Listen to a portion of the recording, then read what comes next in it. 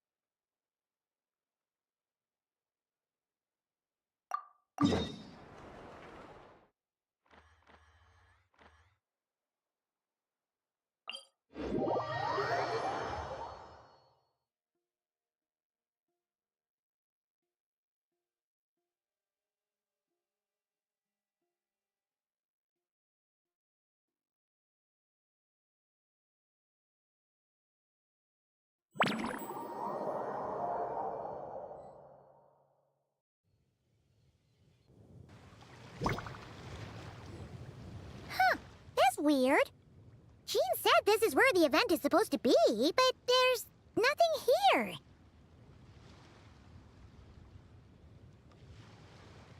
Oh yeah, now that you mention it, this is where our journey officially began. That sure brings back memories. Kinda nostalgic, really. Even after all this time, this place hasn't changed one bit. Rooker's getting all sentimental and poetic. Well, we still need to find Jean and the others. Let's have a look around. Yeah.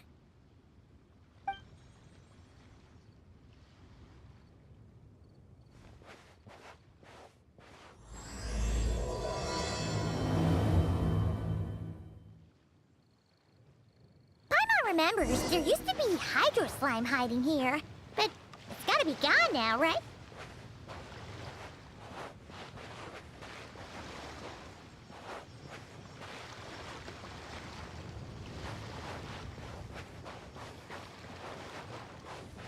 Whoa!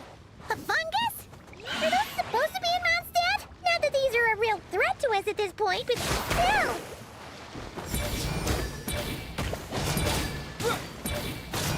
Yeah! What?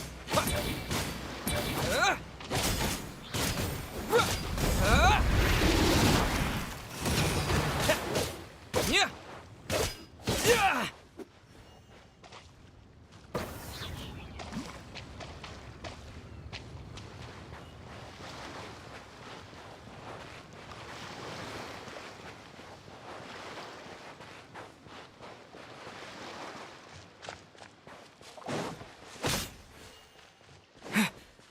Hear that? Vic said this isn't hard enough. Should I grab a geobishop for the next round then? Is this really the time to get competitive? Did you hear that, Paimon? Hear what? Huh. Must have been my imagination then.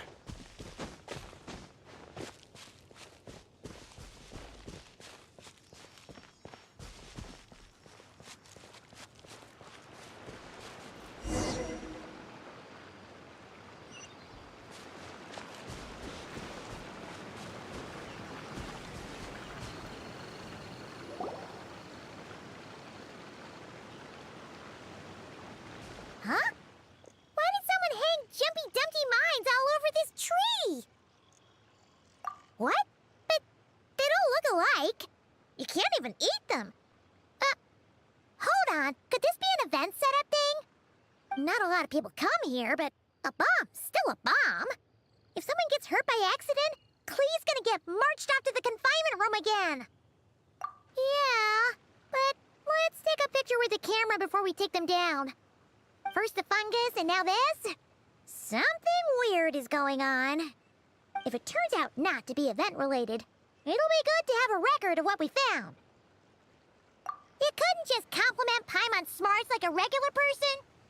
Whatever. Paimon will take it. Better than being called emergency food, at least.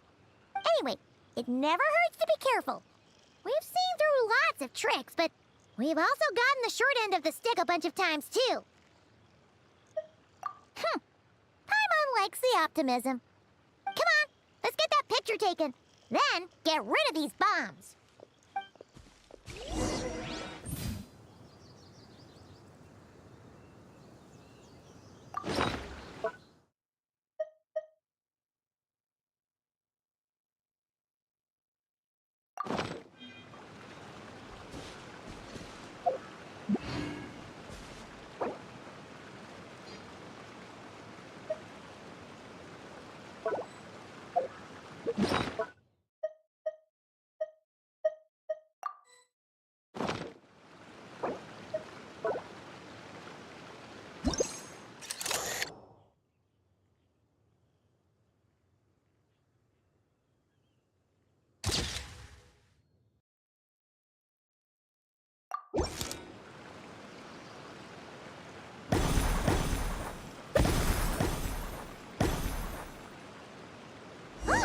Fireworks!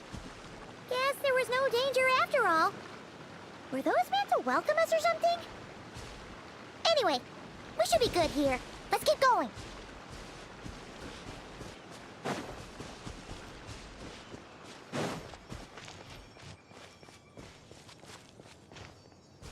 Huh. What was it Paimon said back then?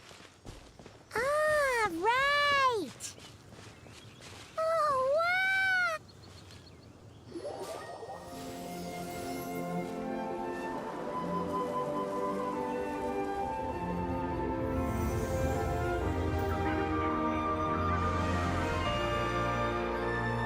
That's a statue of the seven!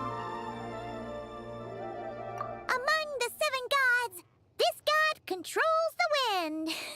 You remember too! It's weird though. It seems like there's something different about it. Let's take a closer look.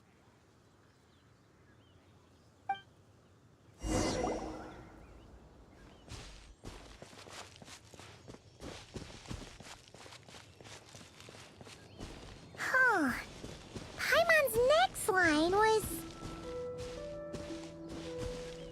As we all know, Right! Poetry and language flow like the wind!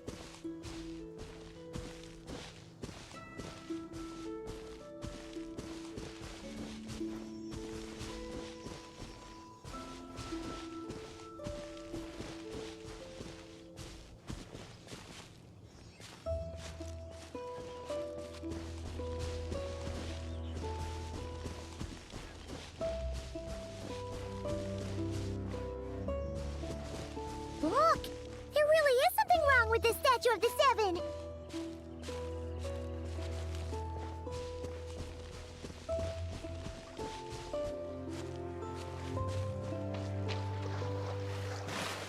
It's fish! But it's so light! Huh. Wonder why?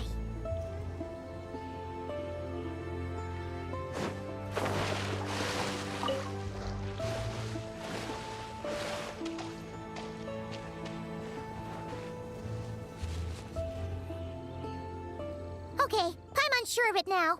This can't be for an event. No one in their right mind would replace that huge statue of the seven with a statue of Klee. Yeah, and well made too. But that's not the point. You're not weirded out by this? Oh, you're right. This must be Alice's doing.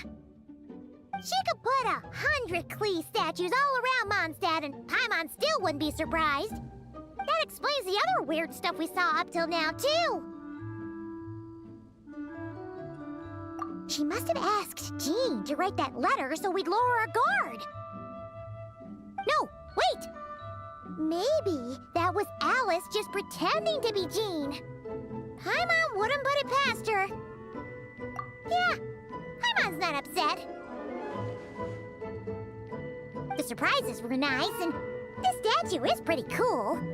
Plus, we got to take a little trip down memory lane. Makes Paimon feel all warm and fuzzy, remembering where it all began. What do we do now, though? There's nobody around. If this is some sort of elaborate prank, guess we're in it until the people behind it jump out and say, "Gotcha!" Huh? What does that mean? Oh, yeah. And there could be even more. Guess all there's left to do is touch that statue and find out. Maybe it'll give you the power of pyro or something.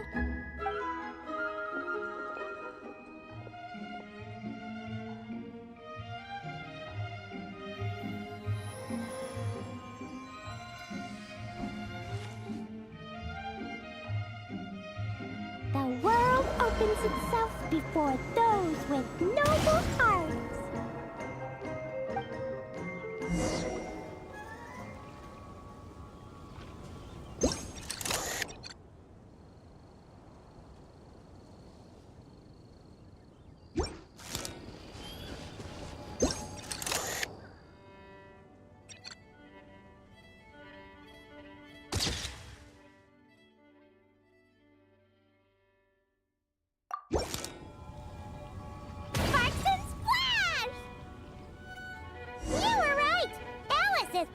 Surprises. Good guessing on your part. Let's get going and see what else we find.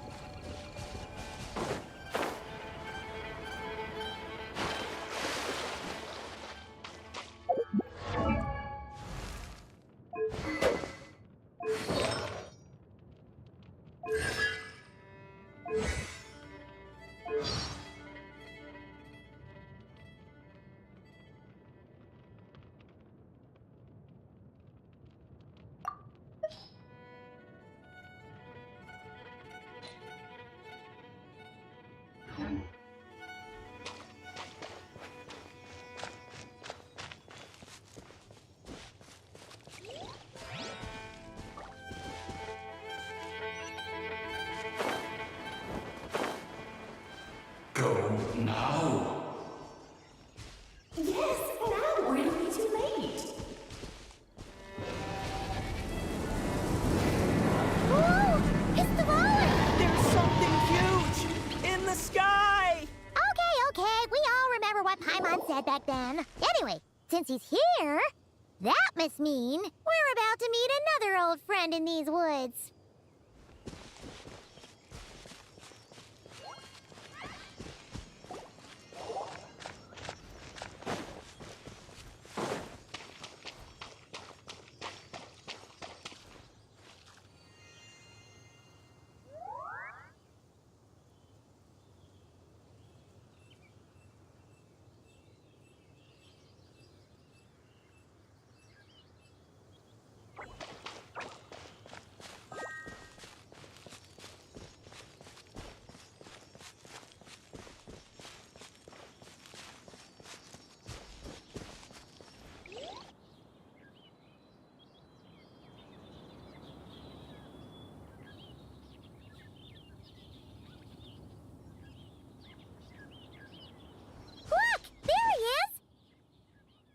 Then, the Goblin was tainted by the Abyss, and Tone-Deaf Bard was about to heal his wounds. But your control over Animo wasn't so great, so they noticed you and ran off. But you've had tons of practice since then, so mistakes like that should be a thing of the past, right? Sure. Here goes nothing.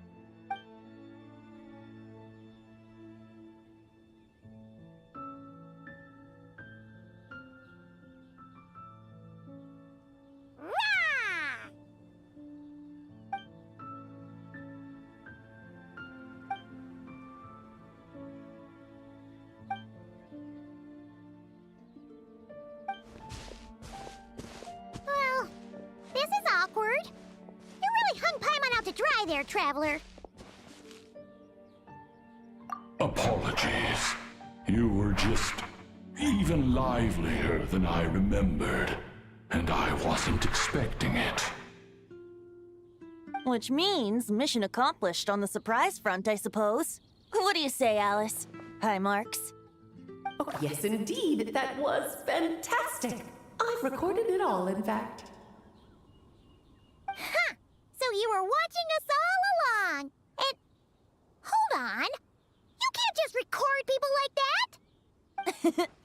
What a delightful reunion. Welcome to Mondstadt, you two. The place where it all began.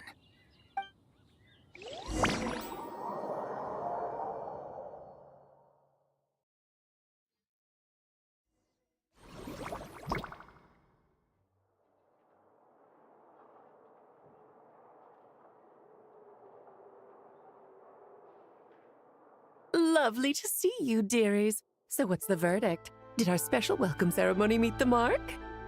It was very... you, that's for sure. Paimon can't believe the Knights of Favonius let you go that far. Where'd you move the real statue of the Seven anyway? Oh, gracious me. You still haven't figured it out. If I had actually done something to that statue, I would have been locked up in the teensy room next door by now. Certainly not my idea of a pleasant afternoon.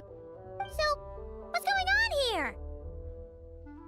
Ah, now you're asking the right questions, Paimon. The answer lies over here. Nicole? You're here too?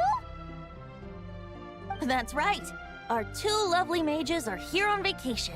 In fact, everything you just experienced was their handiwork. But I'll leave the explanations to Miss Nicole. I trust you're well acquainted with her skill at explaining all manner of magic and phenomena. Yep. We experienced that firsthand in Notcry. This bubble is a new kind of magic Alice and I invented. Inside it is a small world created using a person's memories. When you were busy reading that invitation to Mondstadt, Alice took the opportunity to place you within it. Oh, we didn't even notice. Ha! I wouldn't be much of a dodo king if I couldn't pull off a simple trick like that. All that to say, the things you saw weren't real. They only exist within this bubble. Ah, except for Venti and Dvalin, of course. I invited Venti, and he brought the dragon along. It's not every day you get to relive the beginning of your journey.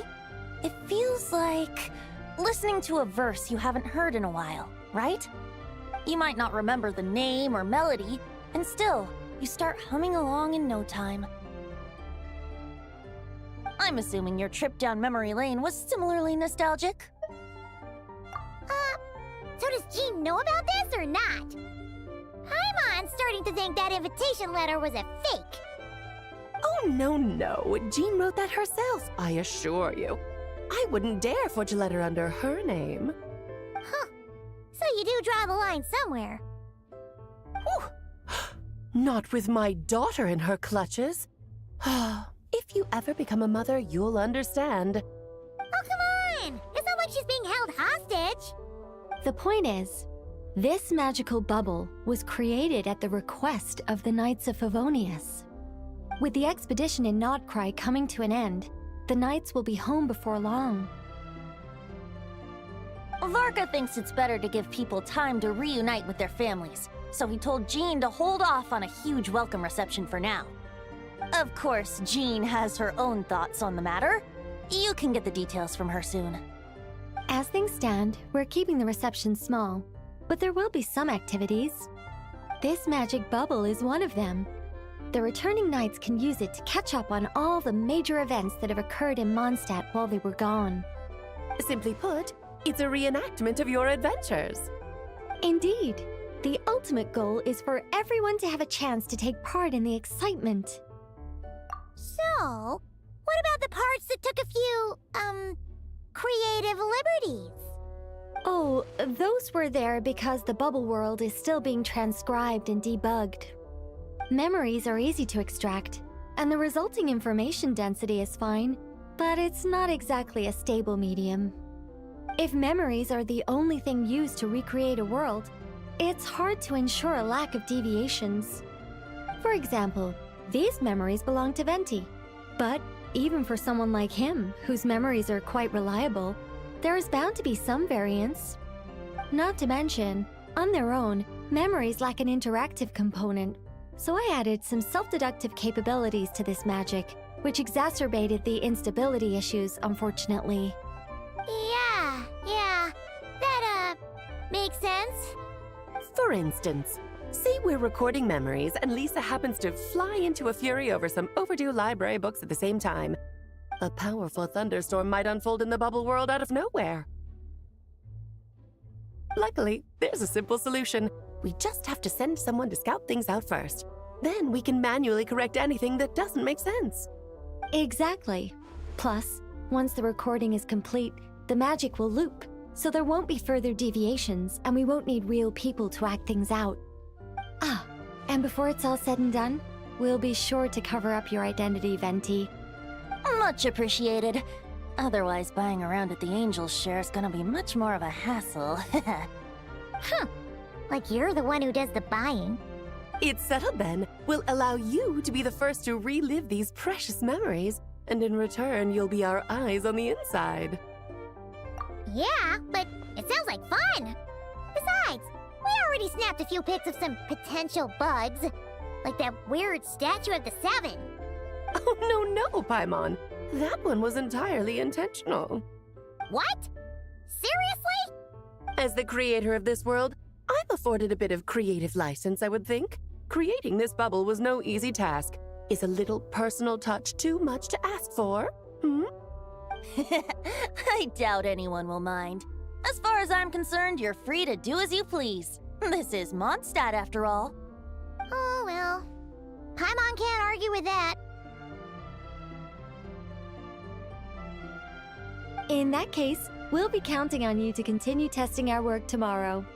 It's still early. Why not check out the other events at the testing grounds in the meantime? Jean should be there too. Yeah, we'll go say hi. She's the one who invited us after all. I think nothing of it. Now that the world is at peace, you two are overdue for a vacation. Best to make the most of it.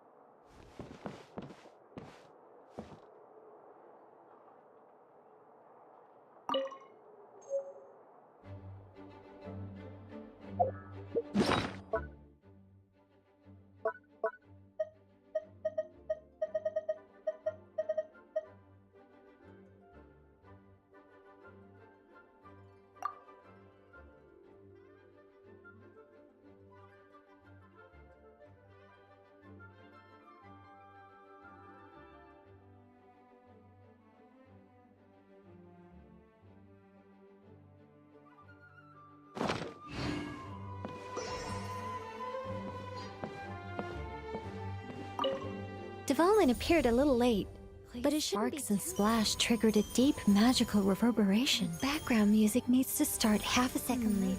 I should put another instance of, and now the diagnostics are failing? I just don't get it. Oh, Nicole, dear, stop fretting. You're projecting rather loudly, you know. Every detail is within your control, huh? Color me impressed.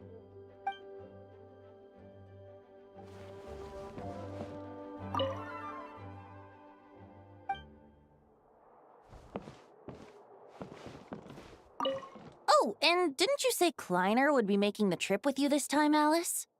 He's been delayed, I'm afraid. Troublesome happenings on another planet. And of course, just when he jumped through all those hoops to make it back to Tevat, Dottore starts causing trouble. The border is a terrible mess even now. So, unfortunately, his vacation has been postponed. Just yesterday, he did give us a call on the Dodo communication device, though. As you can imagine, Klee was pleased as punch to hear her dad's voice. I see. Being a seeker is a tough job indeed.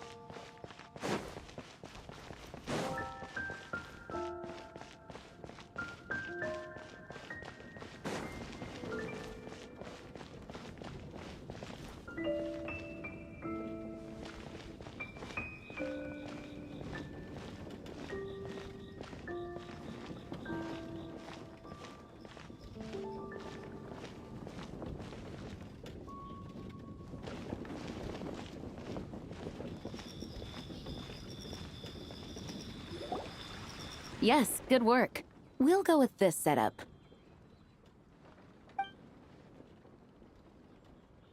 Hey, Jean! We're here! Honorary Knight, Paimon, welcome back. Did you have a good time in Alice's magic bubble? Yeah, it was so cool! Paimon's looking forward to getting back in there tomorrow. I'll be sure not to spoil it then. I imagine you might be interested in what went into the preparation, though. I loved the idea when Alice brought it up, but I knew it would take a great deal of reenactors, not to mention recruiting Dvalin.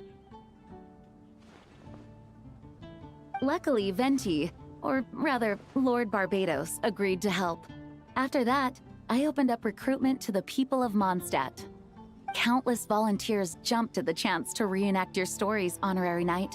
It took me 2 days just to read through all the applications. A lot of people have gotten involved, and that includes quite a few familiar faces as well. Are you one of them? Yes, according to Alice, I'm one of the leading ladies. Yeah, there are other activities here too, right? Sounds like there's a lot on your plate. Ah, well, such are the duties of the acting Grandmaster. I'm used to it. For those of us who have been holding down the fort, so to speak, the return of the expedition team is a matter of great importance. The Grandmaster contacted me and said not to organize a grand reception on their behalf, and I understand where he's coming from. I'm sure the team will be exhausted upon returning, and making a big fuss might just tire them out further. I'm sensing a butt in there somewhere. Tone-deaf Bard said you had other ideas. Yes, well, those of us here in Mondstadt have been awaiting their return for a long time. Resuming normal life after such a long expedition will be quite an adjustment. An official welcome might help them feel at home and reacclimate to life here. Not to mention, it's a chance for the people to show them no matter how long we've been apart, we're still family. Yes, absolutely. And I don't know, perhaps I am overstepping. I just hope the Grandmaster isn't too upset. So, besides the whole bubble thing, what have you got planned? Here, I'll show you.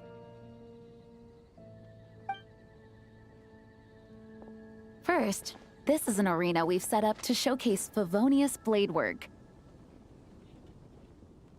The cavalry company is in charge of this one. I'm sure there will be some exciting sparring sessions. Ooh, that means we'll get to see Kaya on stage! That's right. Compared to me, he's much better at keeping things interesting, even when the subject matter is quite serious. I can think of no better person for the job. You're as modest as ever, huh, Jean? Over here, we're running a wind glider speed shooting event. It's not hard to guess who's in charge of this one, I'm sure.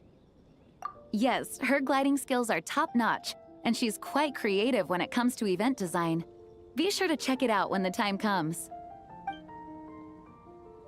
There's also a booth that will serve as a reception area where people can relax and chat with each other. A few simple games will be available as well. Hertha is in charge of the drink stall, but we're still working on the menu. Well, the more alcohol options, the better, I think. The expedition team likes the strong stuff. Fair point. Huh?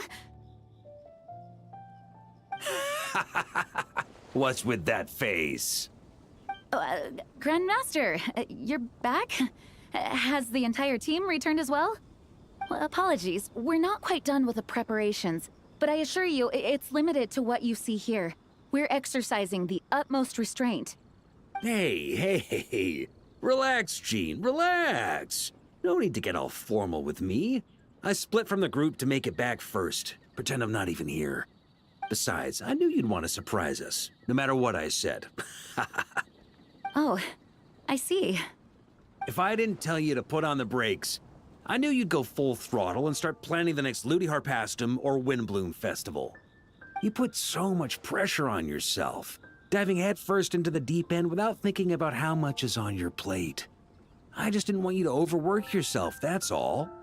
Oh, wow! That's actually really nice of you. Well, looking out for my fellow knights comes with a job. As for the event, Food, drink, and fun in spades without too much pomp and circumstance. Yeah, just like a Mondstadt festival should be. The team will feel at home in no time. That's far too kind, Grandmaster. But thank you. I mean it, you know? Just trust my judgment. Anyway, you two got a sec? Now that I'm finally back in my old stomping grounds, let me treat you to a meal. I'll even introduce you to the Good Hunter's secret menu. Oh, nice! Paimon's never heard of that before. What's wrong?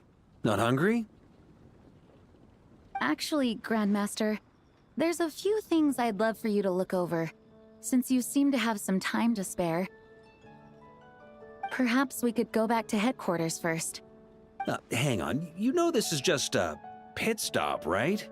There's not going to be time for me to take over the whole shebang. Of course. Still, you are the Grandmaster. Oh, you have no idea what this means. I'll be trapped in the office until tomorrow morning. It's not that dramatic. If we make haste, we'll finish before dawn. As much as Paimon wants to check out that secret menu, you should at least do some work now that you're back. All right, all right. Oh, let's go. Guess I'll see you tomorrow.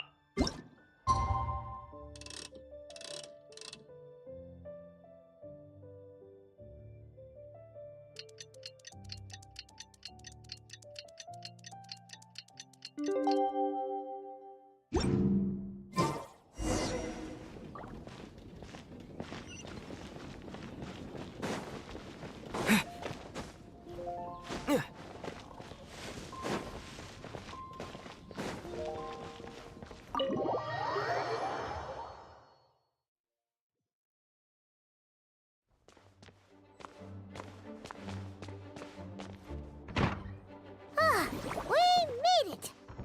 Wow! The whole gang's here! Even Master D-Luke! Wow. Jean wanted my input on everything.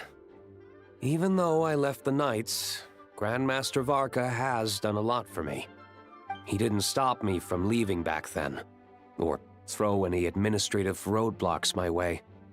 So I owe him one. Well, I was sad to see you go, but your mind was made up. And anyhow, you're an adult. As long as you're prepared to follow through on your choices, who am I to stop you? And let me tell you, my rebellious streak was way worse back in the day. You look pretty tired. Late night yesterday? Yeah, didn't get much sleep at all. And now my head's killing me. All my terrible memories of being Grandmaster came rushing back at once. The Grandmaster's wording is somewhat misleading, so allow me to elaborate. We made quick work of our tasks yesterday, much to the Grandmaster's great pleasure, so he hit up his friend Charles for a few drinks. You know how it is. When you're catching up with an old friend, a few drinks turn into a few too many, am I right? Ah, so you're just hungover! Ugh, and Paimon was starting to feel bad for you. I see. Understood. I just received word from the Knights stationed at the venue that the setup is complete. You can start today's story at any time. Ask away.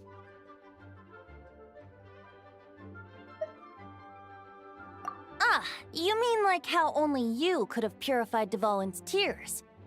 That ability is unique to you, and to be honest, a lot of people might not even know you're capable of something like that. So they might get stuck at that point in the story. Don't worry, I thought about that. The story told within the bubble has some jumps. I've deleted the parts that might complicate things. The remaining content doesn't require the participant to do much of anything, actually. It should be like watching a play, except you get to walk around as you enjoy the performance. Wait! But we ran into a combat encounter yesterday when that fungus jumped out at us! We'll take care of that. Alice and I want this to be an experience even a child can complete without trouble. The parts you're testing today are more stable, so there shouldn't be too many bugs. Of course, when you access the dicier sections, be sure to keep our vision in mind. Speaking of Alice, where is she? Clee demanded some playtime with her mom. And, of course, as far as Alice is concerned, nothing is more important than a request from her daughter. Yep, that checks out. Ha ha ha! Well, let's get this show on the road. I'm ready to witness our honorary knight story firsthand.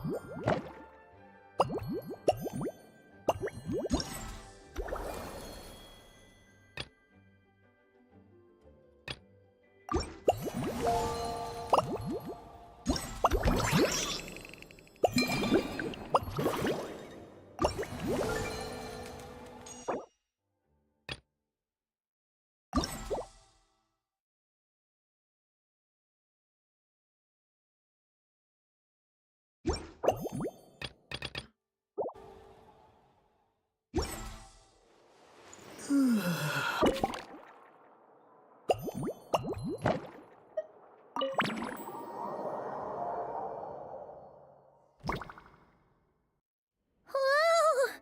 Dizzy! That's gonna take some getting used to. Why didn't that happen the first time? Ah, looks like we've jumped forward a bit since yesterday. We're at the Favonius Cathedral now. Wait, is this the bit where we see... Or, borrow the Holy Lyre? Yeah, I'm not sure about this. Also, why is Tone Deaf Bard the only one here? What about Varka and the others? Don't worry. I'm sure Nicole has it all planned out. See? Here comes Diluc now.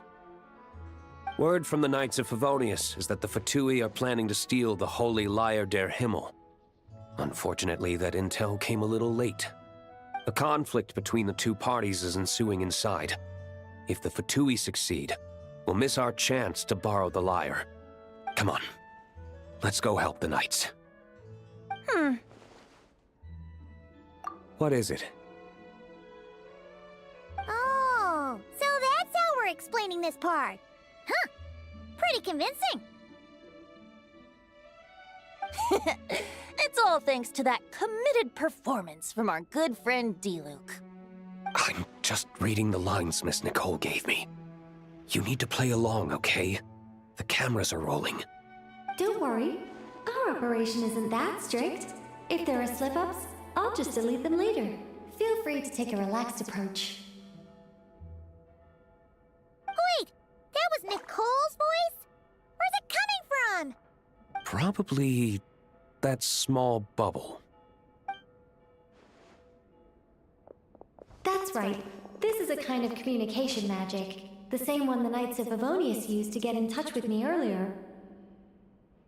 If you get stuck at any point, you can contact me through this magic, and I'll provide a few hints. How very convenient. I suppose, given how the story is progressing, we don't have to worry about borrowing the Holy Lyre then. That's right. Obviously, we're not including the stealing part in this version of the story. After all, the Fatui were the ones who ended up with it. Borrowing, stealing, leaving out that detail doesn't change the direction of the story. Anyway, the Knights are currently fighting to protect the Holy Lyre. Varka and Jean are already in the underground area. We should head over as well. This is like getting to read the script before watching the movie. I wonder what would happen if, this time, we managed to catch the Fatui thief in the act. That would complicate things. Worst case scenario, we might need to do another take. So if you could refrain from going off script, that would be great. Okay. Someone's got an axe to grind.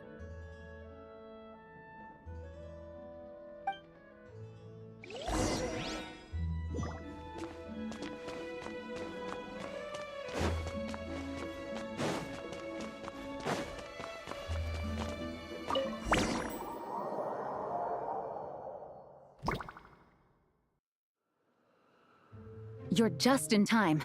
The situation is not looking good at the moment. The Fatui brought much more force than expected. Yeah, it's turned into quite a mess.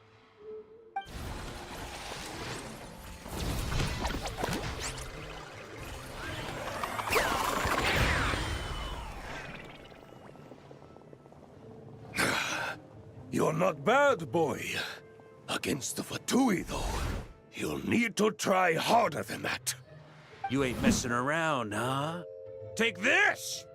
Oh no! If this keeps up, the Holy Lyre's gonna be... Oh, sorry. Paimon can't do this. Nicole, shouldn't these people be wearing Fatui costumes at least? Yeah, it's kinda hard to get in the zone when our opponents look like average guild members. Let me see here. It looks like magical autoload has been disabled, so the Fatui costumes didn't appear.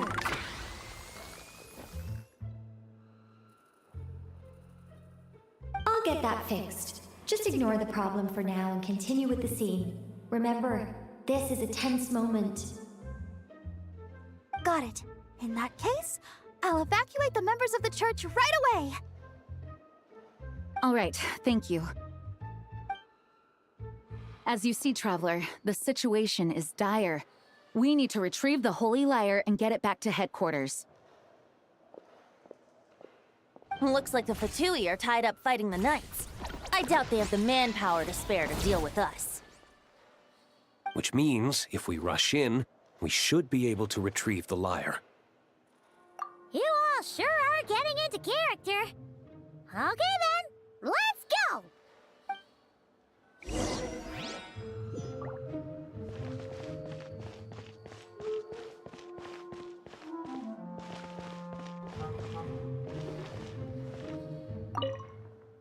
If the conflict really had escalated to this point back then. Ugh. Just imagine the cleanup work. Yeah, good thing it didn't turn out like that. No use thinking about something that didn't happen, right? When your free time is as precious as mine, it's hard not to think about it.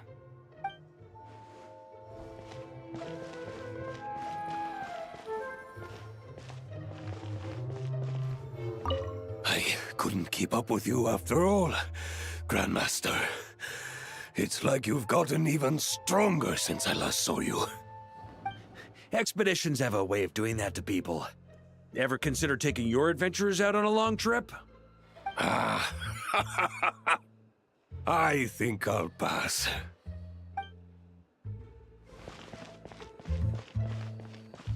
No entry. This place is under Fatui jurisdiction.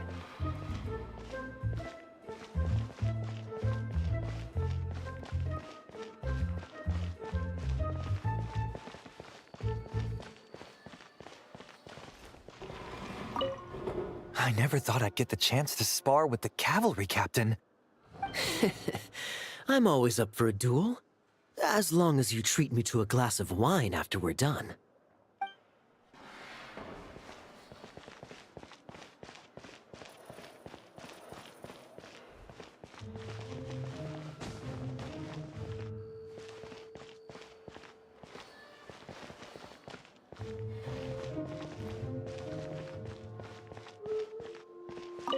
What a coincidence. Or perhaps I should say, great minds think alike. Yes, well, this looked like the most relaxed part of the performance. I'd prefer to get this over with and return to my work as soon as possible.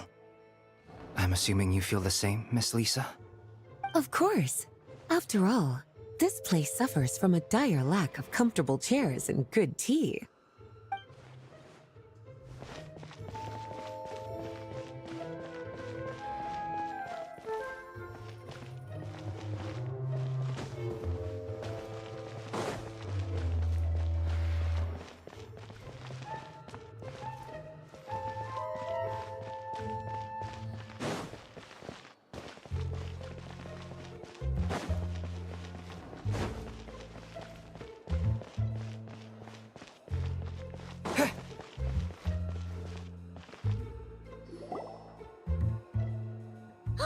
The Holy Lyre! There it is! Well, well, well. It seems our outer diversions were most effective. The knights know not that the true danger lurks right beneath their nose.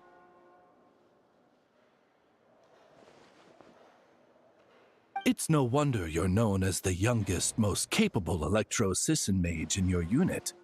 You can read our enemy like a book. No! We're too late!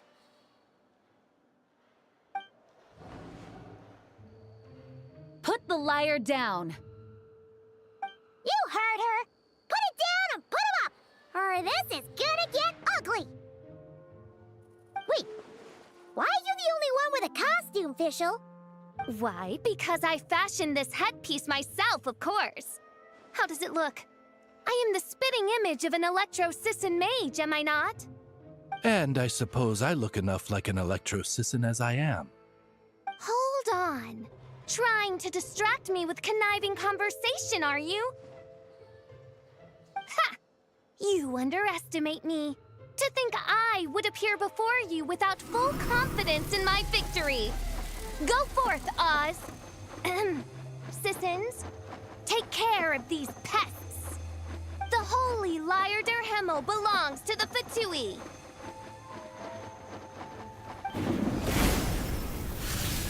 Whoa, that was fast. Mage-powered flight is something else. Fischl is... the Fatus is getting away! After her, quick!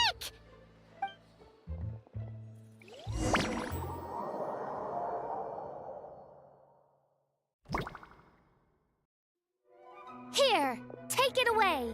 And don't let them catch you! That's nothing the gliding champion of the Fatui can't handle.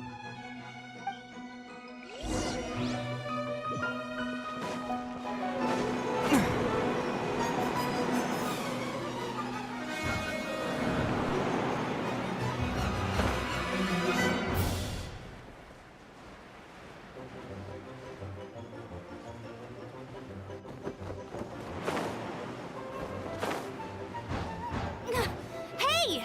That goes against gliding regulations!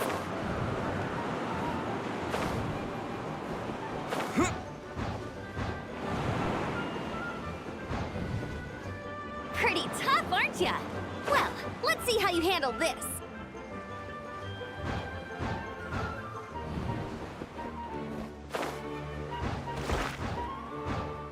Oh. Paimon thought the Adventurers Guild were the only ones role-playing as Fatui. Just thought I'd lend him a hand. Fischl didn't have time to make me a cool hat, though.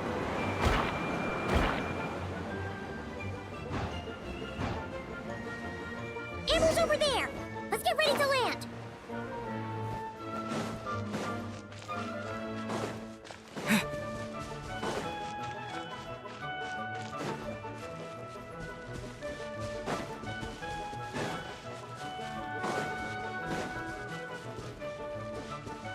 Here they come!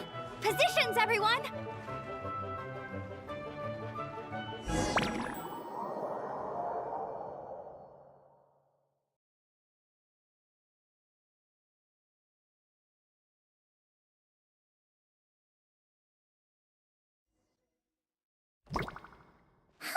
So this is where the chase ends this time.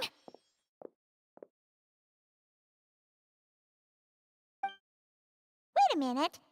This isn't what their hideout looked like. It's at least a few times bigger. Yes, I remember it being much more run down. This place has far more structural appeal. The Lawrence clan lived here for a time, but this doesn't look like their handiwork. And I know for sure it's not the work of the Knights. Must be a bit of creative license on the part of our dear mages, then. Alice said the original was too run down and didn't fit her aesthetic taste. So we repurposed some assets from the Golden Apple Archipelago. As you can imagine, Alice has always been a go big or go home kind of person. Yeah, this is go big, all right. Still, our mission remains the same. We're here to get back the Holy Lyre. Yeah, and this time we have a whole bunch of people to help us. Not just Diluc. Should be a total piece of cake.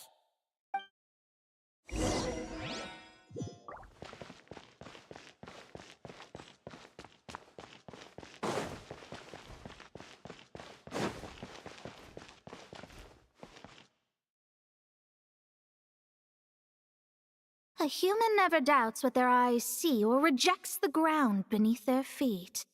Both now warn you that this is the end of the road. Give up and turn back while you can. That voice. Is that Mona? Mona? Oh, you mean Barbarloth's student. You know about her? But Mona came to Mondstadt after your expedition left. Well, I had regular contact with the Hexen Circle, so her name came up now and then. The whole thing about her messing up and being too afraid to go back? Yeah, I know that too. What?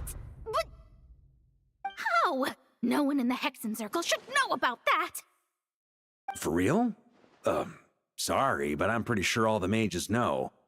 All of them? I'm afraid so. Oh, except Rheindotter, I suppose. Fine. That's just fine. It's not like the old hag's gonna come find me in Mondstadt to settle the score, right? Anyway, how do we cross? I'm not telling. Aw, come on. Don't take it out on us. I'm not. This is unrelated. Besides, I'm playing a fatus whose job it is to issue riddles. You can't just ask me for the answer. All right. Almost forgot about that. If you want the answer, think back to what I said at the beginning.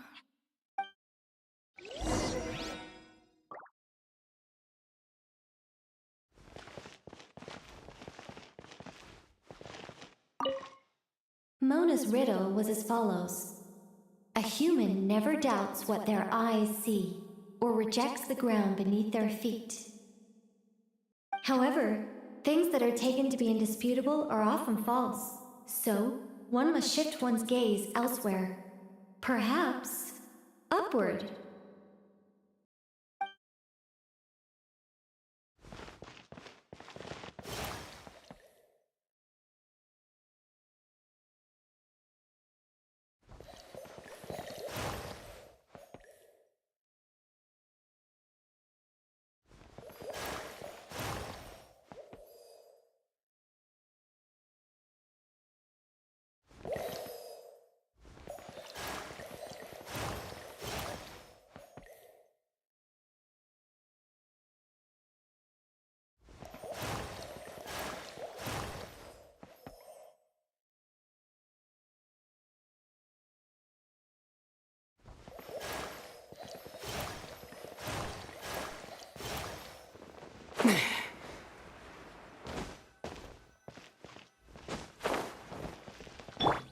Brace yourselves.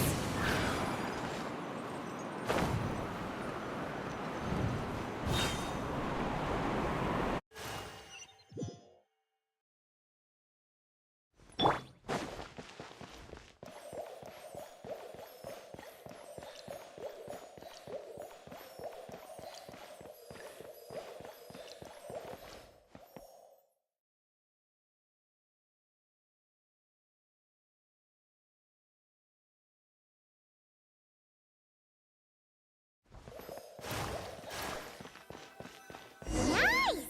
We made it!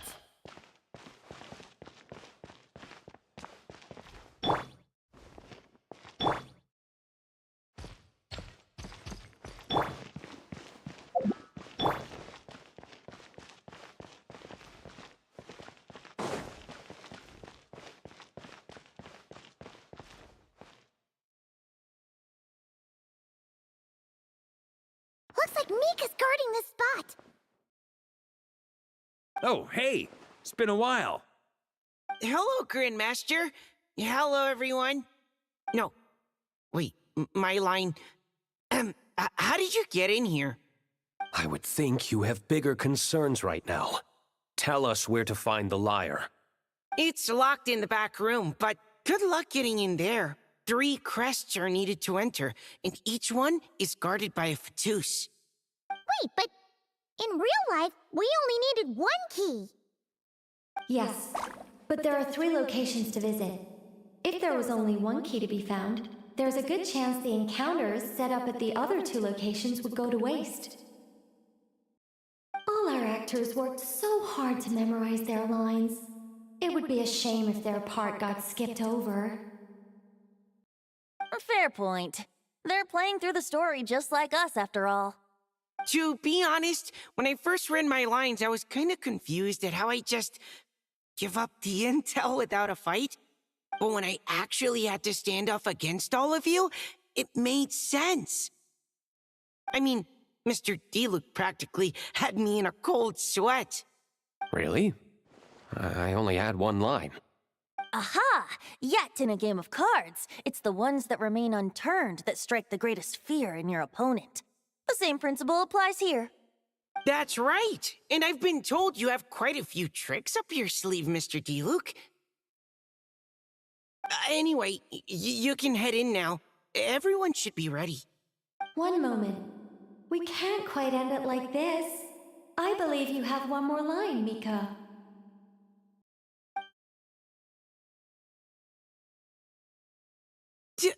Do I have to say it?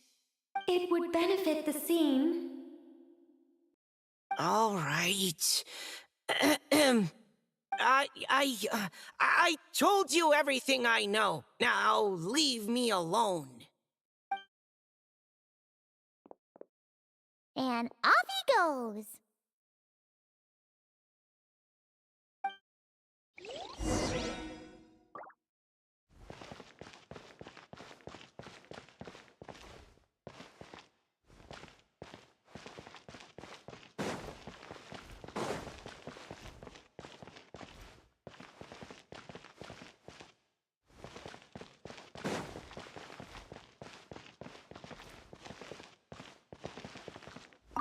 Without the crests, I can't activate this device either. Like I said, I told you everything I know. Just leave me alone.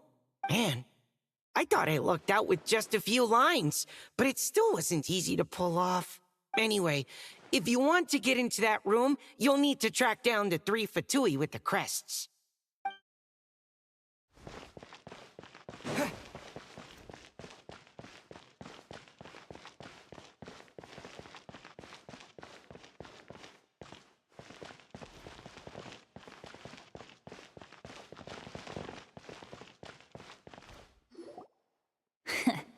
Looks like we were followed. Guess Mondstadt's elite aren't to be underestimated, huh? Stand aside. This one's personal. But this time, I'm fully locked and loaded! Come on, kid!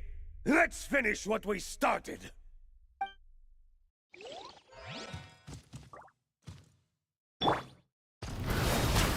Can't run!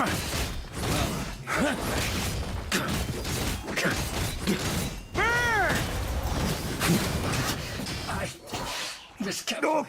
Okay. You win. Somehow this round wasn't quite as fun. Probably because you had to act like a Fatus. At this point, I could take down those with my eyes closed. True. Guess I didn't stand a chance, huh? Oh, so you were the one in the Fatus costume. Does that mean the auto-load bug is fixed now, Nicole? It would seem so. Man, their armor is heavy, and not breathable at all. You're telling me the Fatui in Sumeru and Natlan also wear this stuff? I can't even imagine. Rumor has it, Fatui recruits undergo rigorous training. I feel like there's some truth to that after all. Well, even though we lost, Dad had fun for sure. Here's the crest I was guarding. You've earned it. Oh, and Bennett told me about what happened in Natlan. How you helped him navigate his past. It's hard to believe we finally have answers after all these years. So, on behalf of all the adventurers in Mondstadt, truly, I can't thank you enough. Well, that's what friends are for, right? Speaking of, how have things been since you got back, Bennett? Same old, same old. Bad luck included. But that part's nothing new, so I don't mind. I do miss the Asha, though. I hope I get the chance to show them Mondstadt someday.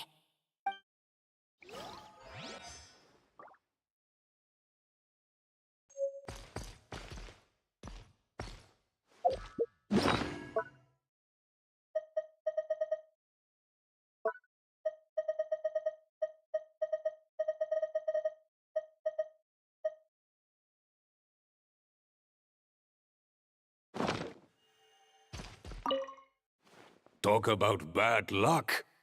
The minute you put on that Fatui costume, the gun stopped working. How? Yeah, thanks for stepping in, Dad.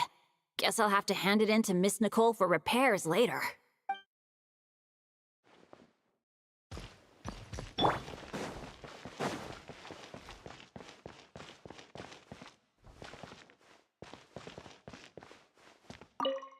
The Fatus up ahead is a pragmatist. You might have a chance to avoid conflict if you obtain the other crests first.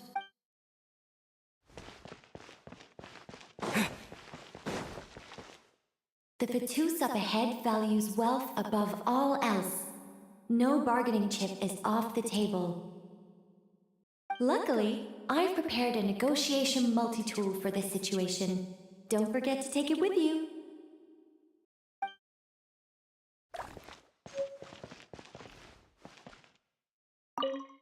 The Fatus up ahead values...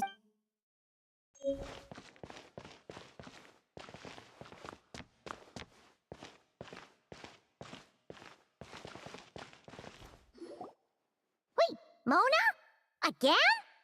What? The more roles you play, the more you get paid. That's what Alice said. I was hoping to do even more than this, but it is what it is. Anyway, the crest is with me. All I need to know is how much you're willing to cough up to get it. Let's talk business, shall we?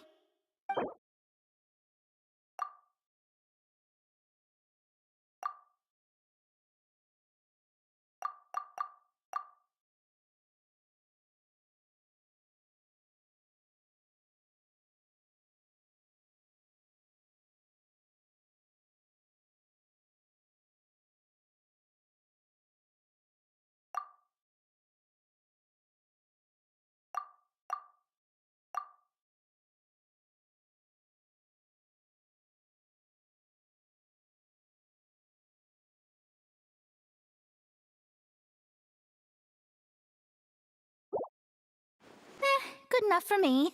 Gotta know when to fold, right? All right, here's the crest. Oh, and with that, I'm off the clock. Oh, and by the way, word has it you accomplished something major in Nodcry. You reeled in the true moon from beyond the false firmament. Well, I spend most of my time staring into a scry glass, after all. If something changes in the sky, you think I wouldn't notice? Hydromancy uses the false stars to reflect true fate within the water. Now, I can't help but wonder what I would see if I cast a reflection of the true moon instead. Of course, I need a whole new set of equipment to look into that, which means shelling out a whole lot of mora. So I've been taking on a lot of odd jobs. No wonder Alice gave you quite a few parts in this.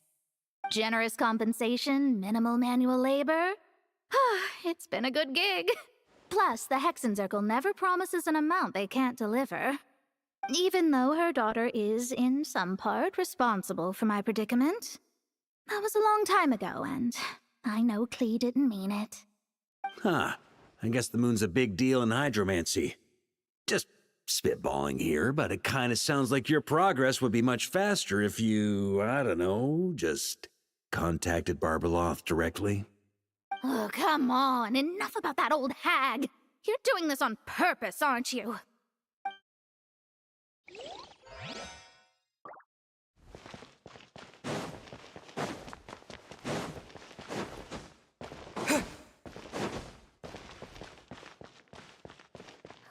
the road ahead is almost completely blocked. Looks like this person isn't taking visitors. Yes, they'll just have to be careful. We need that crest!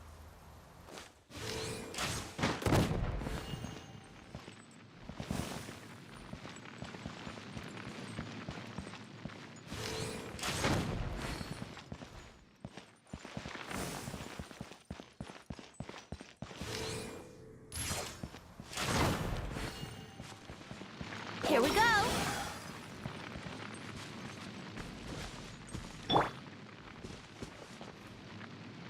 What? They handed over their crests? Looks like the decision has been made for me, then. Further resistance would be foolish.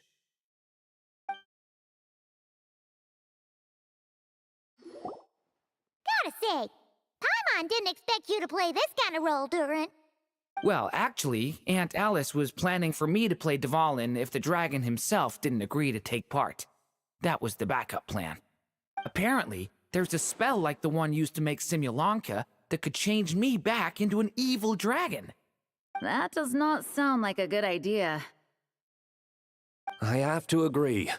That sounds like a disaster waiting to happen. I don't think I'd be very good at playing the evil dragon anyway. I'm not intimidating enough. Luckily, Dvalin agreed to take part after all, so my role was switched to timid Fatui Guard B, and I got to wear a costume instead. Wow, that's a pretty huge change. Why B, though? Oh, because Mika is Guard A. As expected, Alice has got it all planned out. All right, we've got all the crests. Let's head back and look for Mika. I'm just glad I didn't have to play the evil dragon in the end.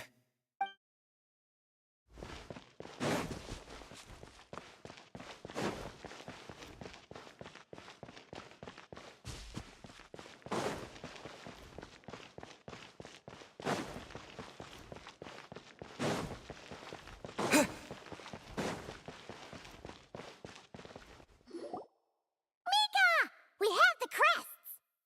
All right. This elevator's a bit complicated to operate, so Miss Nicole asked me to help activate it. Just one moment.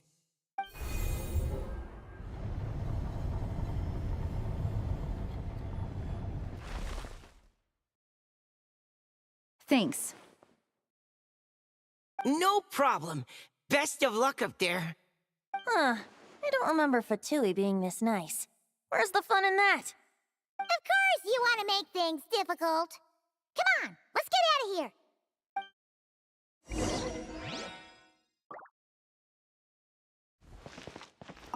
Best of luck up there.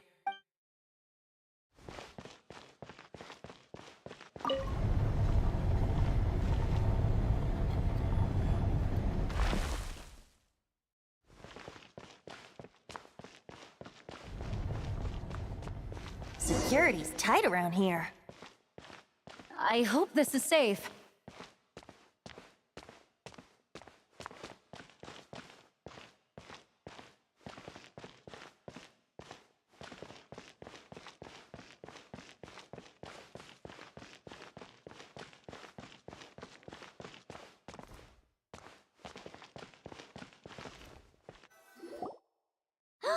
The Holy Liar! Here it is! Wait, but Paimon remembers something about a...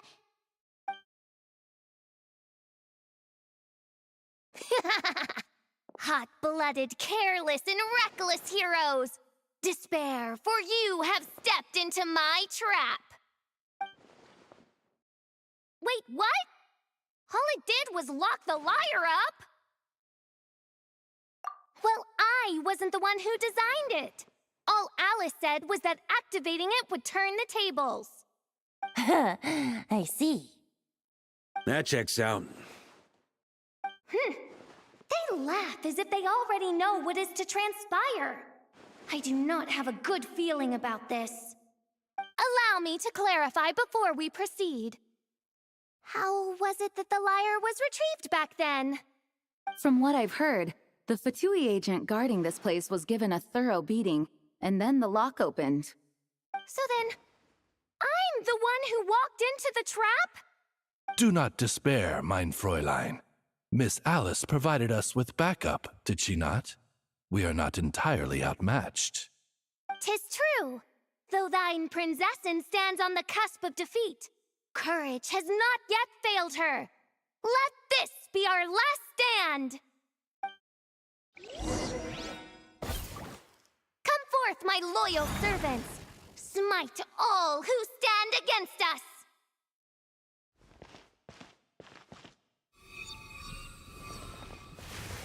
Look! The Ravens get confused if they don't hit anyone. Now's their chance! Group 2, reinforce!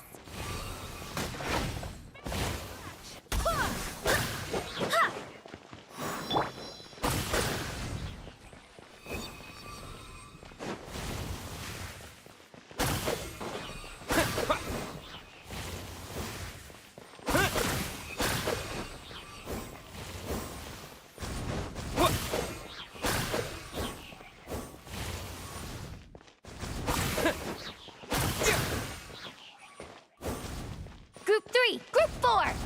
Oh, forget it. All of you, attack at once!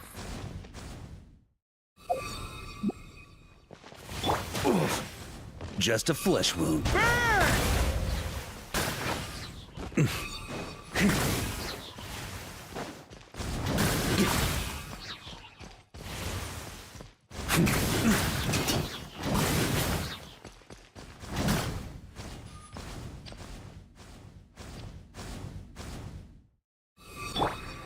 I swear by my sword!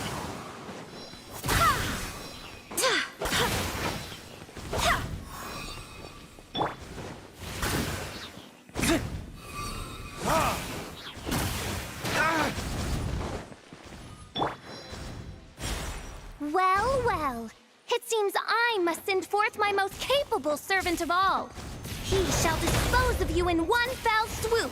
As you wish, mein Fräulein.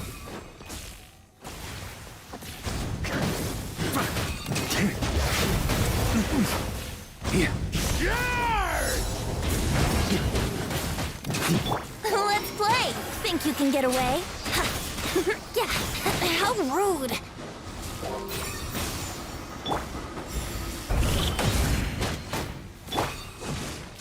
Ha! Burn! Ha! Yeah! Yeah!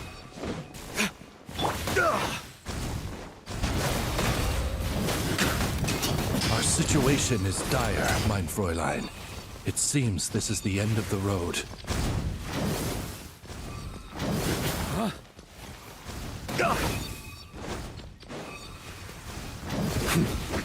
On me!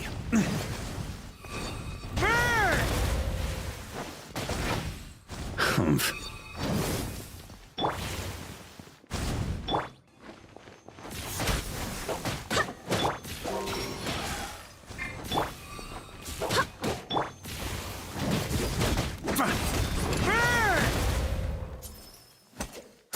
Alright. I give up. Just don't hit. Alright. I know when I'm beat. You win. You were brilliant, Miss Fischl. The recording was fantastic. I'm certain future participants will have a great time. Yeah! This role was perfect for you! Huh. Your praise is a compliment to your own good sense. Yet know that this is but the least of your princess's abundant talents. Huh. It doesn't look like the lock is opened, though. True. This isn't what we were told would happen. I doubt the mages want us to just break it open. It's not their style. Perhaps we haven't met a certain condition, then?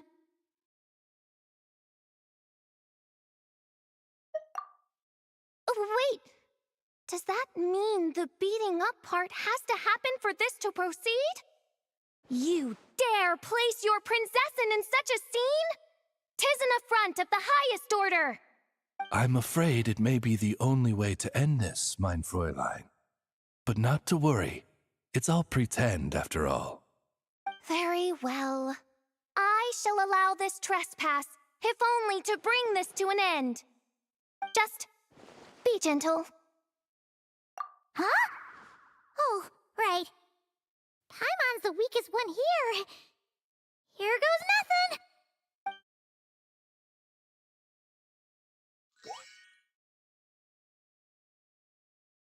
Ah, it's open!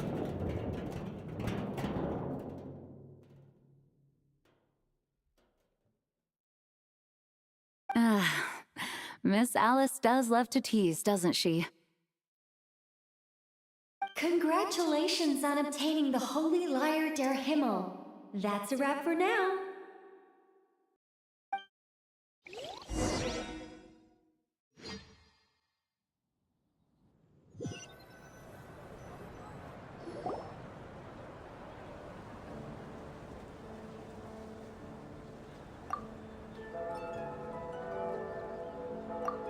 Wow! This is quite the gathering.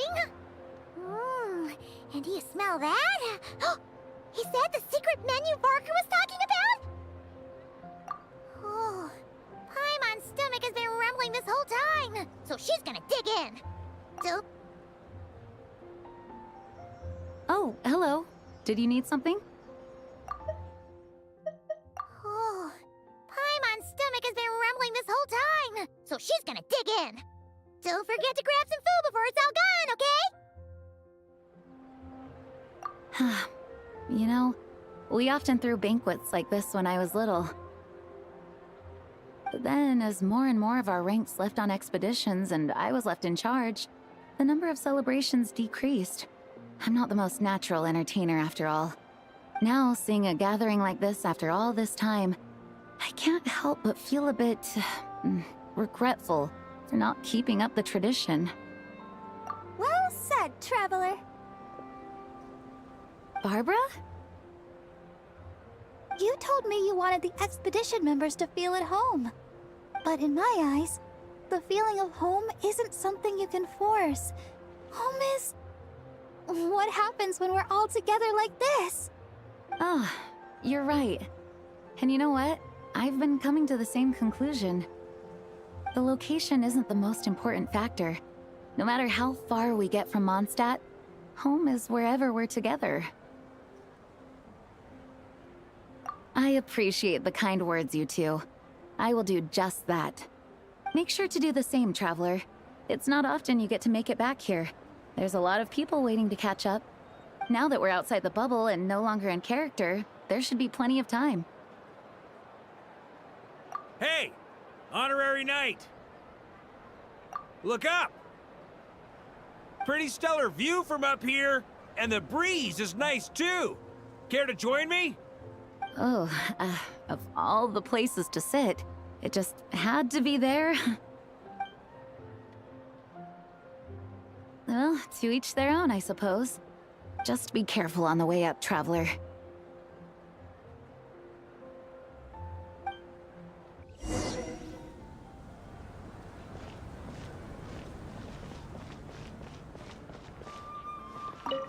Noelle!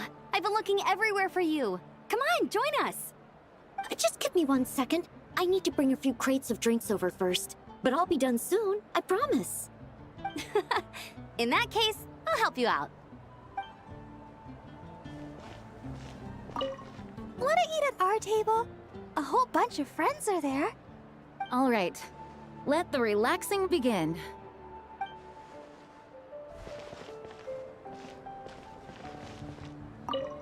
Even though I didn't have a lot of lines, I still had fun. It kind of felt like being back in the Simulanka. Acting out a light-hearted script alongside a bunch of friends. It was nice to have a laid-back experience for once. Quite a change of pace from our experience in Not Cry, huh?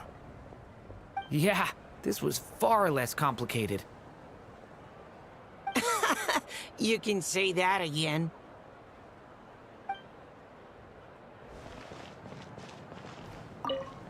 As the battle hung in the balance, I spoke an incantation from the Imanakreich, broke through their ranks with ease, and thus the holy lyre was mine. 'Twas light work for one such as I. Cyrus told me all about it. You were amazing. Having seen it for myself, I must admit, you were quite something, my lady. Why, I bet even Barbados himself would have been hard-pressed to catch up with you. That was Hexencircle magic, not some incantation, but... whatever. Guess I'll let her have her moment.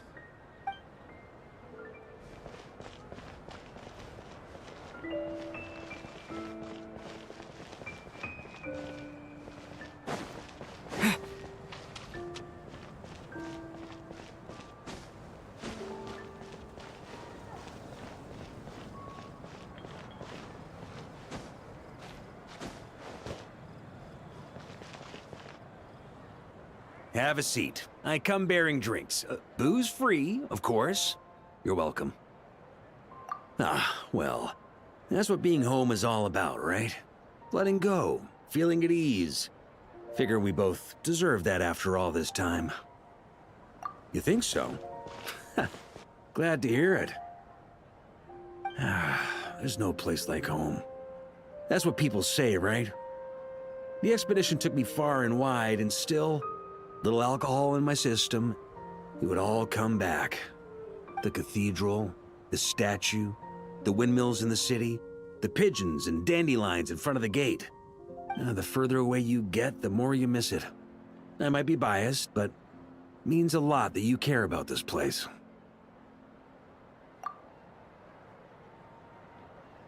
I get that. The people are what make Mondstadt what it is, too. All the carefree kids running around, livening up the place. Which reminds me, I never thanked you for helping Mondstadt out back then. It takes a special person to do what you did. Most people are helpless in the face of abyssal corruption, considering their target was Dvalin. things could have been bad. I suppose Barbados could have handled it, even though he hadn't been awake for long. But still, I doubt the ending would have turned out quite so perfect. Dvalin is family to him, you know? Having to choose between the dragon's life and Mondstadt's safety, that would have been cruel. Not to mention, the Wild Hunt would have reached our borders sooner or later. We'd have been stretched thin without your help. Maybe you've never put two and two together, but what you did in that land also helped reduce the threat of the Wild Hunt. If Natlan's crisis hadn't been resolved, the two abyssal powers might have joined forces at some point, making our situation even more dire. Ha! Look at us, taking down the Abyss in two separate nations. Doing the Knights of Favonius proud, aren't we? I guess not. In any case, for a knight, honor is something you get to define for yourself, no matter what the outside world thinks. And that's the question, isn't it? Why do we do what we do? But I think it's safe to say you already know the answer. Ah, so this is where you've been hiding. You know, I don't think this was designed for sitting. Ha! When did you become such a stickler? Come have a drink with us. There's plenty. Don't mind if I do. Grape juice? Again? You know, Charles would never let me hear the end of it if I started drinking without him. Disappointing, but understandable. Oh, I almost forgot. Since this banquet is also for the actors, I invited Dvalin. All right. Might hike up the bill a bit, but who cares? Haven't seen him in too long. Yeah, well, he turned me down. He never did like being the center of attention. The city is a little too small for him to spread his wings. Even if no one is afraid of him, he could still take out a windmill or two. Guess it's better not to risk it. Huh. Maybe it's time to draft a proposal to build him a landing pad. The Traveler's right. If this is what makes him comfortable, might as well let him be. In the meantime, I propose a toast to our honorary knight. To our honorary knight. I often think about our parting at Windrise, you know. And now, almost in the blink of an eye, the final stop on your journey is just around the corner. Snezhnaya. The Tsaritsa's plans have continued to advance. Now, only the Pyro-Gnosis remains free from her grasp. But if even the captain couldn't take Malwika's Gnosis by force, I guess we don't need to be concerned about its safety for now. So that's good news, at least. You wouldn't be taking a dig at someone else's ability to hold on to their Gnosis, now would you, Grandmaster? Haha, of course not. I'm not one to rub salt in old wounds. Her harbingers do often tend to take a rather extreme approach. Just look at Child or Senora. But we would be mistaken to ignore the fact that Senora did not win the Geonosis using force. Right. You told me about the contract Morak signed with her before his death. You're saying she didn't need to resort to violence in Mondstadt either? That's right. If she was able to provide a reason convincing enough to persuade Morax, she could have persuaded me no problem. I suppose she just didn't think there was a reason to negotiate. I had just woken up, so I must not have seemed like much of a threat. Honestly, the Gnosis was of no use to me. I didn't care who it belonged to or what means were used to take it. I just knew if I fought her in that moment, the cathedral, perhaps even the entire city, might have become collateral damage. True. I wouldn't put it past Senora to take civilians as hostages either. In the end, though, it was those same methods that led to her end.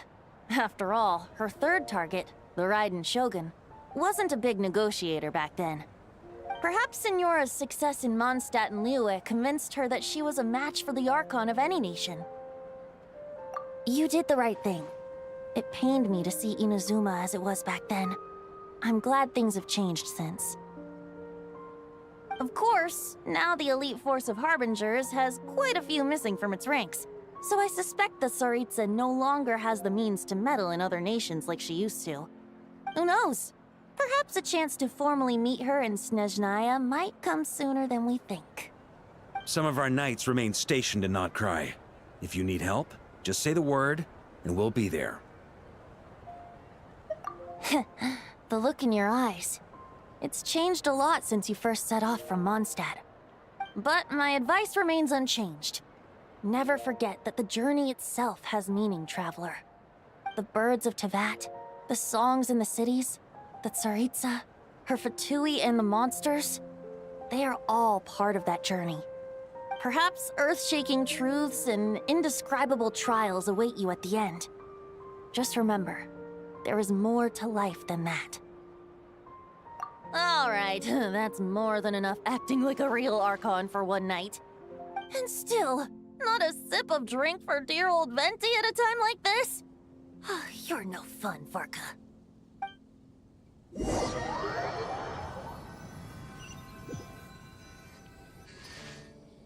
Dun dun dun! Dun dun dun!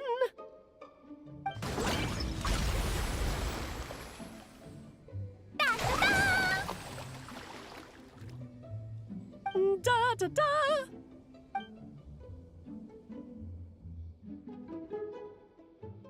This is so fun, Mom!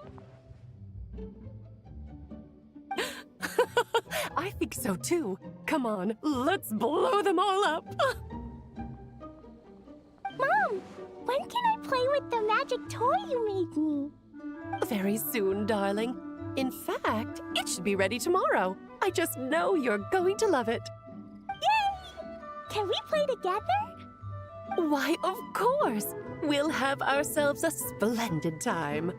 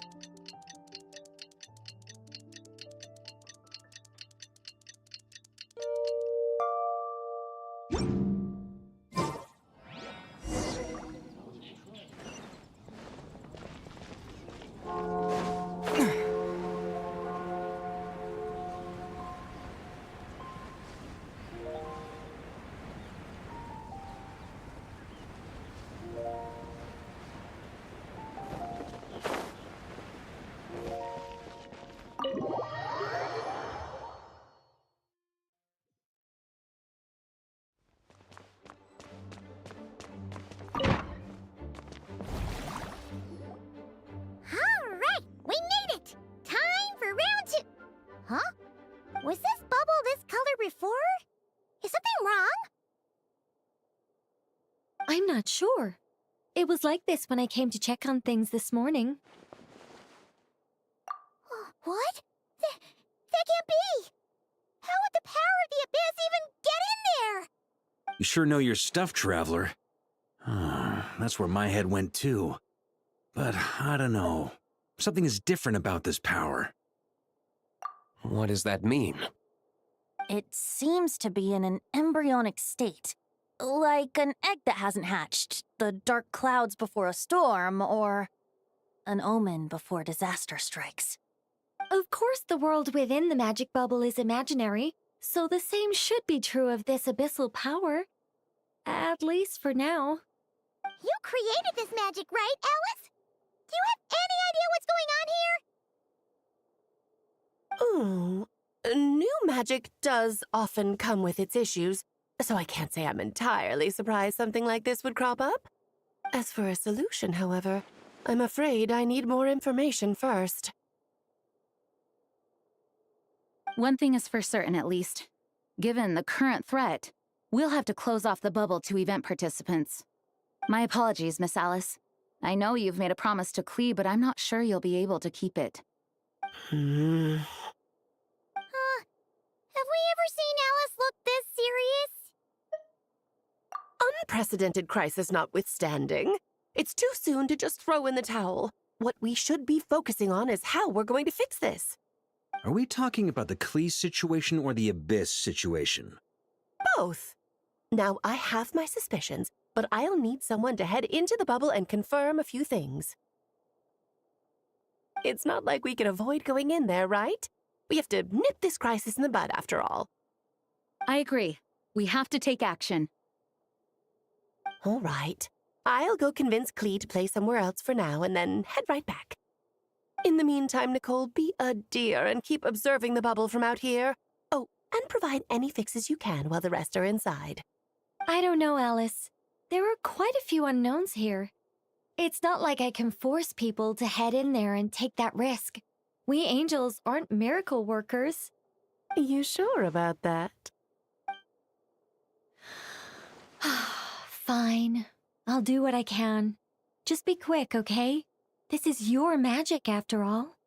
Well, guess this is our best option. We're definitely not gonna sit back and watch. The part where Barbados uses the lyre to summon Abyss-corrupted Dvalin. Then, everyone joins forces to fight him inside Storm Terror's lair, purges him of abyssal influence, and there you have it. Happy ending. Yep, that sounds like how it happened. Well, we've got the gang from back then all here. Let's go in and find out what's happening. Count me in 2. Potential threat or not, if there's even the slightest chance Mondstadt is in danger, I need to get to the bottom of it. Jean? It's nothing. I was just feeling a bit, nostalgic, getting to work together like this again. Yeah. Yesterday felt like that too. Yes, but that was for fun. That which confronts us now is a real crisis. So I suppose the memories just came back to me all at once. Ooh, look at you getting all sentimental. That's a first. Well, I suppose I am a bit too high-strung most of the time. Hey, don't be embarrassed to say what you feel. I think that's how things should be. It's how we all grow closer. Besides, the more you open up, the less people will be surprised like Paimon here when you choose to share something. Just look at Paimon. No filter whatsoever, word vomits whatever comes to mind. And that's what makes her so endearing and approachable.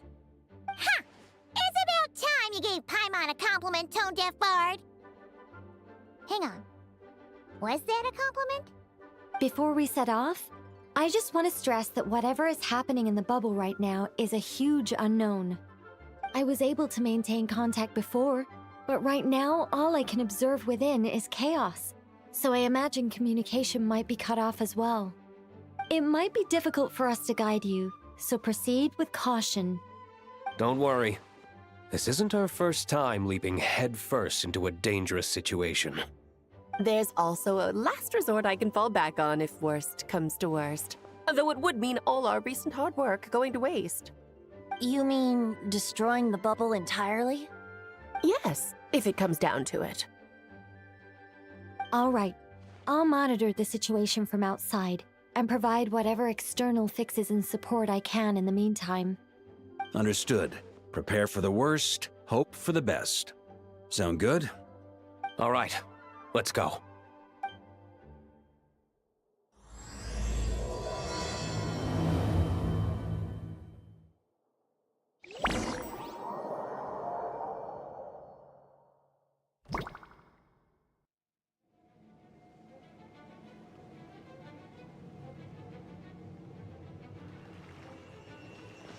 Whoa! Is this Mondstadt? Didn't we all come in at the same time? Where are the others?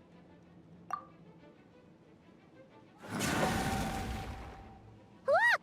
There's Venti! Surrounded by a whole bunch of monsters! Yeah! Ah, perfect timing. Come on, let's show these unwelcome guests the door.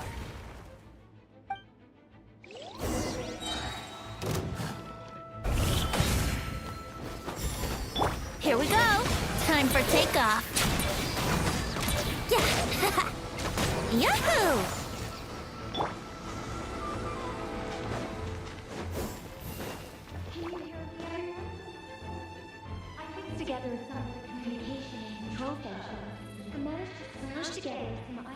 should give us an advantage.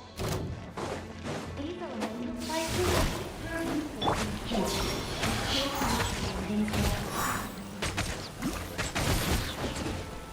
Here we go!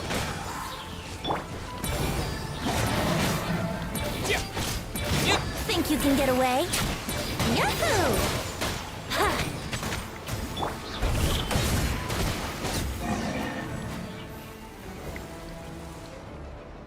All good, Venti? Very much so, thanks to your timely arrival. But Mondstadt looks like it's in bad shape. Yeah! The city's crawling with abyssal monsters. It's almost like we've already lost. I'm not sure what happened, but the rest of our group might need backup. Let's find them first. Good point. Let's go!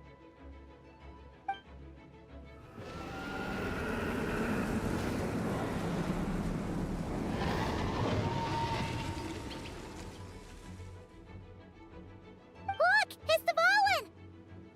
Is that just Paimon, or does he look way worse than back then?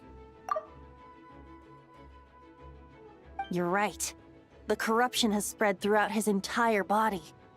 If we had failed to purify him in real life, I imagine this is what would have become of him. Wait! It looks like something's falling!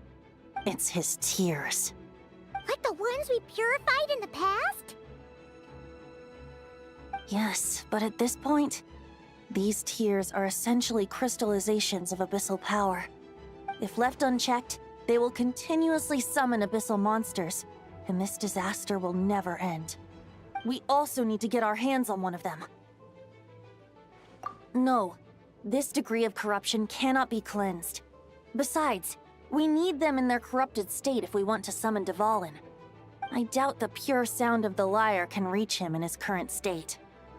Sounds like this whole thing is still gonna end in a confrontation, though. Just like back then. Yes. I wasn't certain before Dvalin showed up, but now I'm sure this situation is more than simple chaos. It seems more like an alternate version of events, and I have some idea of how it came to be. Well, monsters abound no matter where we look. You choose where to go, and I'll follow.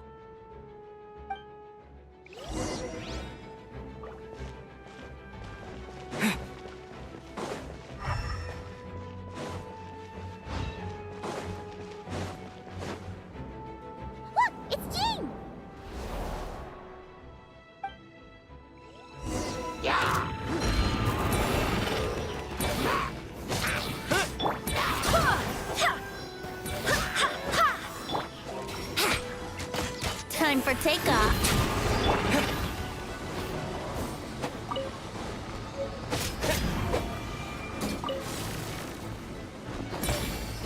Here we go. Let's play.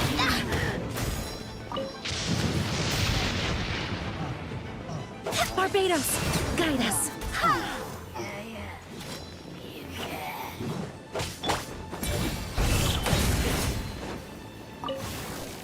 Let's play. Think you can get away? Yeah.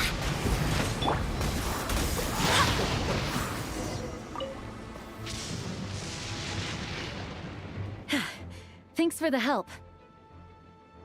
I know everything we encounter in this bubble is imaginary, but these monsters sure fight like the real thing. It's a bit too true to life. Don't worry. As long as we collect Dvalin's tears, we can use this abyssal power to our advantage. I see. In that case, let's get moving. Have you seen Vorka, by the way? We haven't found him yet. No, he might be at the upper levels. Let's search together. Ah, right. I remember seeing D-Luke on the other side of the city. We should go help him first. Sounds like a plan. Let's go!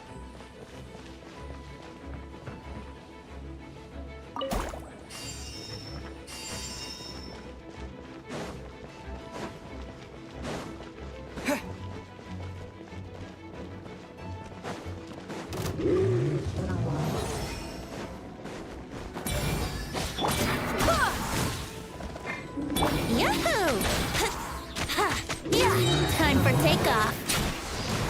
Here we go.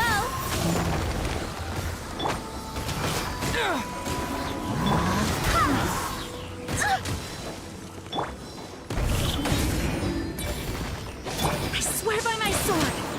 Well, let's play. Let's play. Think you can get away? Yeah.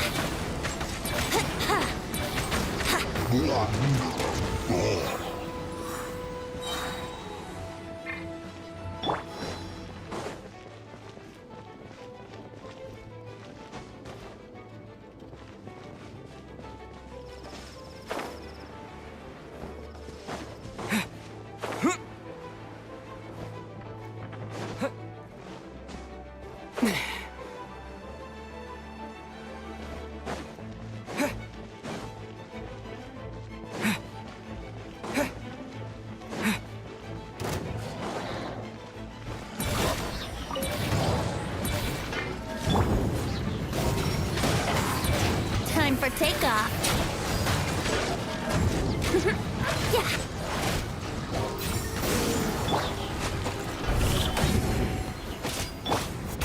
Wait, hear me. Yahoo! Think you can get away?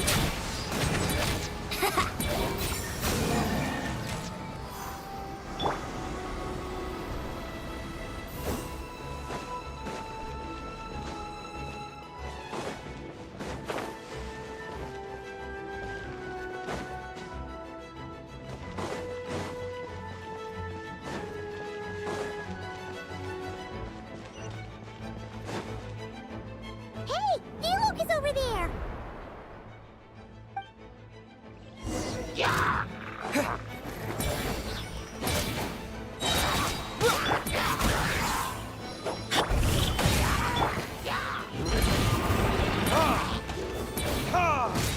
Brace yourselves. Time for takeoff.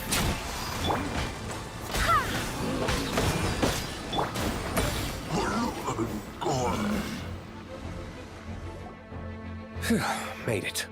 Thanks for the assist. It looks like Mondstadt is in dire straits. Did you see any knights or civilians on the way here? And my initial suspicion could be right. The knights have abandoned the city and evacuated all civilians to a different location. Abandon the city? In the face of unrelenting abyssal attacks, it's possible they had no other choice. But none of that matters now. An empty city has its advantages. We won't need to divert our attention to protecting civilians, for one. Oh, and this thing. It looks like one of Dvalin's tears. I don't feel good about just leaving it here. That happens to be just what we were hoping to find. Let's take it with us. Wait, what about Varka? Have you seen him? No, I'm not sure where he is. We'll just have to keep looking. Better to find him soon than later. The Grandmaster is an exceptional warrior, but this is the abyss we're dealing with. You can never be too careful.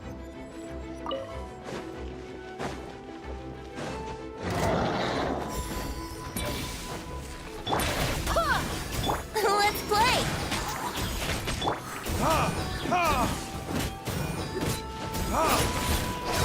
Furnitus? Here we go. Think you can get away?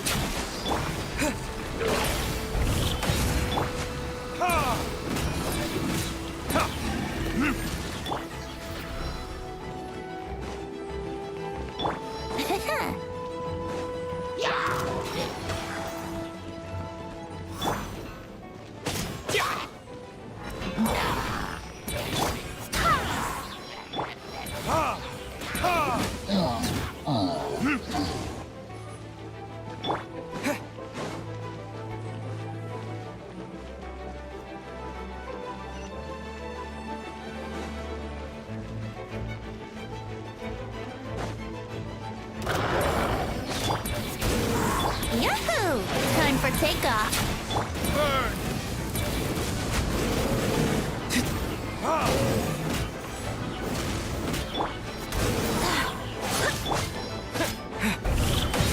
Let's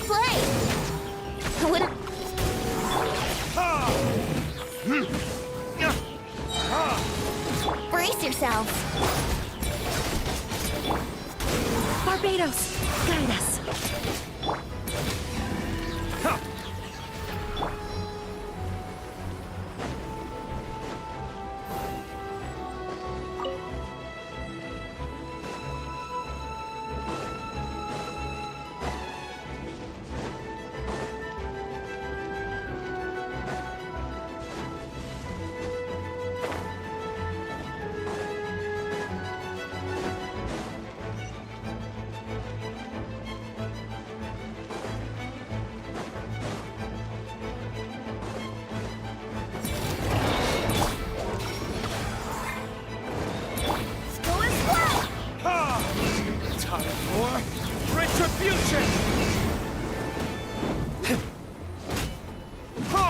Let's play! Think you can get away?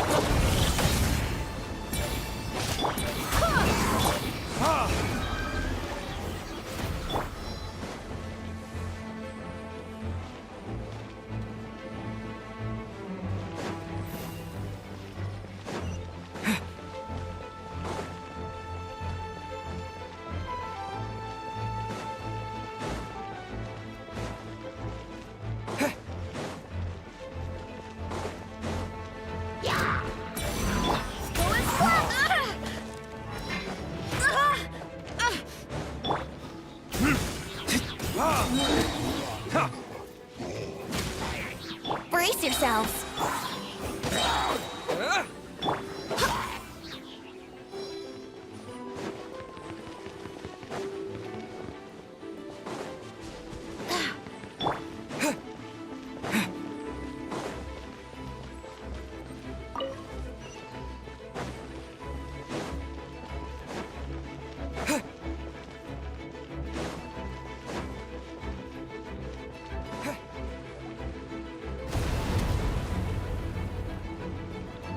Huh? What happened?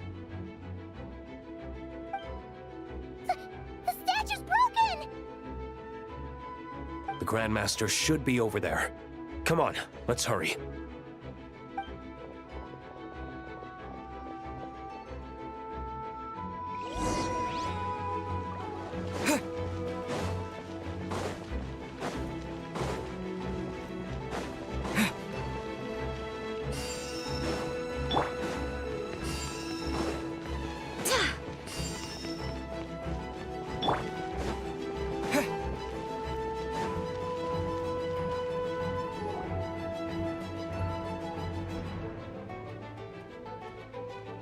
We're here to help.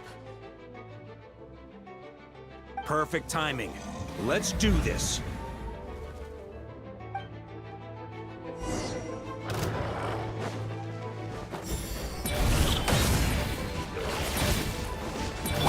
Maria sweeping in! Thunder!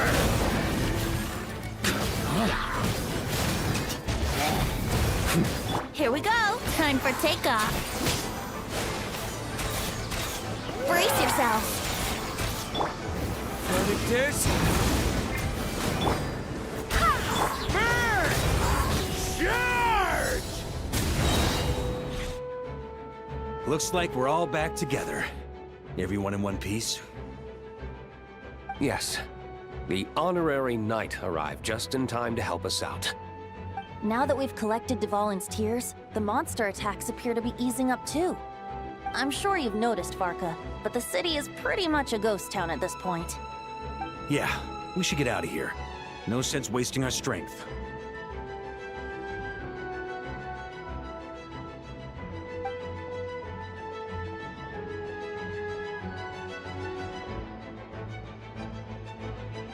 This place should be safe from monster attacks for now, at least.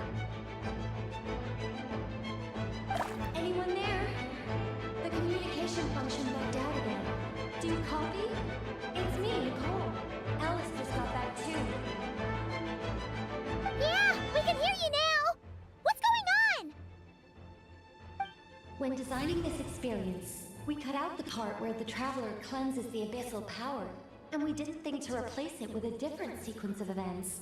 I think what we're witnessing is a direct result of that. Alice and I thought the events in the bubble would be independent from each other.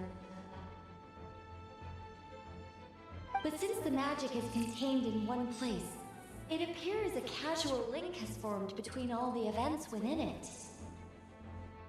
And so, because Dvalin was never purified, we've encountered a major bug. I knew it. So, what we're witnessing now is like an alternate version of events where the honorary knight never appeared in Mondstadt. Wait, but even if the Traveler never showed up, you could have done something, right, Venti? The Abyss is a far greater enemy than one person can face. I could have handled that specific situation, sure, but it wouldn't have gone quite so well. If I'm not mistaken, You've seen how that version of the story goes yourself, right, Varka? Through the mage's scryglass? Yeah, it was a kind of prophecy. It felt so real, I doubt I could ever forget it. In the end, you were able to seal Dvalin away, but you were wounded in the process. But if Dvalin was sealed, how did things get to this point?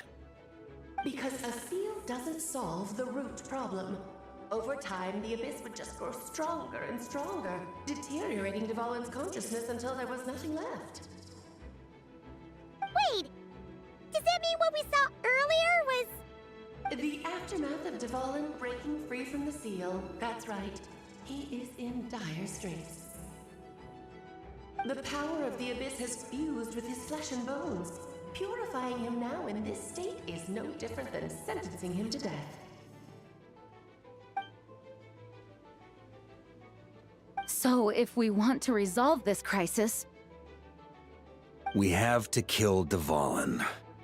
I know that sounds intense, but remember, this is a fictional world. The real Dvalin is right as rain and a lot more mellow than this one, that's for sure. We have our solution, so let's hop to it. Should be a piece of cake for a group like this. No time to lose, right? We've got Klee waiting for us after all. She's playing somewhere else right now, so we do have some time. Of course, the sooner we resolve this, the better. You're right. This is the only way. I know Dvalin means a lot to you. If this is too hard, you can leave it to us, you know? No need to scar yourself over a game, right? I'll be fine. I was prepared for that possibility back then, too. Let's go. Storm Terror's lair awaits.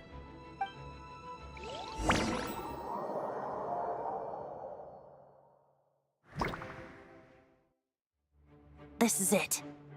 Ready, everyone? More than. Of course. I just hope I learned a thing or two since the first time around. Ha! Guess I'm the newbie, huh? Good thing I'm a quick learner then. What about you, Traveler? This was your first big fight in Tibet. Were you nervous back then? How about now? I'm not nervous. We've all grown a lot since then. We overcame this challenge once, and we can do it again. Paimon believes in you! Then let the mournful cries of this lyre, tainted and defiled, summon a familiar now utterly warped.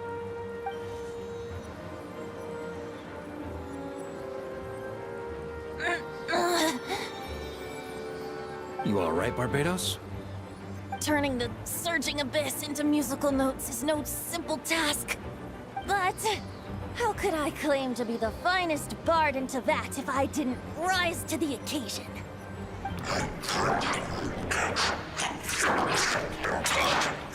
I have heard enough.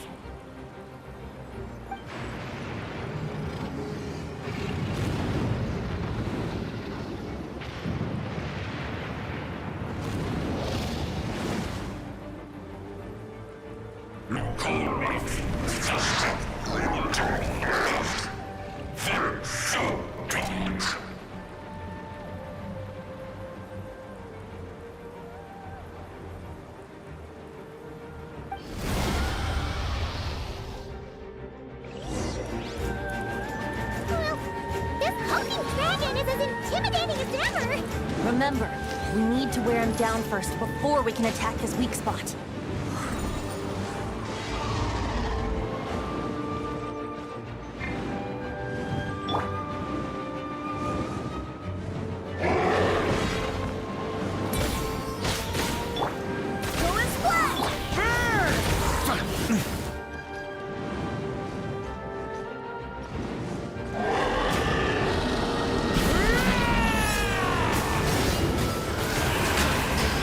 You can get away? Yahoo! Retribution!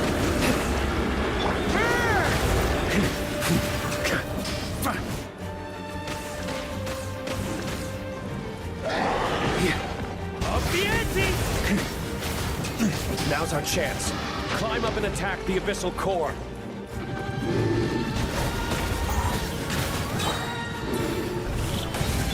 for takeoff. Brace yourself. Wind, hear me. Nice job! One more to go.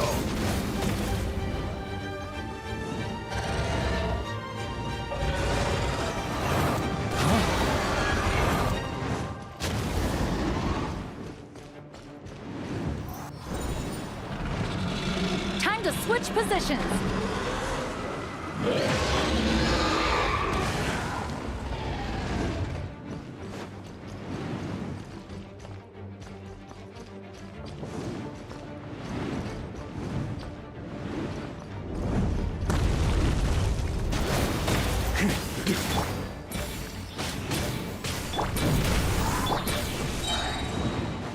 Here we go.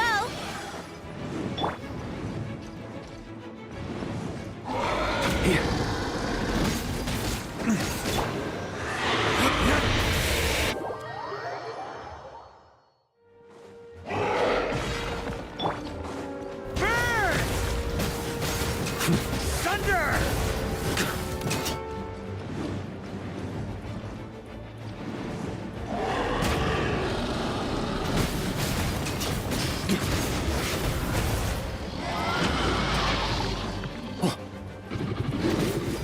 Burn! Up the ante!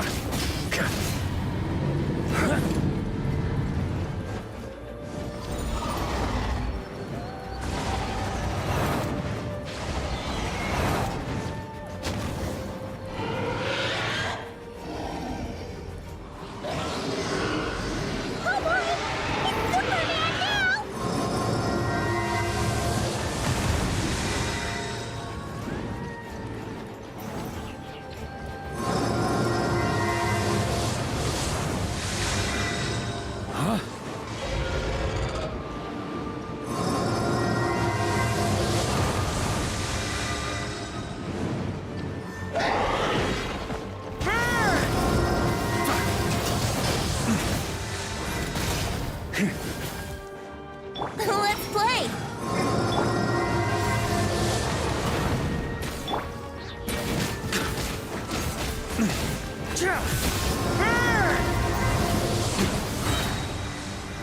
Maria sweeping in! Up the ante!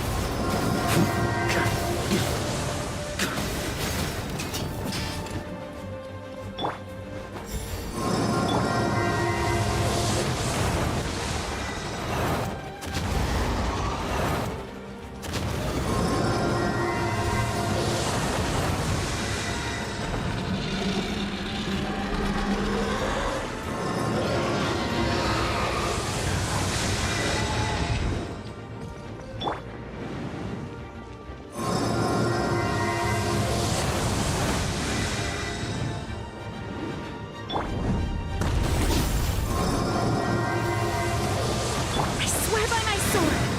Huh!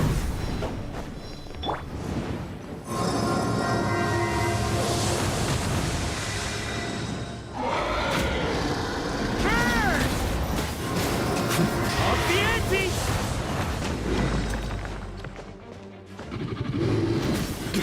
Thunder! Up the ante! Burn!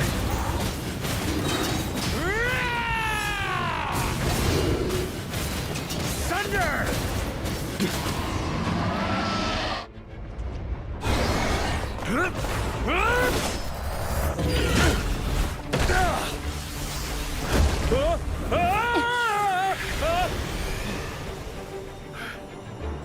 Thanks, Gene.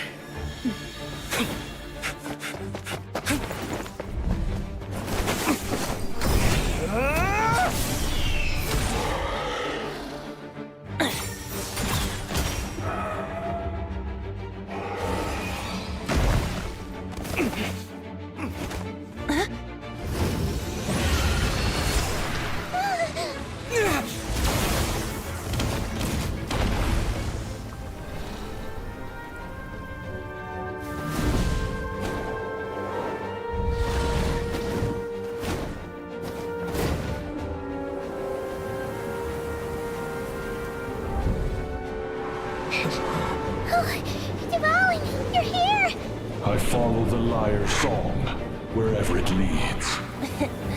Thank you. Looks like the mage's tale isn't over yet.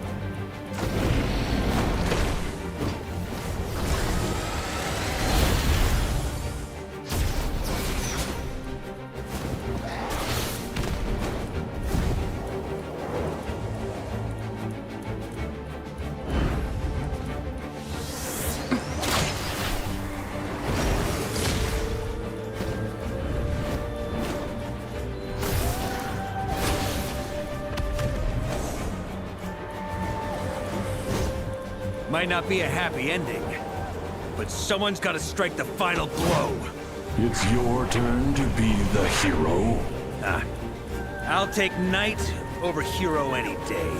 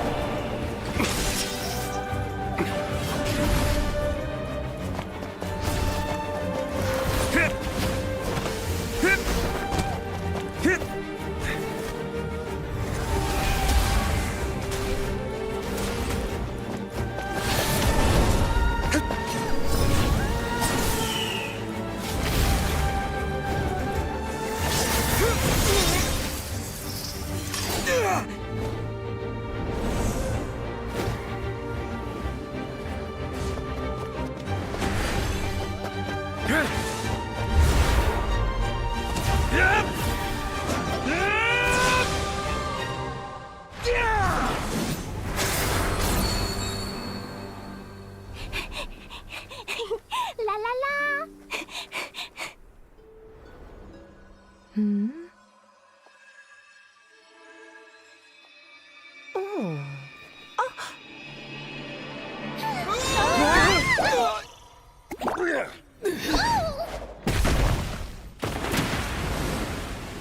Mom, I'm here to play! Huh?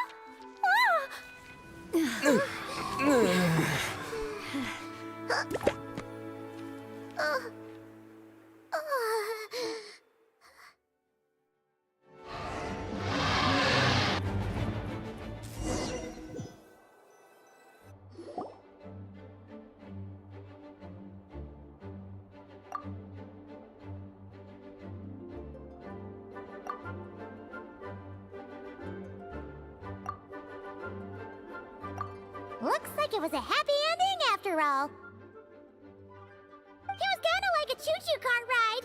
It had its fun moments and its thrills. All in all, Paimon had a great time. Guess it wasn't without some collateral damage, though. Sorry about the window, Jean. It's fine. As long as the building itself is intact, I consider that a win. I'll arrange for the window to be replaced at a later date. In any case, we were lucky Dvalin arrived when he did.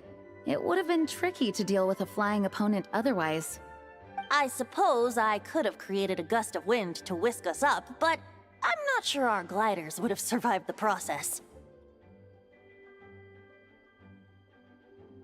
Honestly, after everything we faced, I can't believe Alice still decided to bring Klee in there to play. She's a daring one, that's for sure. I mean, can we be certain there aren't other bugs that just haven't cropped up yet? I suppose that speaks to the confidence the mages have in their magical mastery.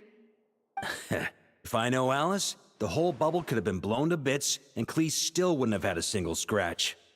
Her abilities do speak for themselves, I suppose. So, what now? Anyone down for a drink? My treat. Sounds like a great idea. But tonight it's on me. I happen to have a bottle of fine wine set aside just for the expedition team. Haha, even better. Count me in. Say no more! You had me at fine wine. All right, let's head over to my place then. You're coming too, right, Jean? I'm afraid not. There's still a lot of work to do. So what? The world's not gonna end if you push it off? Come on, we never get a chance like this. I suppose that wouldn't be a problem if you head back to headquarters with me after we're done and help make up the work. On second thought, how about you just join us when you're done with that? What about you, Honorary Knight? Gonna tag along? Okay, all's well that ends well, am I right? To the bar! Alice loves going to the library. Let's wait for her there.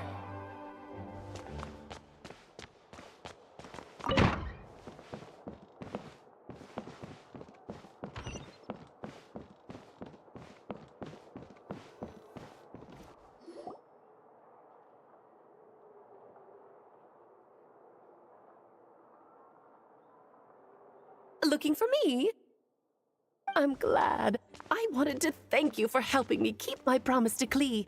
She had a splendid time in the bubble. Nicole came with us to make sure all was in order and prevent any similar incidents from happening in the future. You live and you learn. It's rare, but even the Dodo King isn't immune to a small slip-up here and there, I suppose. So, it's all fixed? Yes, quite. The recording work is done as well, so now all we have to do is play it on loop. It should be smooth sailing from here on out. Anyone and everyone can now enjoy the bubble at their leisure. Nicole will keep an eye on them, of course. I wouldn't put it quite like that. It was more like a fate that will not come to pass. Huh? What's the difference between the two? Let us not forget the courageous dragon slayer in the story. Well, in real life, he had already left on an expedition to Nodcry at that time.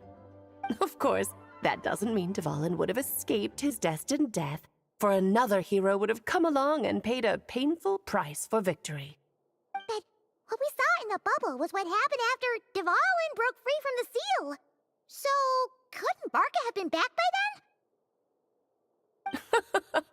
Dear Paimon, you're free to ponder such questions yourself, of course, but it's of little use to ask them aloud. Word to the wise, do not lose sleep over all those what-ifs, over the fates that will not come to pass. It's an exercise in futility. Those who can observe fate see both the good and the bad of what could have happened. But all that matters is what did happen. Those alternate fates are nowhere near as important as the world that exists in the here and now. All right.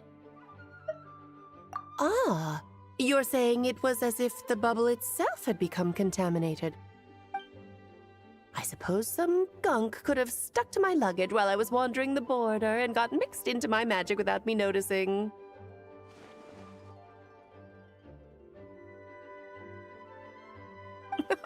Just kidding. I would never be so careless. Your intuition is spot on, Traveler. What developed in the bubble was a nascent form of abyssal power that, if left unchecked, would evolve into the real thing. What? So it didn't come from outside? It just appeared out of thin air? The abyss is perilous, cunning, dangerous, obsessive, and most infuriating of all, a complete and utter mystery. I'm sure you've seen for yourself how complex it can be. The Hexen Zircle has been observing its energies for a long time, and I think Barbalot's interpretation is the most accurate. The essence of the abyss lies in the hatred carried by all the fates that will not come to pass. This world is filled with conflicting elements. That one thing should happen signifies that a different possibility has been eliminated. These events can be small, almost trivial. I had Sweet Madame for lunch today, for instance. That means the Alice who chose tea break pancakes instead is no more. Of course, they can also be events that threaten the world, such as my friend Rhindotter's decision to tap into the abyss. In that instant, the tale of a future in which she remained pure was gone forever. So then, the question at the heart of it all is this. Why must these fates be the ones to disappear? Paimon gets it. It's hatred that stems from not being chosen. Precisely. The magic we wove this time involved recreating the past. However, some of the variables we added allowed a certain amount of these unchosen fates to come very, very close to reality. And thus, the abyss showed its teeth. Of course, much like always, it is not existence that it seeks, but the destruction of all. In the end, though, it wasn't a huge issue. Things like this happen on the border all the time. It has quite the victim complex, that's for sure. It's obsessed with entering this world at all costs. And that is precisely why we must protect our lives and those of our loved ones. Because when you think about it, to exist in this world is to be a spark of luck amidst countless possibilities. How precious is that?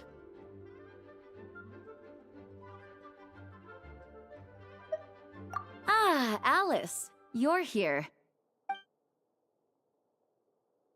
I'm truly sorry about this, but per the regulations of the Knights of Favonius, I'm afraid I must send you to confinement.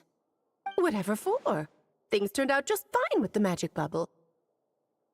Besides, if that's what this is about, shouldn't Nicole come along too? It's not about the bubble. We received word that a number of fish have been injured as a result of explosions near Starfell Lake. As I'm sure you're well aware, fish blasting is strictly prohibited. Oh dear. Run, Clee! Save yourself! She's already inside. Oh. Guess it's a day of first for the Dodo King, huh? Oh, farewell, forever traveler. You shall never see me again.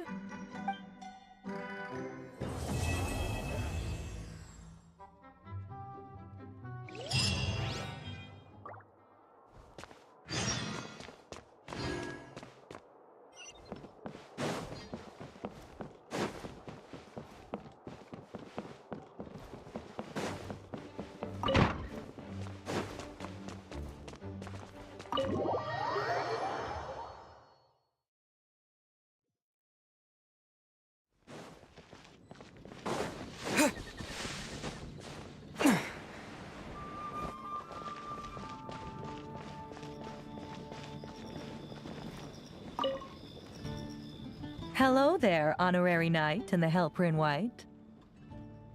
It's so nice to meet you, Honorary Knight and Lady Paimon. Glenfidia, at your service.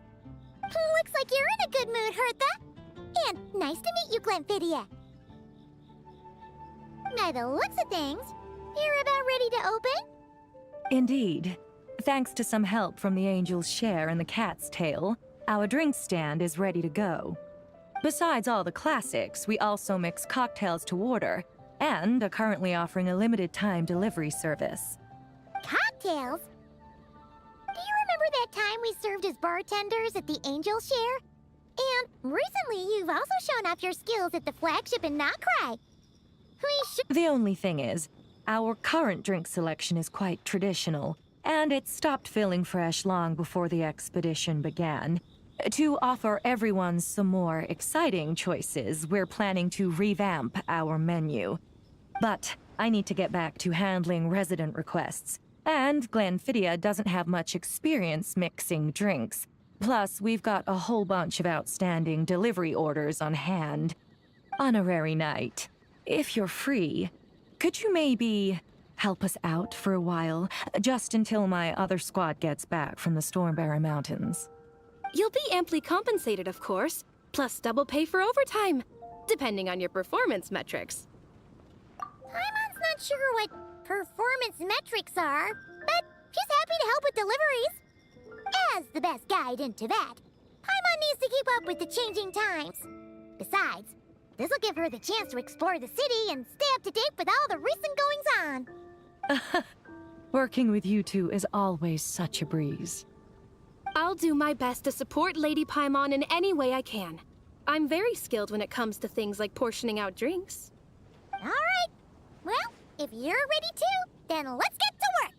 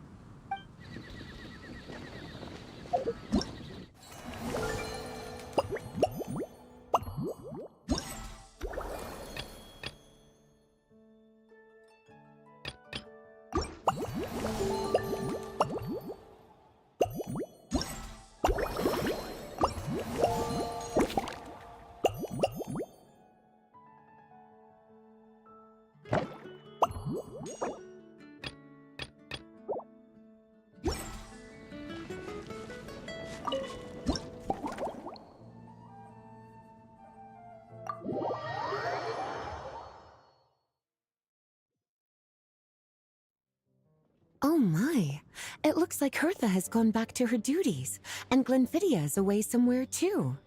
Has our dear cutie taken complete charge of the drink stand?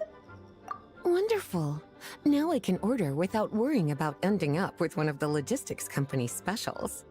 The type of drink that keeps you awake all night, leaving you no choice but to pass the time working. That's right. I'm just a carefree librarian now. If only there weren't so many people with overdue books, and I didn't have to go door to door to get them back. I would have dropped by to chat with you sooner, and try out your delightful creations, of course. Let me think. I don't really have a favorite drink. Just wrestle me up something rejuvenating that'll lift my spirits. And if it could help me nod off to sleep later, that would be even better.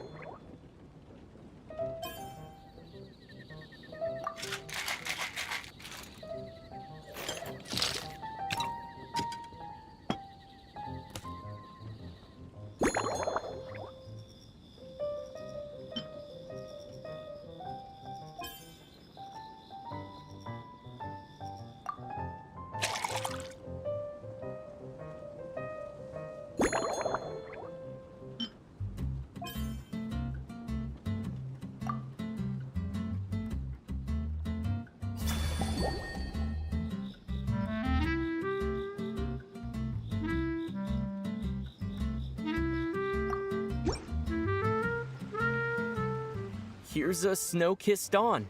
Hope you like it. It's delicious, cutie.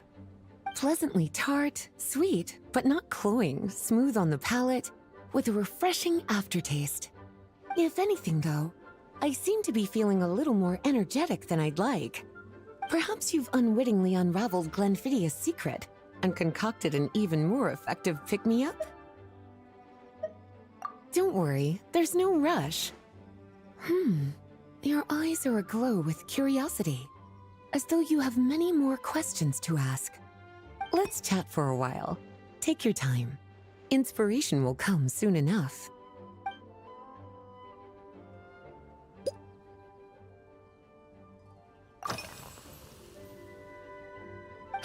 Since you're asking, it's been a bit of an unusual day.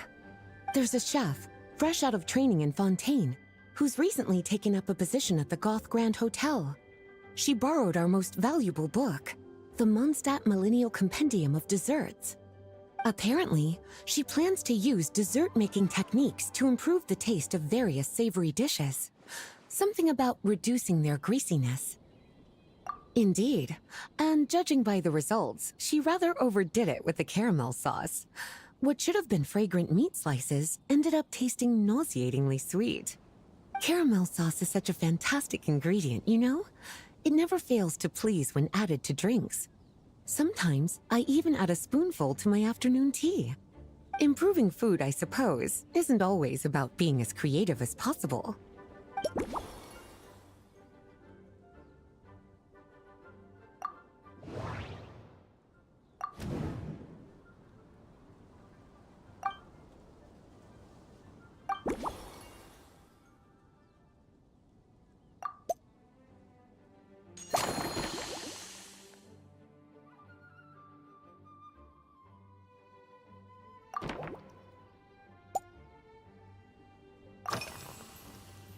Oh, this? That was for another of today's little errands. A large contingent of the expedition team will be returning to Mondstadt soon. They've been away for such a long time, so there's a good chance many of their tastes have changed. Jean asked me to visit some of their families to try and get a better understanding of what new ingredients might satisfy our knights' changing preferences. Well, they've all devoted their blood, sweat, and time to protecting Mondstadt. They deserve some care and respect in return. Based on what I gathered, the most requested ingredient was cacahuatl from Natlan. It seems like our knights have developed a taste for cocoa. In their letters, many of them mention that they rely on cocoa to keep themselves energized. I've tried hot cocoa myself, and I must say, I find it just as effective as coffee when it comes to staying alert.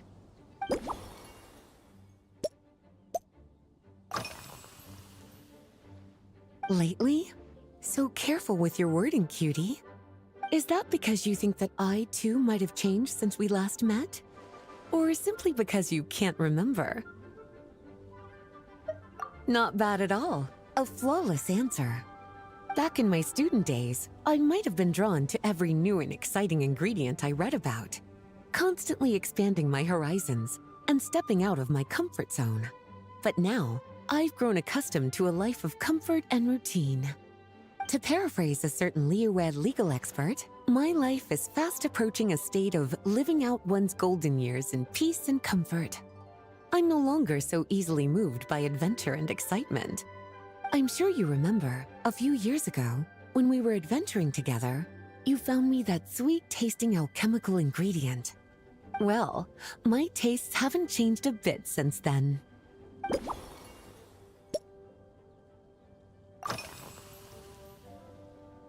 Surely you're not suggesting I'd take this opportunity to sneak off on a little countryside wander? You caught me. My investigations into Mondstadt's lesser-known drinks took me to Dawn Winery, where I had a little chat with the head housemaid, Adelind. On my way back, I ran into Emmetall out on patrol. She'd encountered some monsters she didn't know how to deal with, and in her desperation, asked for my help. I accompanied her on a detour to Wolvendom to teach some raving hounds a lesson. It's been a while since I've had such an invigorating workout.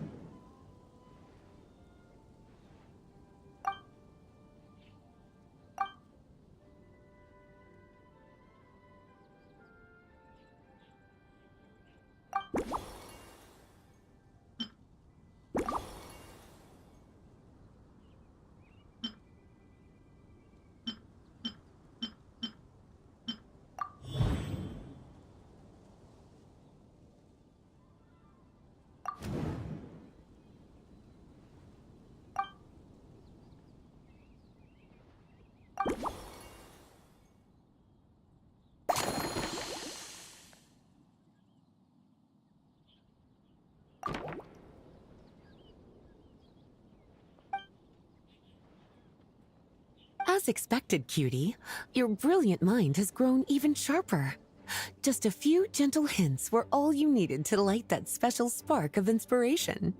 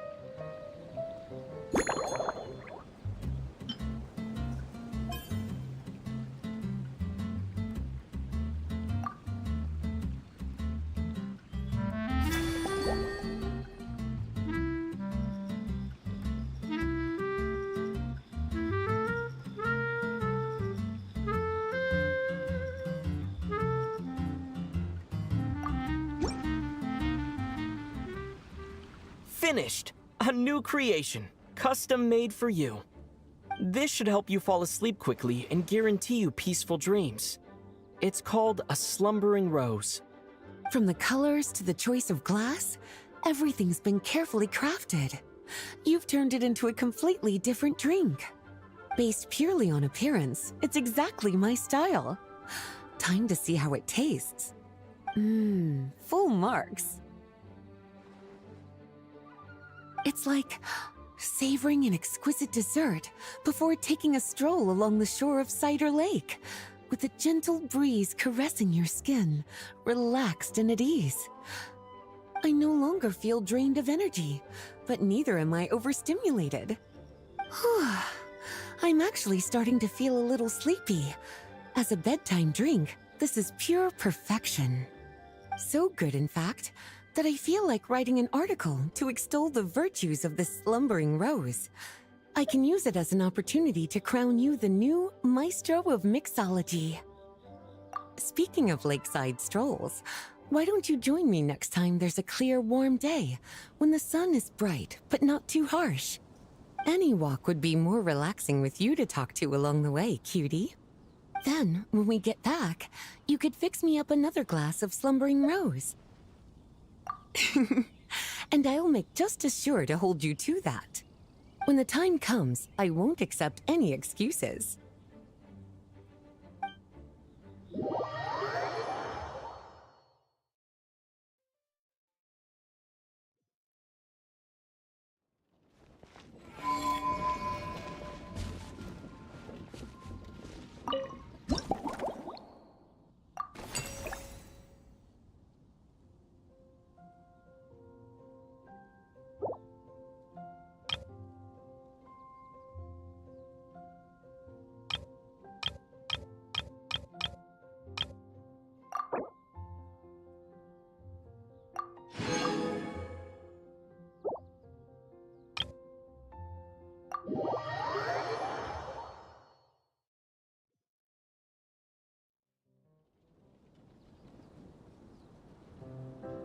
Good afternoon, traveler.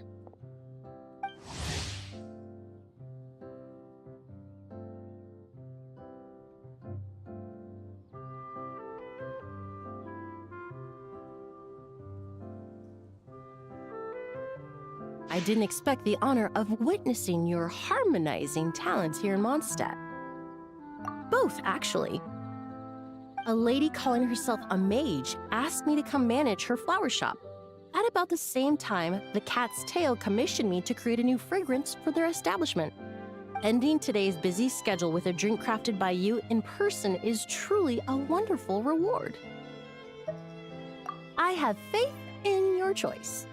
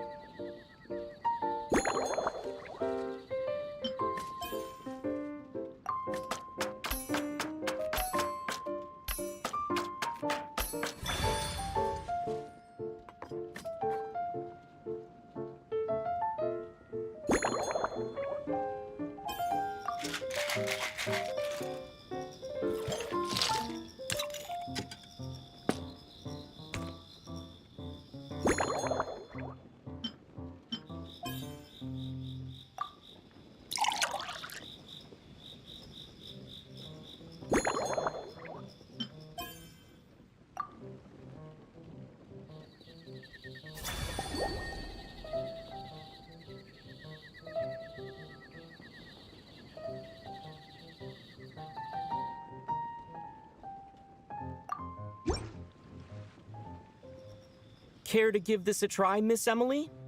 Your artistry is truly a pleasure to watch.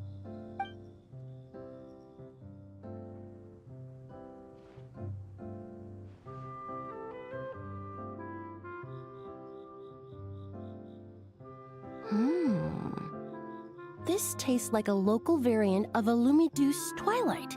Am I right? The gentle and elegant taste, with its distinct layers combined with a hint of Mondstadt's characteristic scent, offers quite a welcoming flavor, all the while avoiding potentially discordant aromas. Though in reality, there's no need for you to be so conservative. I have quite a high tolerance for flavors that stray outside the boundaries of conventional wisdom. Your drink was nice, but it would be perfect if you could make one with a little more depth. A cocktail that shows off your unique understanding and enhances my impression of Mondstadt. If you need time to mull things over, perhaps you might find inspiration in a little light conversation?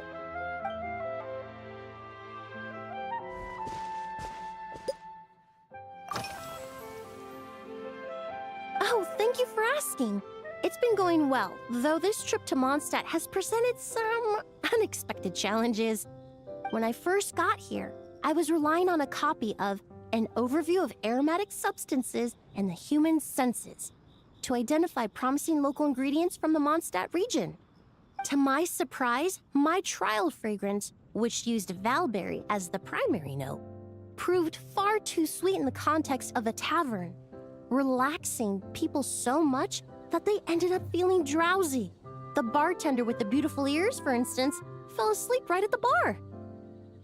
Let's just say that sweetness isn't always a case of the more the merrier. Maintaining an appropriate balance is beneficial for both body and mind. Even in daily life, I rarely eat sweet food, and I try to avoid fruits like berries that have a high sugar content. In the end, I completely eliminated valberry as an ingredient and turned instead to windwheel aster, with some success, I might add.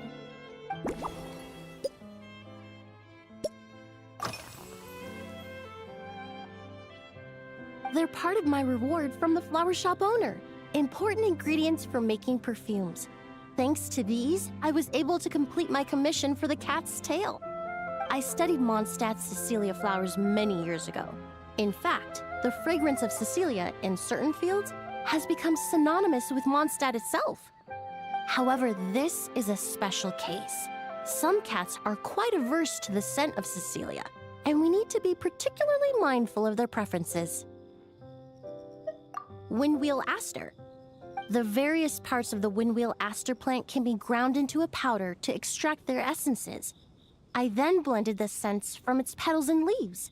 The result carries the intoxicating sweetness of mead, while still emphasizing the fresh notes contained within the flowers, stems, and leaves.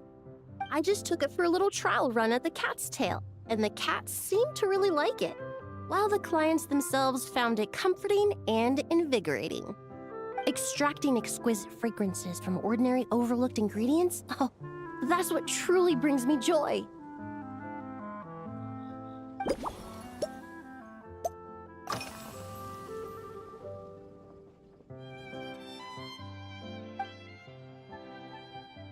It really is.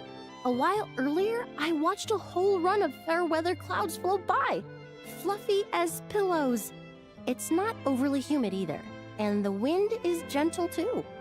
In such conditions, one's sense of smell is heightened, but not to an excessive degree. When scents are blended well, they naturally combine with the ambient context, leaving particularly powerful impressions. It seems something similar is true for mixology. As long as you choose a base of appropriate strength, the various flavors will blend seamlessly together. When mixed properly, all the ingredients work as one to create a most wonderful symphony for your taste buds. Yes, that's it. Now I think about it, layering distinct flavors doesn't really suit my personal preferences.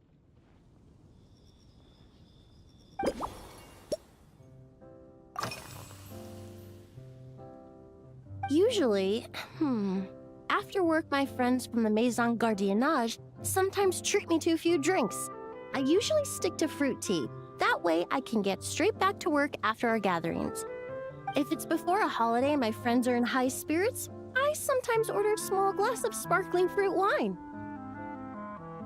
There was an officer named Terena who used to treat me to aged Corte wine. but since she was transferred to the Special Security and Surveillance Patrol, we haven't had the chance. In the world of science, high-proof alcohol is a widely used solvent. I've grown well accustomed to the smell of it by now. Besides, when I'm slightly tipsy, my state of mind changes, which in turn alters my approach to perfumes. It doesn't matter if the result is good or bad, it's all about trying something new. So I don't mind drinks with just a little bit of alcohol, but I don't like anything too strong.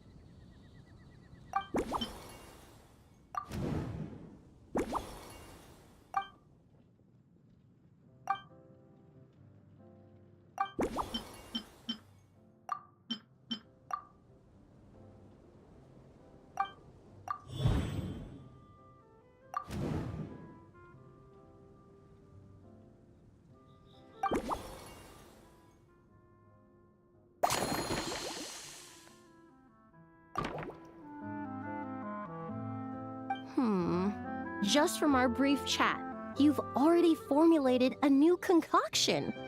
Perhaps you possess a natural talent for this kind of creative work.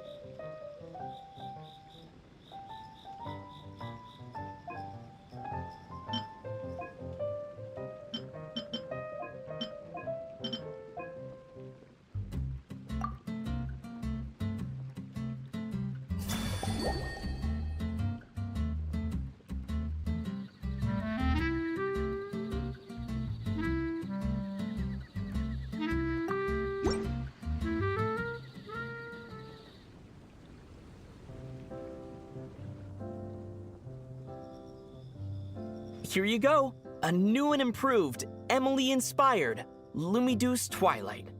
I haven't come up with a name for it yet. The colors are cooler and more refreshing, and the fragrance is delightfully subtle to match. Are these bright specks on the surface the crushed petals and leaves of windwheel asters? I'm sure it must taste wonderful. Let me try.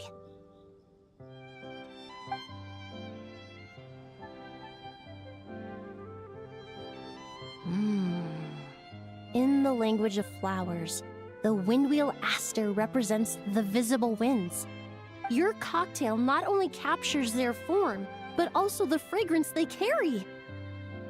Therefore, I suggest you call this drink Windborne Bouquet.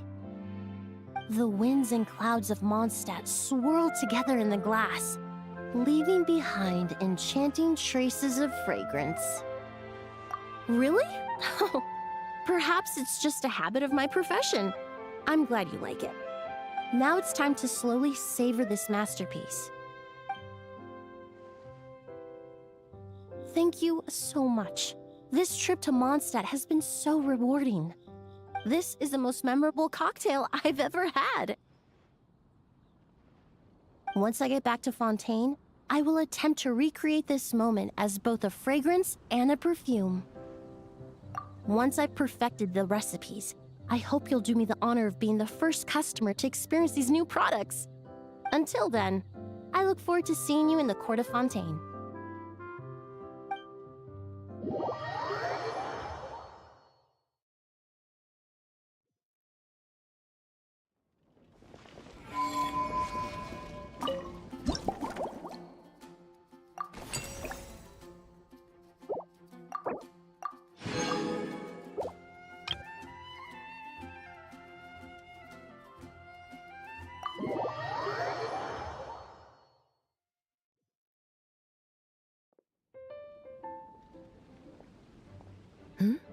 So you're looking after the drink stand now. If I'd known sooner, I would have stopped by this morning. I've got to say, I'm getting curious. I've heard a lot about your mixology skills. I wonder what kinds of drinks you can mix with the ingredients Glenfiddia has prepared.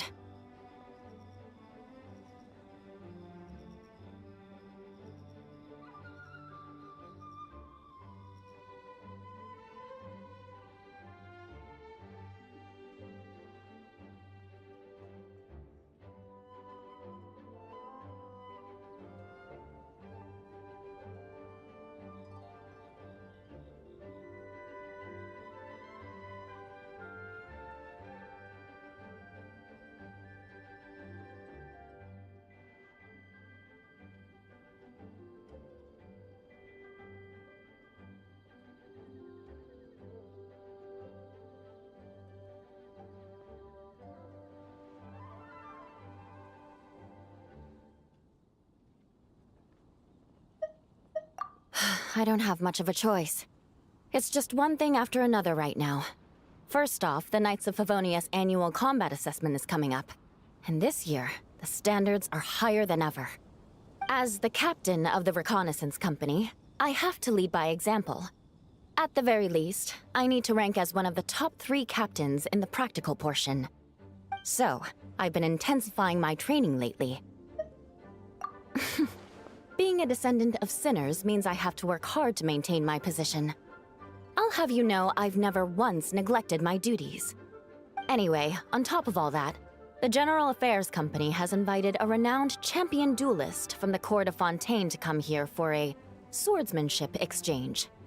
Since I'm one of the captains with the highest attendance rate when it comes to these things, and I'm fairly skilled with a claymore, I was chosen as a representative.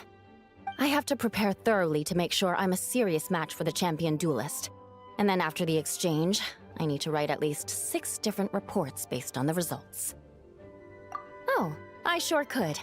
Anything that'll perk me up would be welcome. I'll leave the details to you.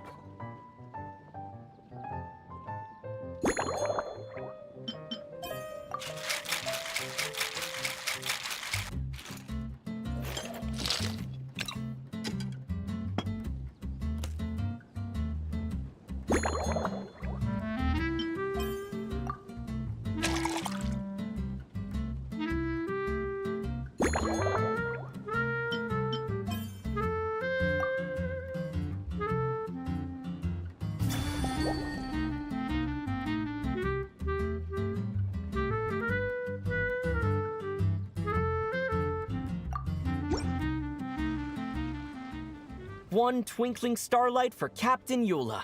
Hope you like it. Judging by your confident tone, I'm certain I will. Well then, I'll make sure to savor this thoroughly.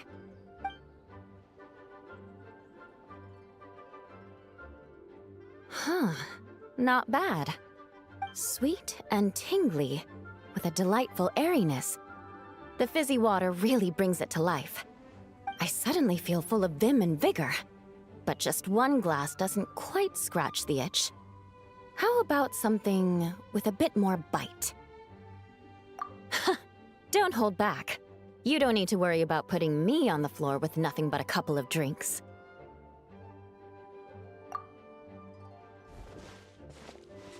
Works for me. The first company hasn't assigned me any paperwork for tonight, so I'm free to catch up and try your new creations at my leisure.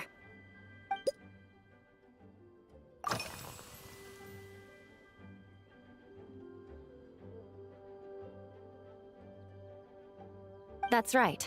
The merchant I got it from called it Romaritime Flower Fruit Extract. It has a very unique smell. Here, have a bottle. Oh, it's a necessary courtesy. In that book Miss Magistus lent me, The Blade Dancer, 20 Years On, it says, after a duel, a Fontanian swordsman will politely invite their defeated opponents to a banquet. To properly play host to Miss Clorand, I searched for quite some time to locate a rare goods merchant in Dorman Port who sold this juice. I had my doubts at first, too. But Amber said something that makes a lot of sense. She said that even if this custom doesn't really exist, following it still shows I've made an effort to understand Fontaine's cultural heritage. Besides, who doesn't like trying new things, right? I'll treat Miss Clorand to this juice at our post-training banquet.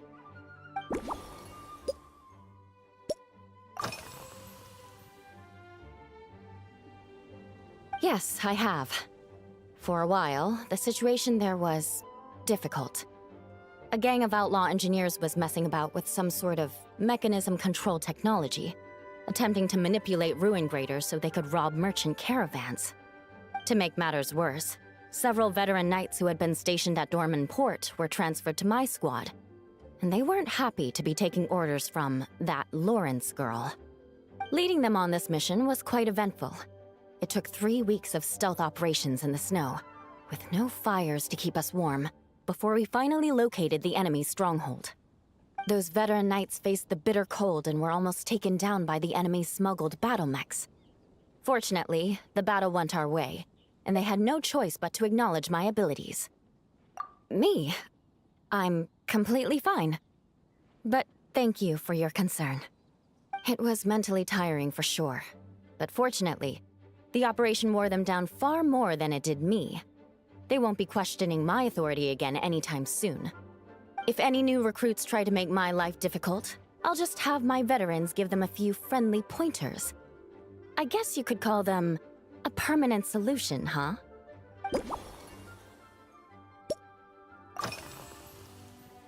If you want to know what I've been eating recently, I'd better start by mentioning the logistics company's latest revolution. They launched a diet improvement initiative and started distributing a form of standardized canned food to knights operating in the wilderness. In the past, we only had dry rations. Every mealtime we had to set up pots and campfires, roll dice to choose a cook, and take turns standing guard. In all honesty, it was a bit of a hassle. Now we just need to bring our standard field rations, comprising of 5 cans and 9 paper packages. We can heat the cans by the campfire, and then we're ready to eat. You did say, sounds like, right? Our canned food supplier has quite the stellar reputation, and their regular meals are indeed quite good. The problem is, in order to meet preservation standards, they have to make their military-grade meals way too salty. The vice captain of the 5th Company, who has a somewhat dry sense of humor, went so far as to say, this food's bad enough to bring down the wrath of Liyue's stove god. In any case, after eating it for a week, my taste buds have gone completely numb. You can hardly blame the logistics company. After all, it is hard to please everyone. Our feedback has already been submitted, and they should be working on fixing the issue. Of course, having fresh meals prepared in camp by a dedicated company chef is still the best option.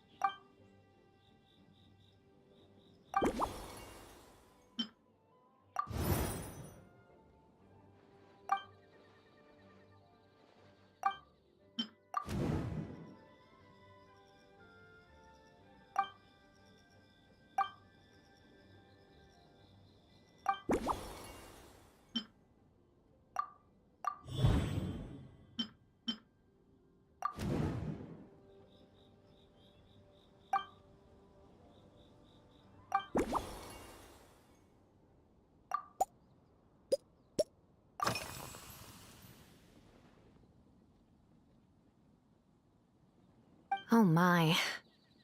To be honest, I'm eager to begin, but also a little nervous.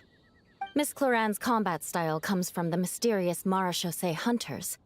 In the library, there are some old Fontanian newspapers from hundreds of years ago that give some idea of how formidable an organization it was. A more recent newspaper claimed that Miss Cloran was an orphan from an underwater kingdom, and that before battle she would perform rituals inviting spirits to possess her sword. Assuming these rumors are true, or that Miss Cloran's abilities might even be more extraordinary than that, it's important that I'm prepared for anything. Incorporating elements of swordsmanship into a drink? Huh. Certainly a creative idea, I'll give you that. I sure could do with an energy boost, but how do you plan to express something like swordsmanship with a cocktail?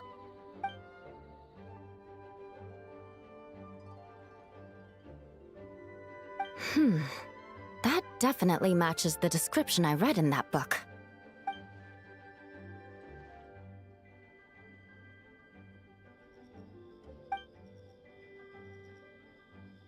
That's right. You really know your stuff. I doubt there's anyone else in all of Tevat who could come up with such a perfect metaphor.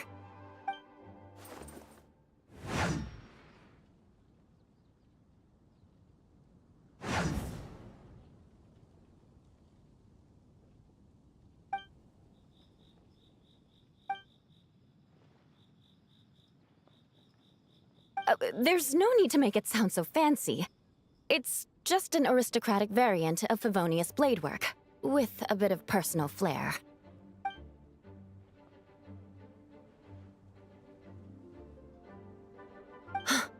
Firewater. In recent years, firewaters gained popularity the world over, following in the wake of prosperous Snezhnayan merchants. These days, almost every tavern has a signature drink that uses it as a base. You really are good. Why don't we try replacing the fruit wine with firewater? As for the alcohol content, that's not a problem. Plenty of the expedition team may have drunk themselves senseless with firewater. But me, I'm full of confidence.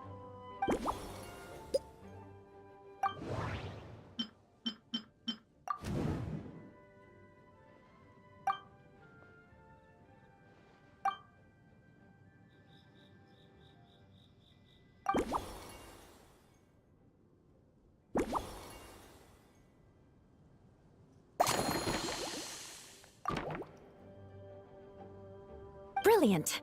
I'm looking forward to seeing how you do.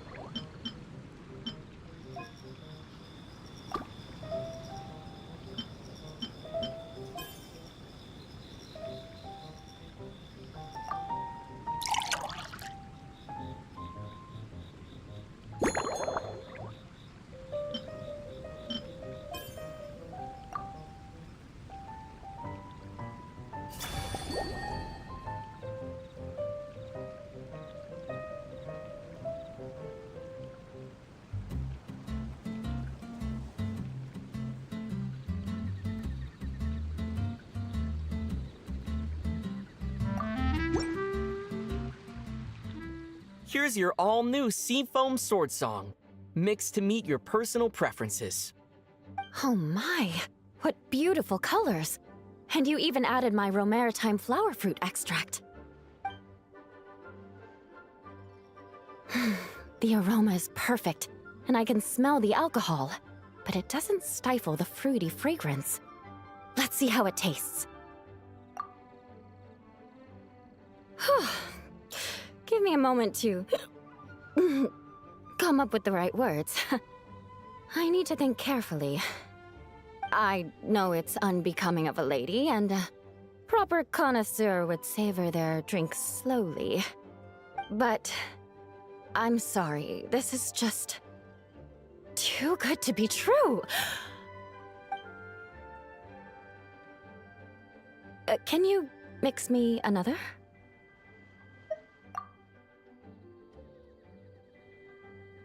Ah. Oh, no, what was I going to say? I've completely lost my train of thought. Whatever. I feel fantastic. This cocktail... Oh, it's the best I've ever had. I think I'm gonna head home and get some sleep. Don't worry about me. This is the happiest tipsy I've been in years. I'm still far from being drunk. By the time I've gone a few rounds with that, Miss Chlorinde, and completed my reports, I'll have been on duty for 3 months straight. Jean. The acting grandmaster. Isn't it about time she gave me some time off? I won't be forgetting this injustice in a hurry.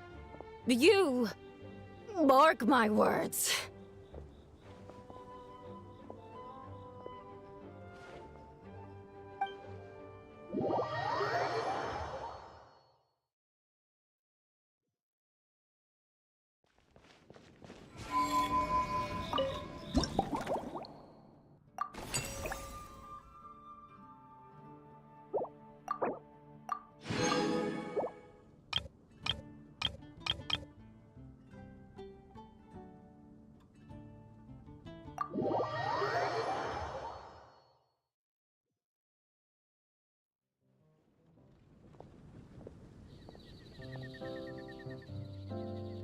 Suspicion confirmed. While patrolling the area, I was sure I'd sensed a familiar presence, so I came over to take a look. And sure enough, here you are.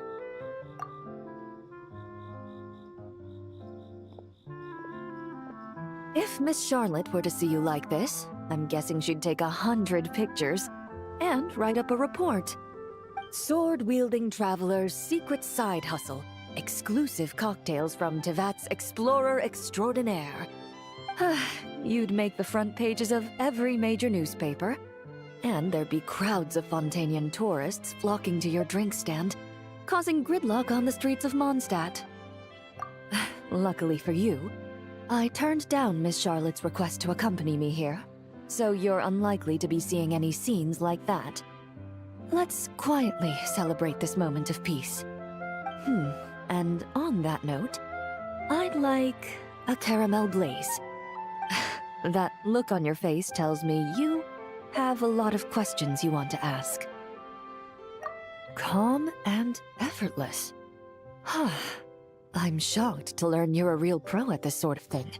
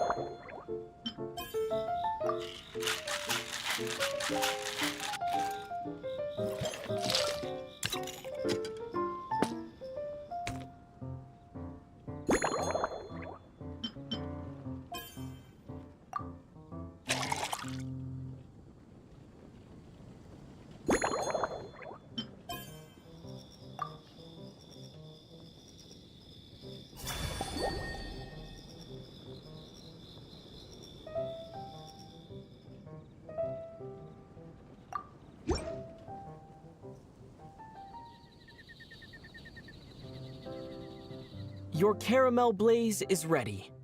Try not to drink it all in one go. Huh. It sure lives up to its name. The color reminds me of a raging fire, while that aroma really hits you head on.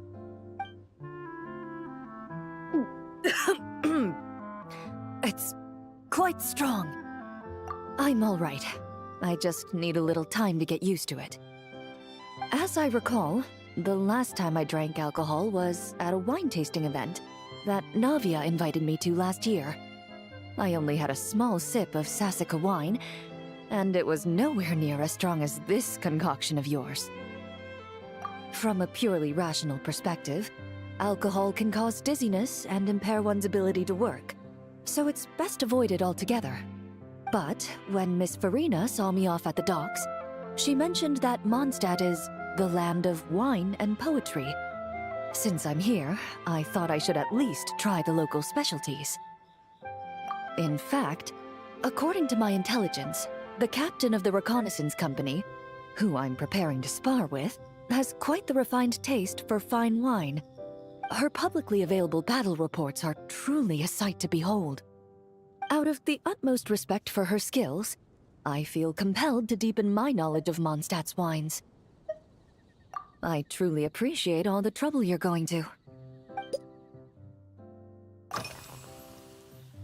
Huh? Does that mean she's already finished her commission? Well, she's certainly efficient. Once I return to Fontaine, perhaps I can let Sigewinne know that I'd be happy to purchase her latest perfume. I'm not sure I'd say that. On my way to Mondstadt, we happened to take the same boat. Naturally, we got to chatting. I've often heard Sigewinne praise her work. After conversing with her on the journey over, I must say, she is indeed a rare and refined individual. She's gentle and composed, yet keeps others at a distance. Perhaps it's due to her profession. I find this approach ideal. It allows one to maintain a lasting sense of inner peace. Oh, thank you, but there's really no need to set anything up. Our work rarely intersects, and our social circles hardly make for a Venn diagram, if you know what I mean. Best to just let things take their natural course.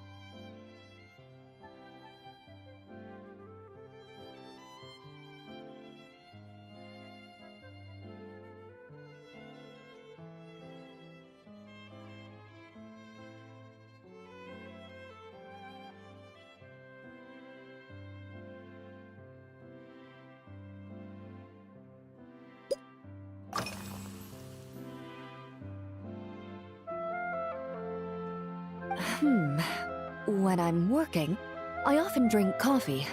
But with meals, I prefer a lighter tasting drink, like Buell fruit juice. Since I eat a lot of meat, the slight acidity of the juice helps balance out the greasiness. Over time, I've grown accustomed to the sour taste. After the swordsmanship exchange, the Knights of Favonius rather kindly treated me to some traditional Mondstadt cuisine. I had 8 different meat dishes, and all of them were excellent. The portions were huge, and only the highest quality cuts were used. Everything was cooked to absolute perfection.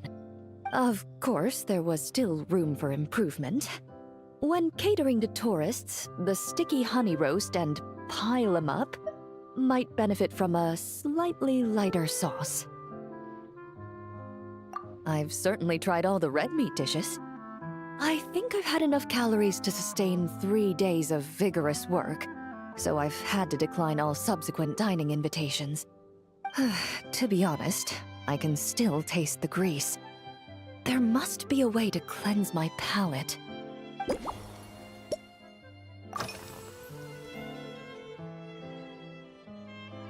Indeed it is.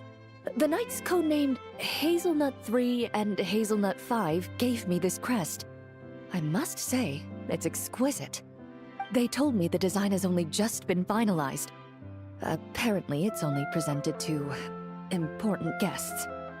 They said they're making a badge for you, too, but it hasn't been finished yet.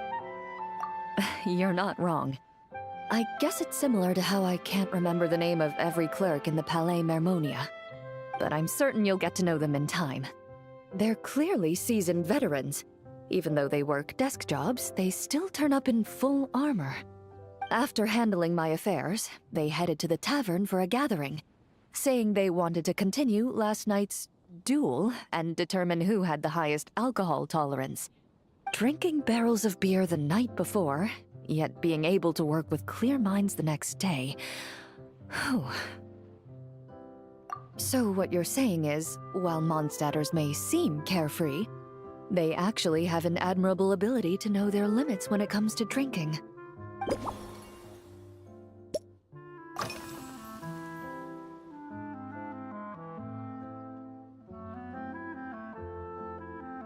I've seen a little. I took a stroll around the city the first day I got here. Navia's done some rather extensive research on this place. Many of the scenes and illustrations for the tabletop troupe were inspired by views of Mondstadt.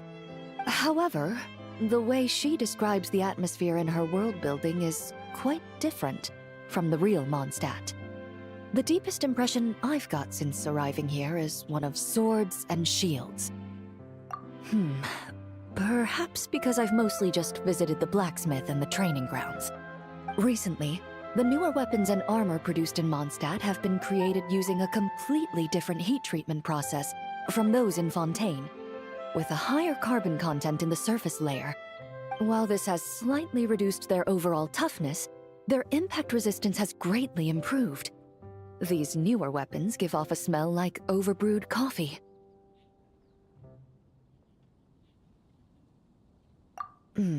Perhaps it's because that scent gave me such a positive first impression. You see, Fontaine's signature metalwork is often coated with a protective agent that contains Marcotte. Over time, the faint fragrance becomes overly sweet. And for some reason, it makes my teeth feel funny. I don't imagine the scent of Mondstadt's swords and shields would cause the same level of irritation. Of course, there is a solution to this problem. The next time you find yourself in Fontaine, there's another protective agent I can recommend. One that's as neutral as water, without any excess fragrance. If you also dislike being bombarded with sweetness, this protective agent should suit you well.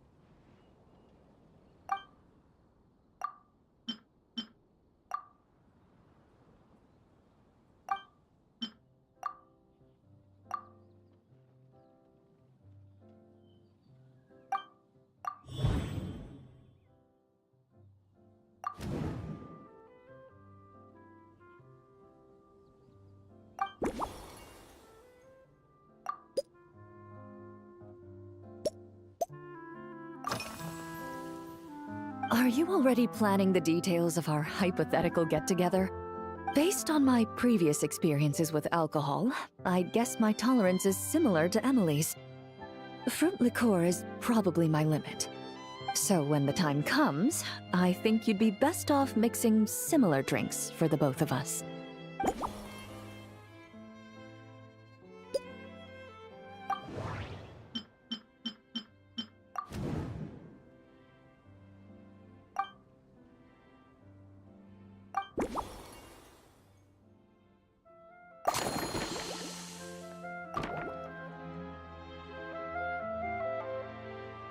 All right, I'll make sure I'm mentally prepared.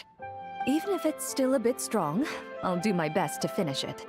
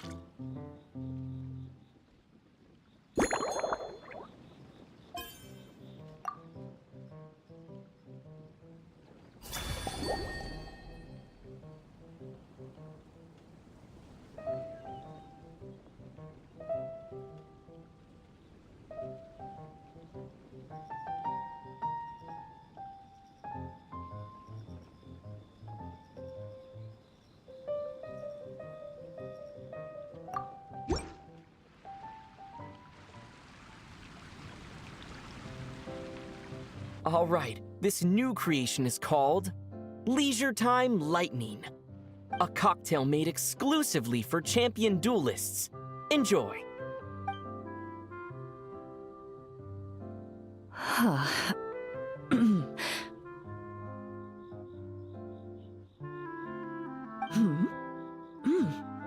Have you added fruit wine? It tastes wonderful. This is ideal for me.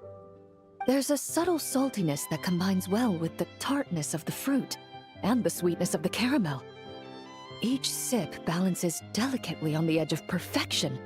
The color of the wine also fits well with the name, and the lightning imagery contrasts with the fiery nature of the caramel glaze. But where does the leisure time part come in? I see. That certainly matches the impression this cocktail gives me. Its unique aroma and taste will hold a special place in my memories of Mondstadt. Do you think, if the chance were to present itself, you'd be interested in mixing drinks somewhere else? A cafe, for instance, or the Hotel de Boer? Mostly for Navia and Miss Farina's sake. Though obviously I'd be more than happy to try more of your masterpieces myself.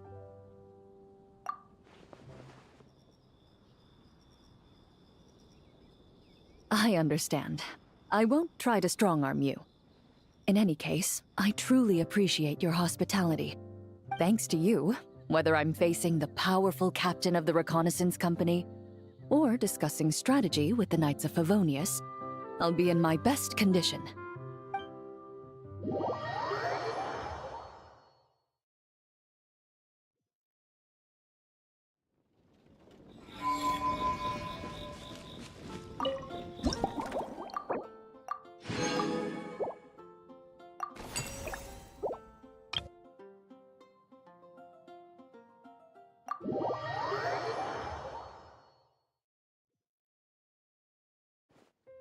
Huh?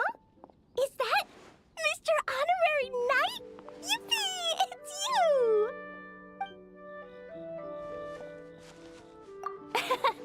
Auntie Eula told Klee that Miss Hertha had found someone amazing to help out. Seeing you here, Mr. Honorary Knight, Klee knows this must be the best drink stand in all of Teyvat. You mean this stand isn't already the best? Well, out of all the drinks stands Clee's ever visited, Mr. Honorary Knights is easily the best. And no matter what drinks Mr. Honorary Knight makes, Clee will definitely think they're yummy. Oh, you want me to be mean? But Clee could never be mean to you. Let me think. I know! I'll pretend to be Albedo! Whenever Albedo reviews Timaeus' work, his face goes super serious, and Clee can hear every word he says. Get ready for Clee's super amazing order! These past few days, I've been having such a blast with Mom all day long! It's been so much fun! Even being sent to solitary confinement couldn't wipe the smile off my face. So, Clee wants to order a fair weather frolic. Anything like a bright sunny day will definitely put Clee in a super duper mood. I wonder what it'll taste like.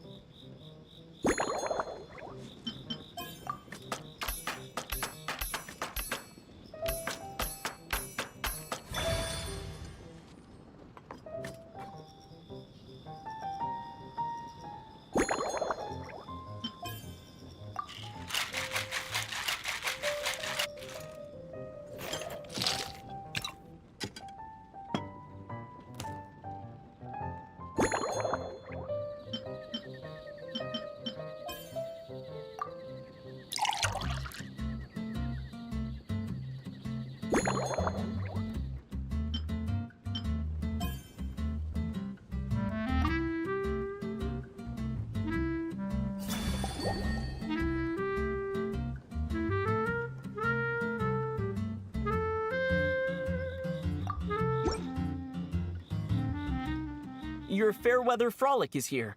Go on, give it a try. Wow! So, a fair weather frolic is this color? Purple sky. Is it supposed to be a bright, shiny night? Clee will take a sip first. Then you can think about it more carefully.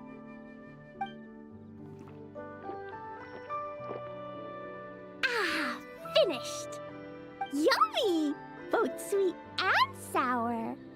If Clee drank this while eating grilled fish, I could definitely gobble down 2, or 3, or 4, or even 5!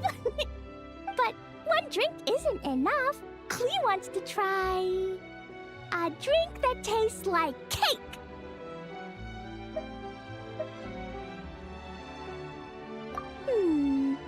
Clee doesn't know what drink to choose. Why don't we decide together, Mr. Honorary Knight? 3 square meals? Clee often eats 5 meals a day, sometimes even 7. Adventuring takes a lot of energy, and if I eat too much at once, I can't run so well. So, it's better to eat lots of smaller meals. Albedo used to prepare all Clee's meals, and my lunchbox was always arranged so neatly, just like a pretty painting. When Albedo's busy at Dragonspine, Clee goes to eat with the other Knights of Favonius. Kaya's camp is usually the neatest, while Amber sometimes camps in the trees. It's so much fun. Oh, and Auntie Hertha makes the best food. When my mom comes back, there'll be even more yummy food to eat. There's this one dish where she takes loads of different fish and makes them into little pudding cubes. It's called Rainbow Fish Jelly. Her Chocogo Crunchy Slices are fantastic, too. It's her newest creation made with chocolate and cookies. They're a little bitter, but they're crunchy. They smell scrumptious, and they have a really sweet aftertaste. Whenever I eat them, I feel so full of energy. Next time, Clee will have to bring some for you to try.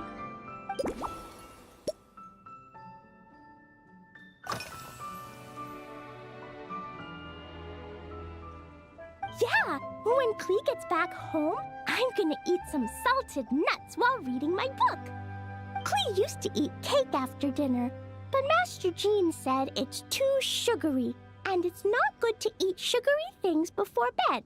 Apparently, it makes you chubby and gives you toothaches.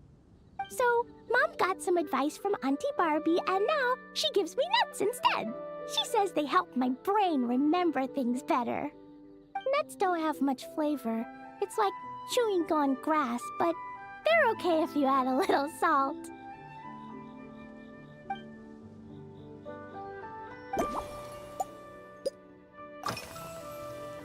Yeah, Mom gave me an amazing book recently. She said I have to read one chapter every night, learn something useful, and then go to bed early. That book taught Klee how to make something called propellant. Now Jumpy Dumpty can go Fwah! And bounce even higher. It's not hard at all. In fact, it's a lot like making bombs. You just have to be careful when trimming it down. It's like sharpening a pencil that could suddenly go boom. Bedtime's an important part of Klee's schedule, too. Mom sits by my side and tells me all kinds of wonderful stories. She has a lamp made of gemstones, and when she turns it on, it goes kabling and lights up the ceiling. Yeah, when something happens in the story, the lights on the ceiling make pretty pictures. Sometimes Mom falls asleep before the story ends, so Klee has to tuck her in instead. As soon as Klee learns how to use the lamp, I can come tell you stories, Mr. Honorary Knight. Klee has memorized so many wonderful stories, enough to make everyone happy every day.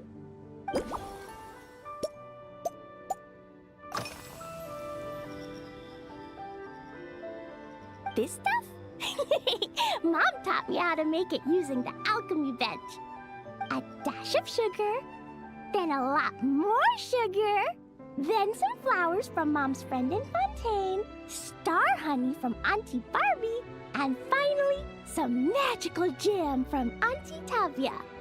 Put everything together on the alchemy table, wish for the shape you want, then recite Mom's incantation, and poof! Dodoko-shaped candy! Klee can give you some Dodoko candy too if you want. And if you really like them, I can even teach you my mom's incantation. That way, you could make your own candy whenever you want. If you get stuck, remember to come ask Klee. When it comes to magical candy, I'm an expert.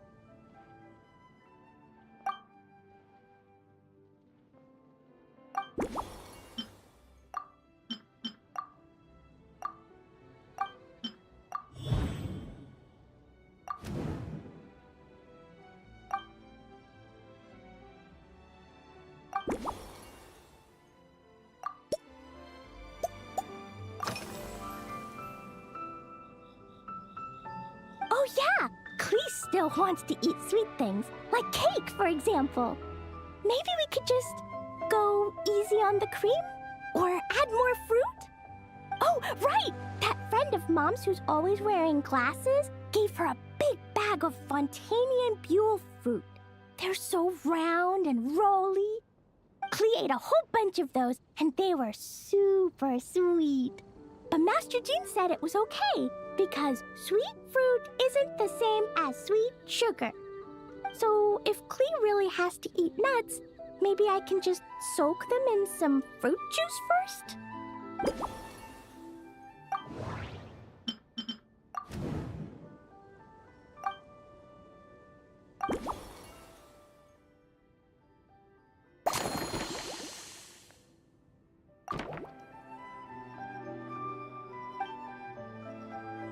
yeah, that was quick.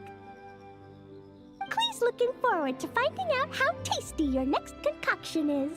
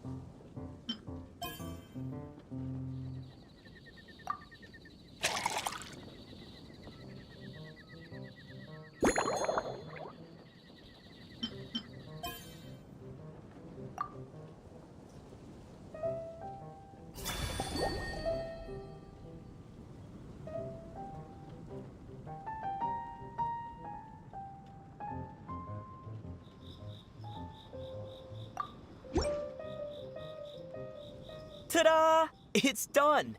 I just know you're going to love this new creation. Wow! There's Dodoko candy on top! There's so much orange in this cup, and Dodoko looks like he's lying on top of white fluffy clouds. And the weather inside looks much better, too. Yummy! It's so delicious! Klee has to drink slowly. I can't just gulp it down, or I'll miss all the yummy flavor. Mr. Honorary Knight, this is amazing! It's like you mixed sunshine with juice! Klee was so tired from playing, but now I feel refreshed. And warm. And peaceful. Oh! You're the best, Mr. Honorary Knight. Really? Let me think. When the weather's nice and Dodoko's happy, Dodoko will want to sing, right? And when Dodoko sings, Klee wants to sing too. So, let's call it Dodoko's Duet. Thank you! And thanks for making such a yummy drink for Klee. Klee's gonna go tell Mom that the best drink in Mondstadt right now is Dodoko's Duet. Klee's gonna write down Mom's incantation and give you a copy, Mr. Honorary Knight. Then you should learn magic too, so you can make all the candies you want. See you next time!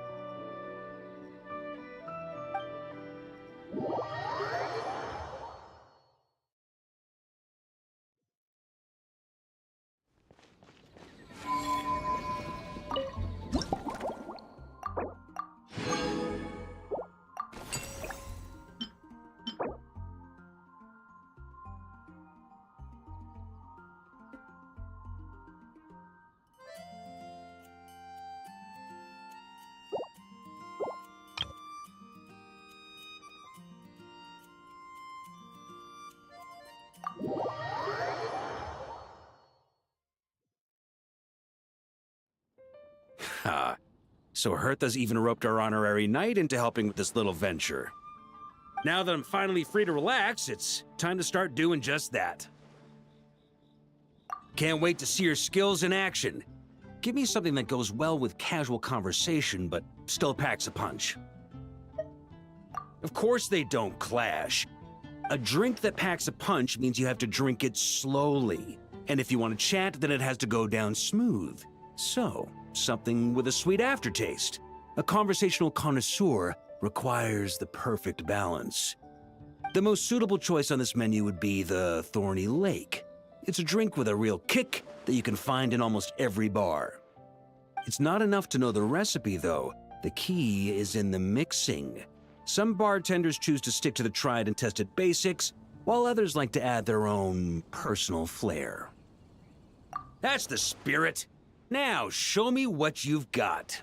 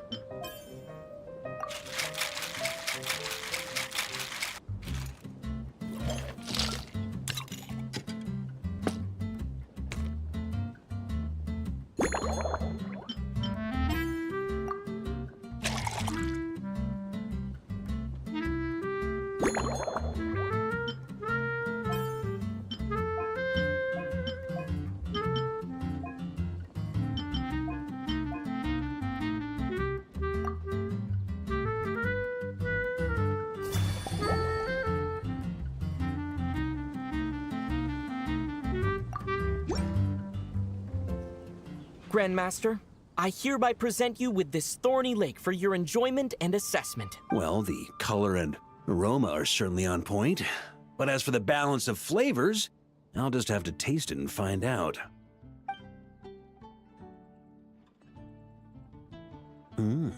Not bad. You haven't overdone or skimped on any single ingredient. Though, unfortunately, it's a little too, polite for my tastes. Perhaps I should have said modest. You followed the formula to a T, but if anything, you've played it a little too safe. Were you worried that deviating just a little might disappoint me? Hey, we fought side by side and dealt with things that even gods were loath to meddle with. Ours is a friendship forged in the margins between life and death. That said, if you ask me, you can ditch the nerves and work your mixologist magic. I'm looking for something that shocks the senses. Mull it over. There's no rush. We can chat while you think. Who knows?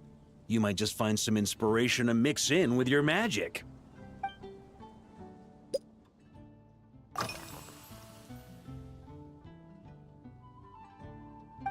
Ha! I like your style. Speaking of this garden, it brings back memories of something that happened many years ago. When I was young, I like to find ruined guards to test my fighting skills, both armed and unarmed. Once, I failed to take down a stray missile, and it ended up destroying a watchtower on the city walls. As punishment, I had to run 50 laps around the city, repair the watchtower, and help rebuild the shattered walls in this garden.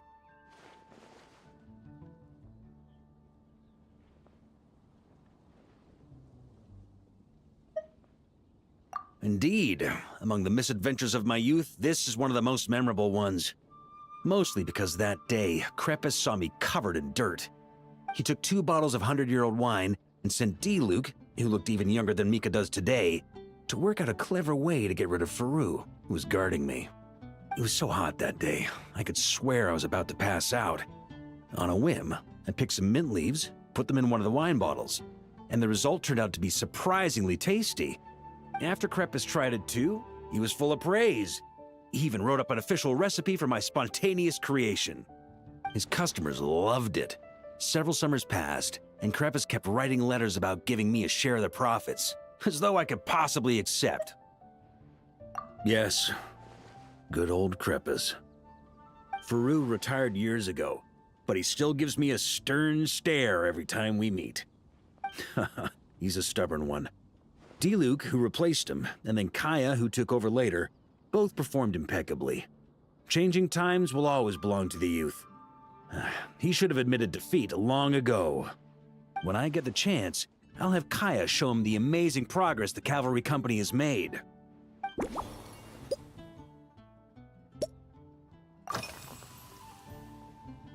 Well, let me think. I guess you could say it lacks impact. Even when following the same recipe, the techniques used to mix different ingredients can affect the taste. Sometimes, deliberately creating layers between spirits can bring out the different waves as each one hits the taste buds in sequence. In this regard, too, you've taken quite a tentative approach. Why not be a little bolder? Ha ha ha. You catch on quickly. No need to explain further.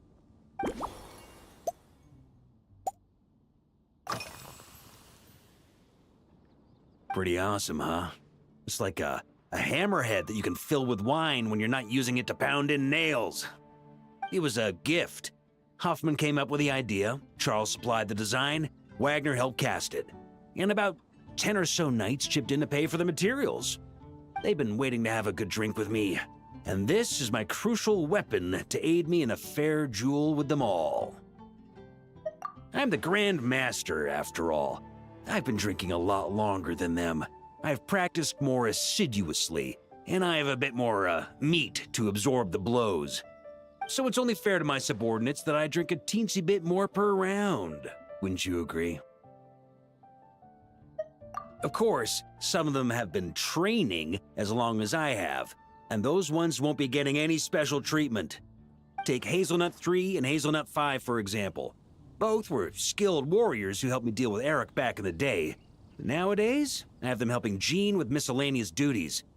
At today's after-work cooldown, they insisted on trying to keep pace. In the end, they lost our game of darts and ended up passed out on the floor. I've already told Jean that I won't be approving their leave request for tomorrow, no matter what.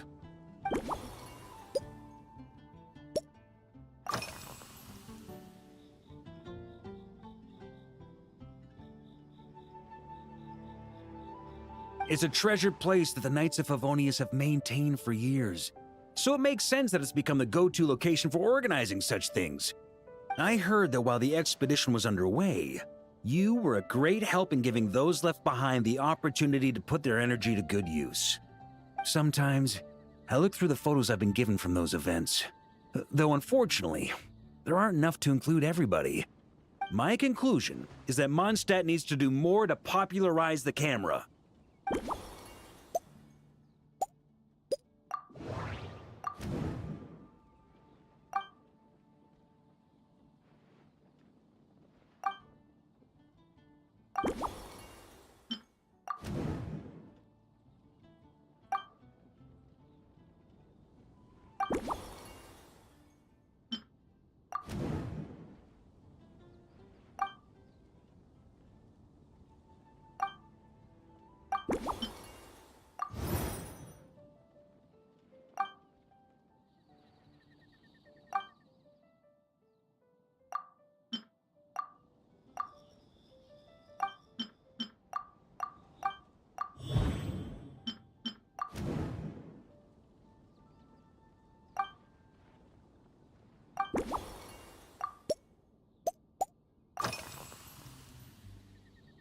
If I were in charge of organizing events, well, I suppose everyone would revolve around fine wine, or at the very least, there would be some sort of tasting involved.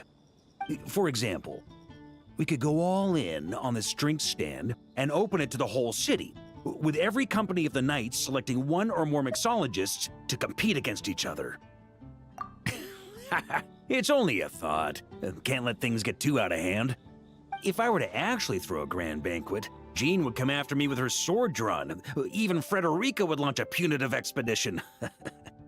While in Nodcry, we had a rule that knights must never get drunk while at their posts. Otherwise, it could lead to dereliction of duty, with serious consequences. Exactly. As expedition members return to their companies, my hope is that this rule will gradually spread to everyone in Mondstadt too. Just like firewater and Smedina. These Nodcry delicacies have made their way into Mondstadt's households and become part of people's daily lives. Young people need to learn restraint. At the end of the day, no one should be biting off more than they can chew. Unless it's someone near my level, they shouldn't even be thinking about enjoying a light buzz when they've still got work to do. Most people would just end up a whole lot drunker than they'd like. You should come practice with me on weekends. Trust me, once I've drunk them under the table, they'll be swearing off wine for a whole week.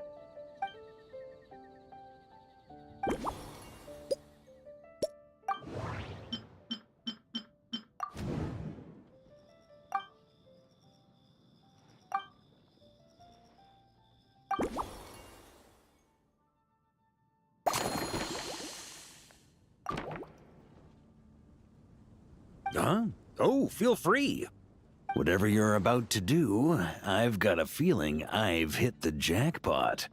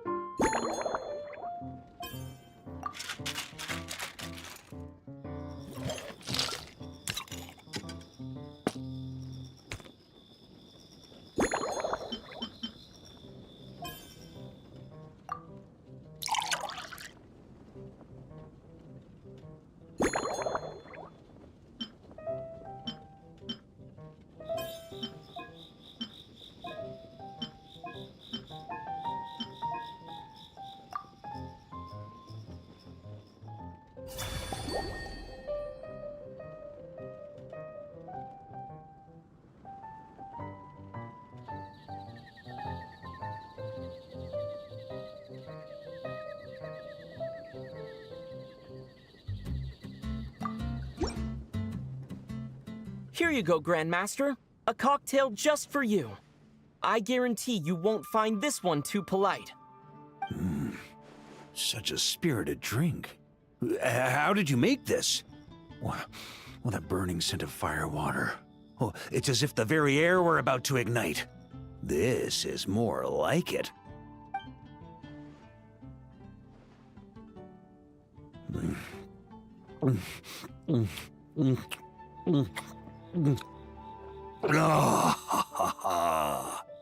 Perfection. It's clear that once you let go of your inhibitions, your talents really shine through. That first hint of mint is like a cooling feint that masks the firewater underneath. By the time the sweetness dissipates, the firewater has already slipped in behind your guard, ready to deliver a powerful strike of intense flavor. Oh, it's exactly the impact I was hoping for. That's the most ingenious part. Firewater's greatest flaw is a lack of aftertaste, but the Smetana perfectly maintains the flavor at the peak of its intensity. It's hard to imagine something this good was created by a mixologist who doesn't even drink firewater. I think it has the potential to become a firm favorite in Mondstadt and Nodcry. Iron Wolf. Oh, perfect. It's elegant, yet wild. Only you could come up with such a fitting name. Oh, I have an idea. Why don't we name our Knights of Favonius' drink stand after you?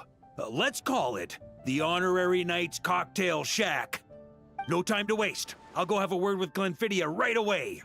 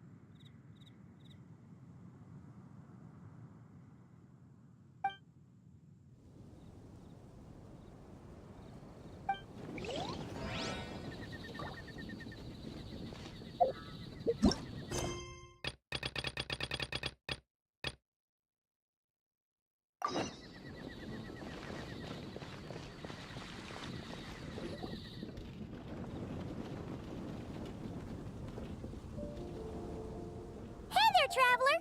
All wrapped up for the day? Paimon hears you did a great job holding down the fort while she was out delivering drinks with Glenfidia.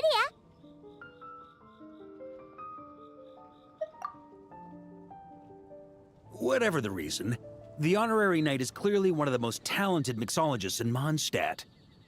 Considering how short a time he's been doing this, I believe that someday he has the potential to give the legendary bartender at the Cat's Tail a run for her money. I fully support your decision, Grandmaster. The Honorary Knight has really put in the hard yards. The drink stand will remain open for a little while longer to provide a proper welcome to our returning expedition members. Then, once we locate suitable premises, we also plan to look at operating a permanent service. Hooray! Everyone in the Knights of Favonius will get to drink all the delicious cocktails they like! Nothing short of what I'd expect from a true disciple of Hertha. You've really considered this thoroughly, Glenfidia. Also, if I may, Honorary Knight, regarding the special cocktails you've developed, would you mind leaving the recipes with us? We'd like to add them to the official menu. Paimon feels like there's something you still want to say. Let Paimon have a guess. Based on your personality, you probably want to introduce the origin of each different cocktail. That way, customers will know who inspired you to create these amazing drinks. No problem at all. If you need, I can even have someone draft the paperwork on your behalf to secure you the rights to these new recipes. I hope when we recruit some new bartenders, they'll be able to learn from your incredible skills. Even if they can't quite match your work, if they could be 2/3 as good, that would still make them industry leaders.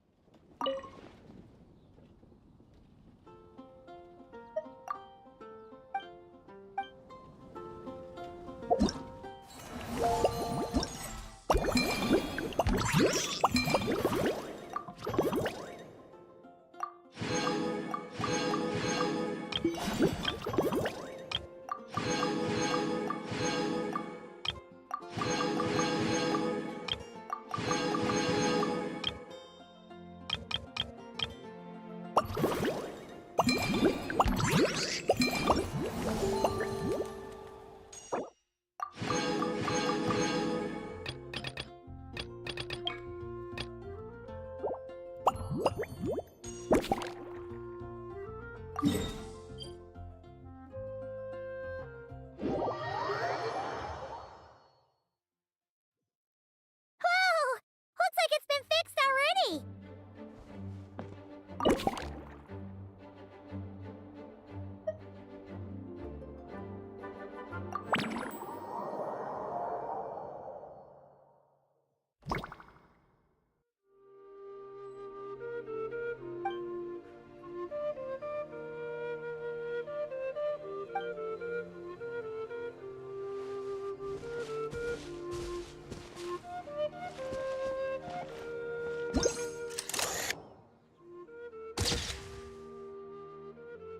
It sure would be convenient if we could build a choo-choo cart track straight from here to Mondstadt. An express line right to the best fish blasting spot? Oh, okay. Might not be the best idea.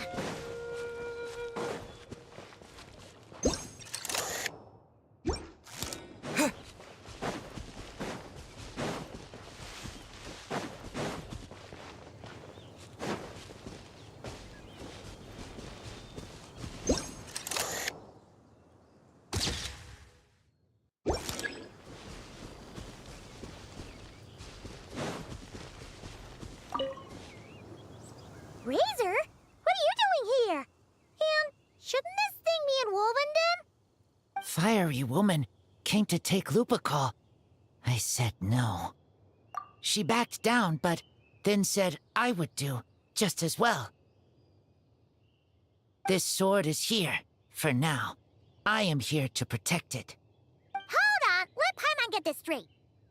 Alice was planning to bring Boreas here, but you stopped her. So, she took the illusion of the sword and left you to guard it instead. That would make the trial of Boreas the trial of Razor now, wouldn't it? We fight. I protect Lupical. Wow! Looks like Paimon's guess was spot on. Don't worry, Razor. No one's gonna take this sword. It's not even real. Not real? Alice's scheming claims another victim, huh? Let's take the photo and get Razor out of here.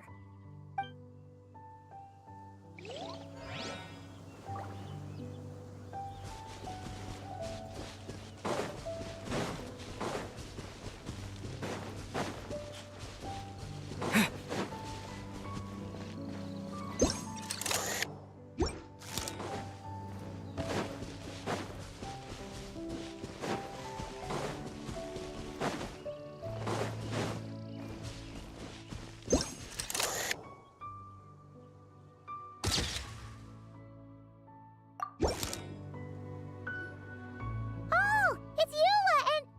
Clarand? You're here in Mondstadt? Yes. I received an invitation to exchange swordsmanship techniques. I'd heard of the single-handed sword form of Favonius blade work. But, after crossing swords with Miss Eula, it turns out the Knights of Favonius are quite accomplished with the greatsword as well. You're quite an accomplished swordsman yourself. Although I suppose that's to be expected of the champion duelist. Even over a few short rounds, I feel like we've learned a lot from each other. For sure. You don't have to worry about breaking stuff or accidentally hurting anyone nearby. That's right. There also appear to be automatic Harpasta launchers in the area. Ah, that's one of your local traditions, isn't it? Shall we have ourselves a game, then? Why not? You should know, though, I'm not easy to beat at this game. Ah, hold on. No muskets allowed. Oh, why not? Doesn't it still count as hitting the Harpastum?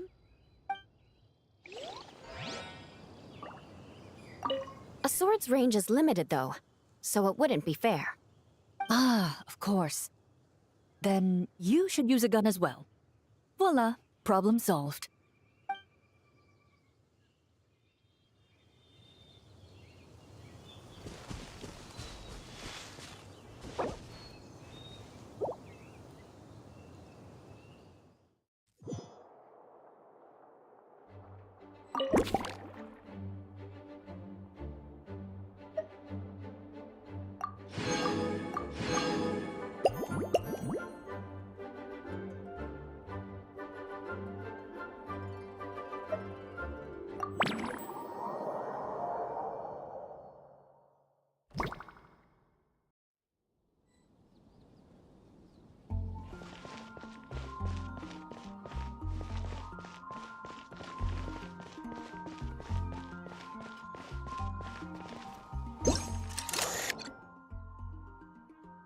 Huh?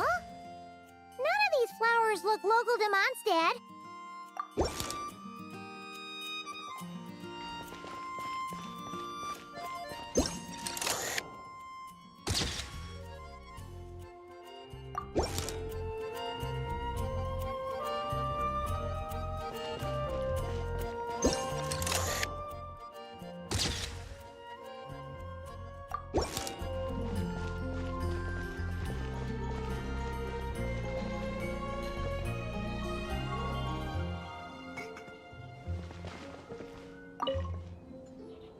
So that's where it was.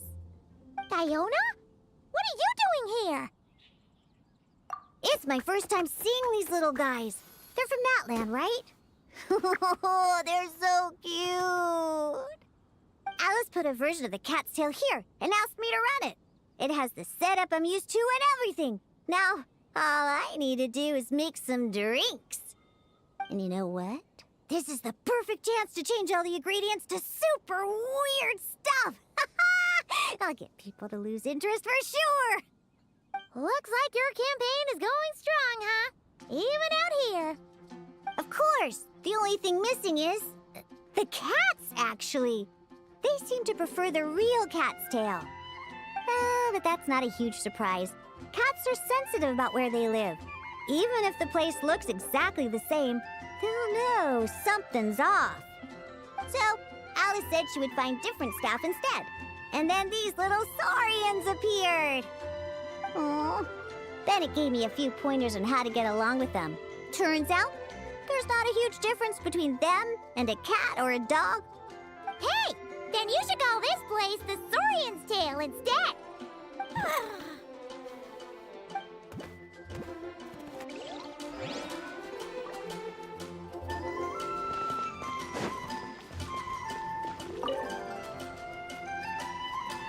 Hey there, friend. Well, we couldn't just drag Catherine in here, could we? What would the Real Adventurers Guild do without her? Not that she ever shows it on the outside, but she's one busy bee, that's for sure. I mean, just think about how much time it must take to travel between all the different nations. Anyway, I heard this whole world was constructed from magic. Incredible stuff. Even the books on this shelf are real. Not a single prop to be found. Huh.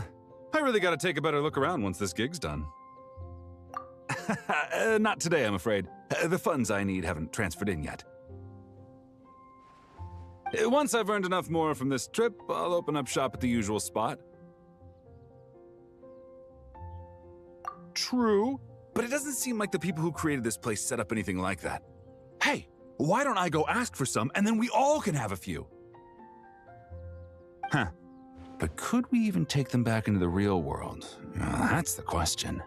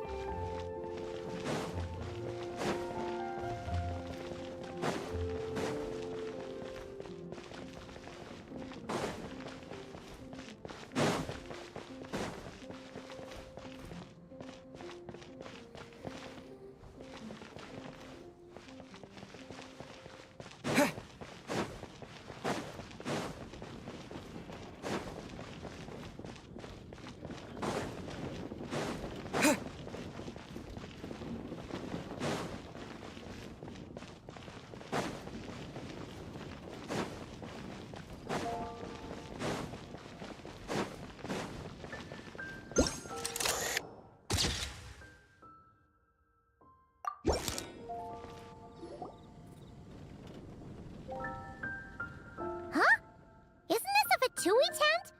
That shouldn't be here.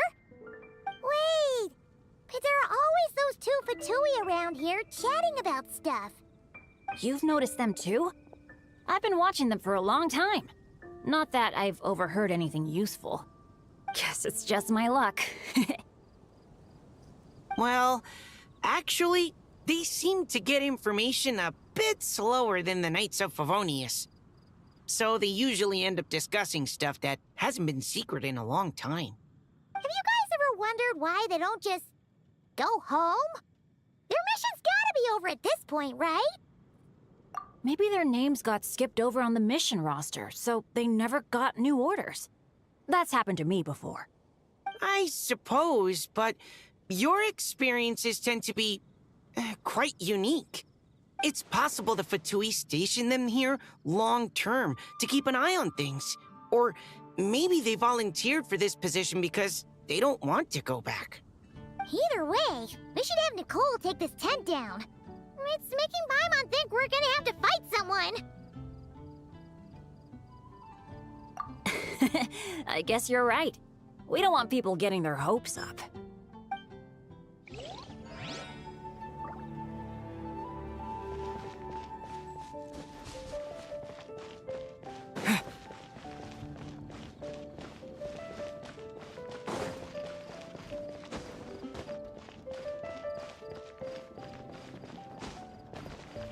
How about we explore the area ahead of us later?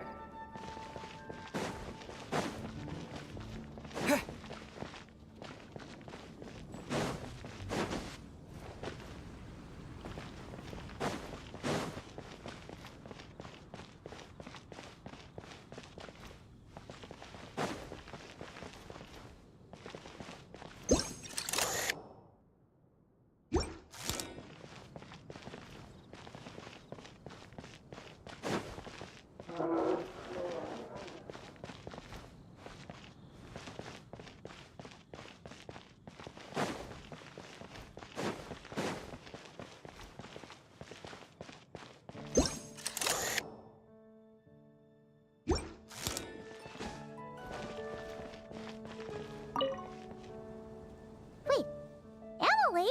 Huh, it's been a while. Hello, you two. Looking to buy some flowers?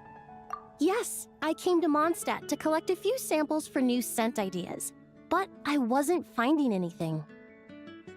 Then, this lady who called herself a mage told me she had a bunch of rare plants she was sure I'd never seen before. All I have to do is manage this flower shop, and I get to research these plants all I want. Nice! That should help you come up with something new for sure. If there's one trait they have in common, I think it would be the feeling of summer. Refreshing and clear, cutting through the full-bodied and dreamlike floral notes. I certainly have a lot to research, so I think I'll be here for a while. Did you need anything? We're looking for things in here that are different from the real Mondstadt. Do you mind if we take a few pictures of these plants? Hey, since you like them so much, why don't we ask Nicole if you could preserve them in some way? Really? That would be amazing. This is my payment after all.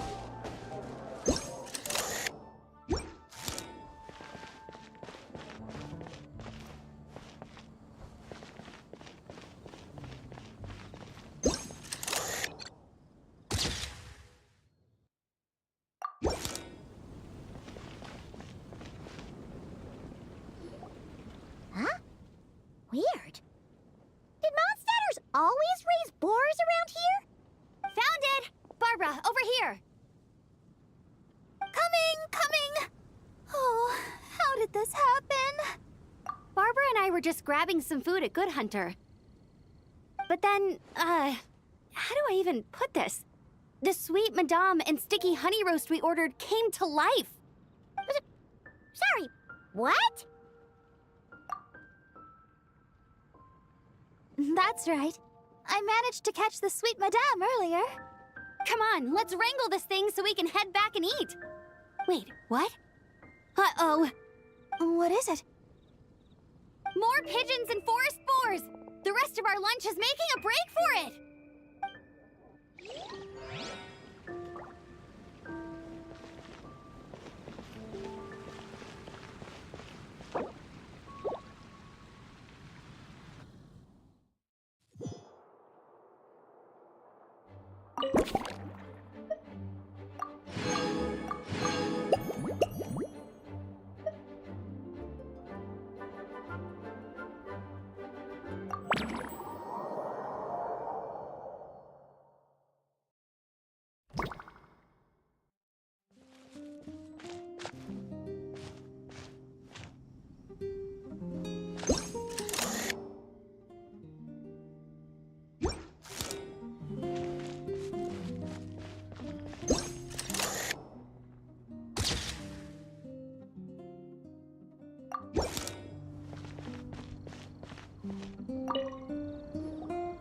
Such a succulent fragrance of grapes.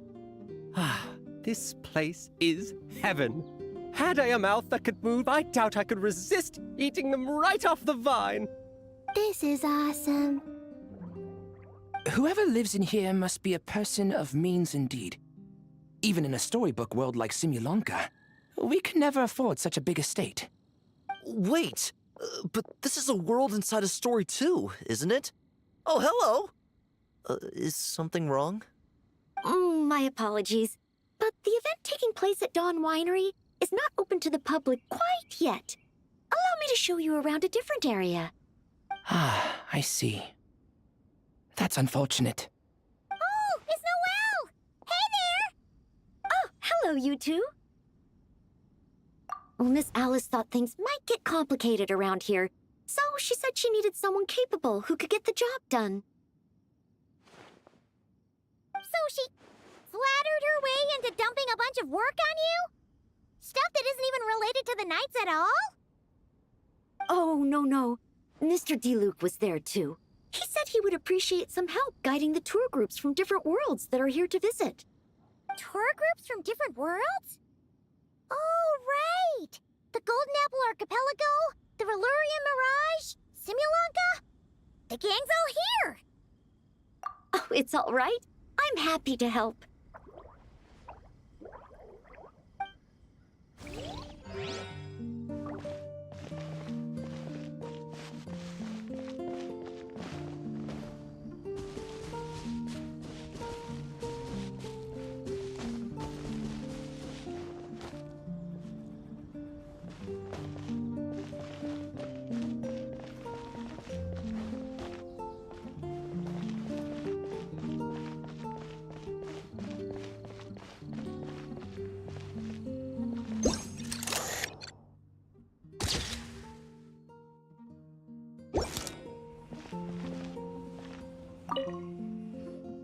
I heard this thing was terribly ineffective when first invented. You could only catch 10 in a week. Why, the research staff barely wanted to touch it, let alone improve it. But for some reason, it gained traction among adventurers once it entered the market. True, it takes time. It beats having to do it yourself, I suppose. But there are so many crystal flies around here. Surely it's not that difficult to just do it the old-fashioned way? It's a bit far, though. Just imagine how tiresome it was back in the day, having to come out here over and over again, and no gadget to help. Does that count as trespassing on private property, I wonder? I suppose it hardly matters anymore. Adventurers aren't quite so keen on crystal flies nowadays. The times they are a-changin', eh? So it would seem. What are they mumbling about?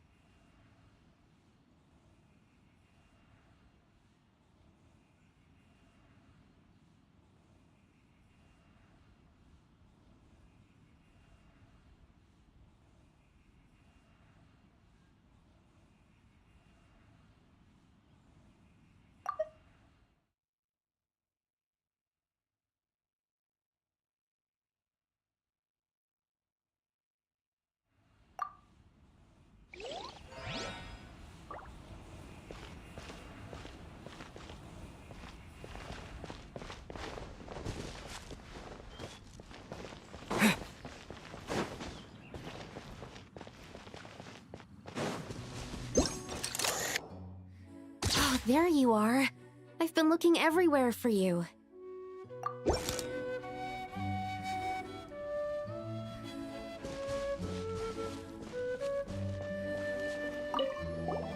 Something wrong, Sucrose?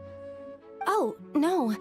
I was just looking for a piece of alchemy equipment we needed for the event.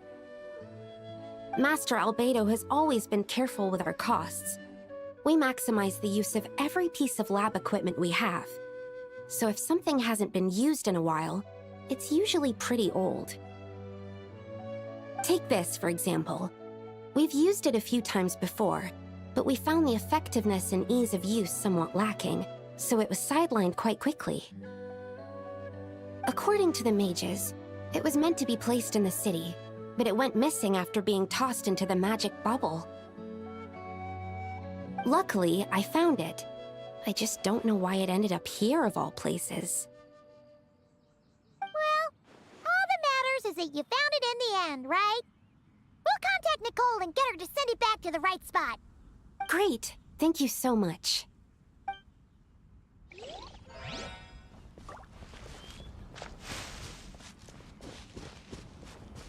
A tent tortoise? That shouldn't be here at all. Definitely not.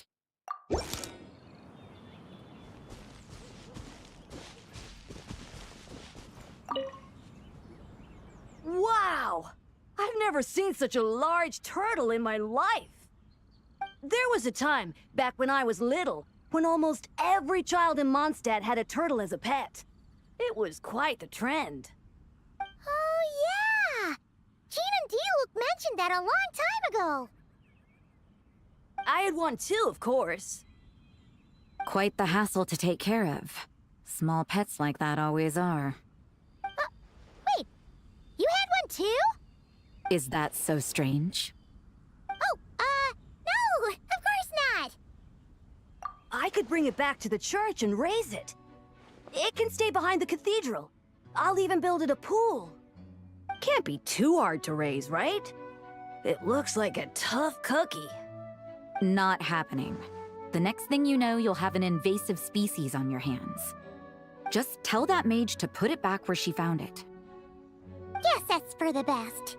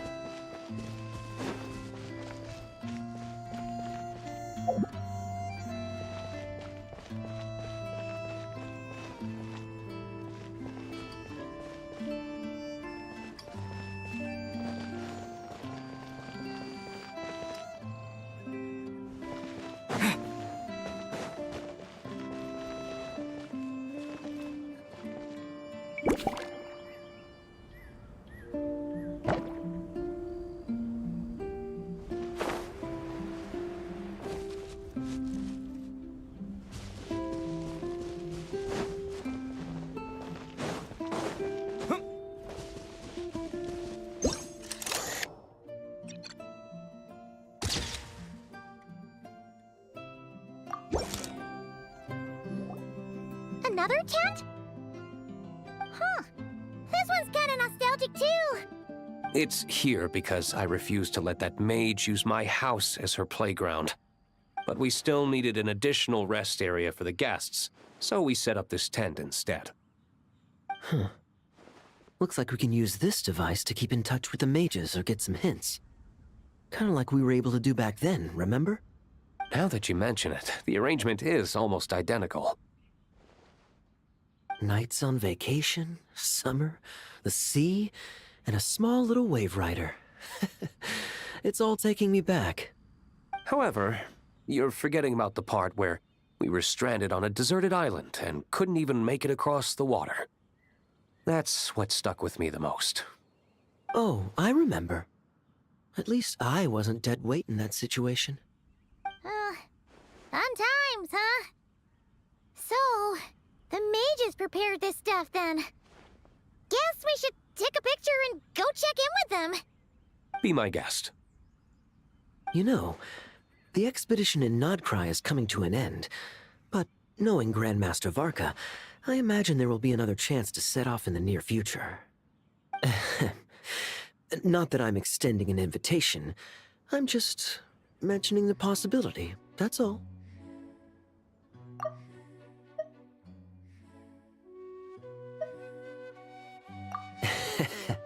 That's our honorary knight. No matter the mission, you always have a place among our ranks.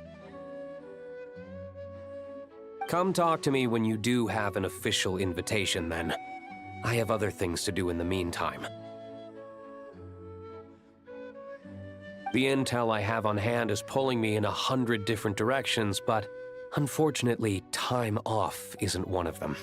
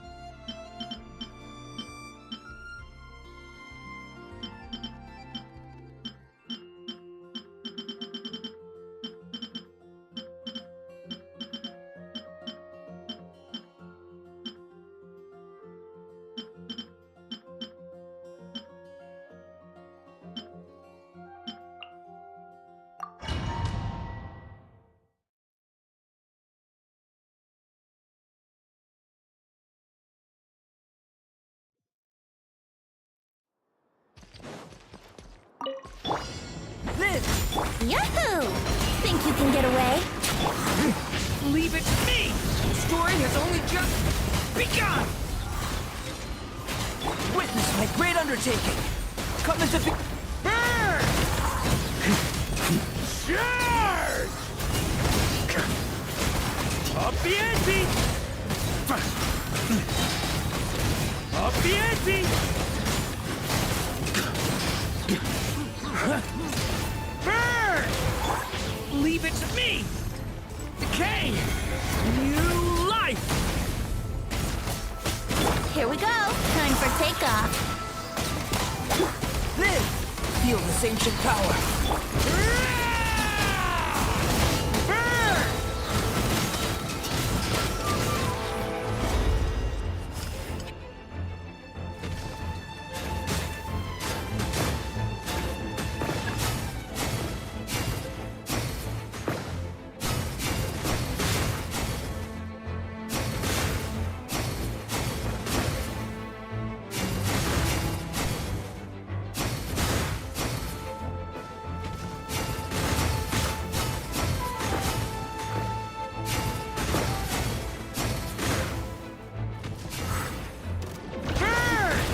Yahoo!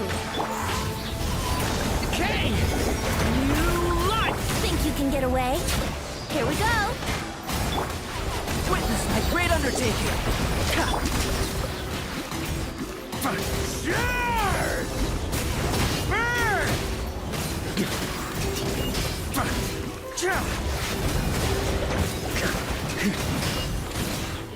Up the ante!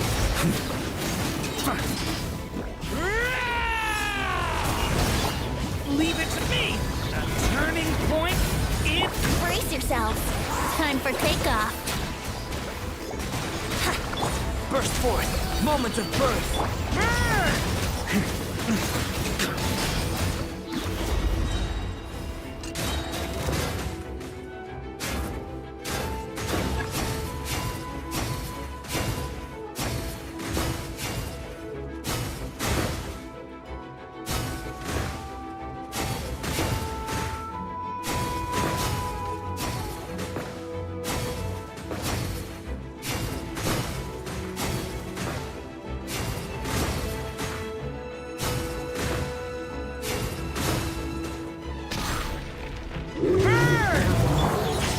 Watch out!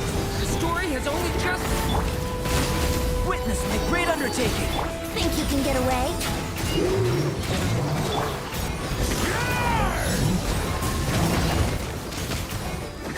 Burn!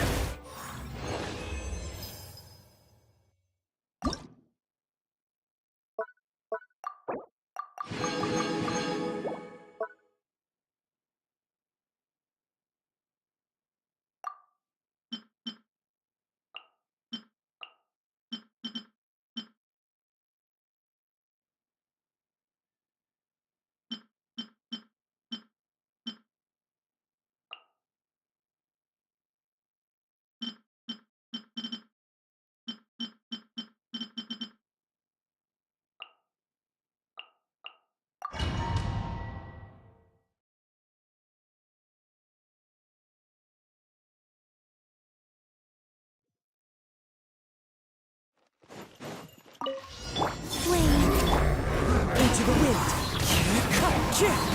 Fallen leaves. Adorn my... Quick as a flash. Let's move. Time to roll. Ow, ow, ow. Ah. Hut. Hut. Hi. Two script headbutt. Hit ultimate flying kick. Charge. Hut. Heads up. Ow, ow, ow. Faster. Stronger. Start the... The wind knows me. As one with wind and cloud. A new moon rises. Hurry up, Brassa. Hi. Volcano Kaflam. Antenna. Grant me strength.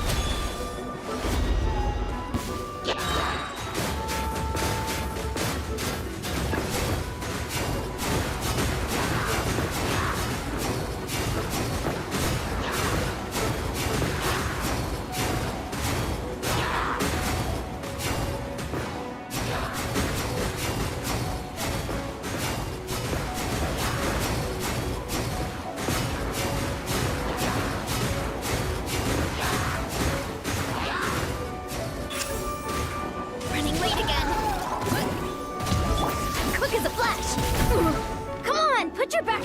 Stay out of my way! Wind strike! Fallen leaves, adorn my Flame. Converge. Maximum power! It's justice o'clock! Height! Smash down! Heads up! Height! Height! Zero incoming! Faster! Stronger! On my mark! Surge! as one with wind and cloud!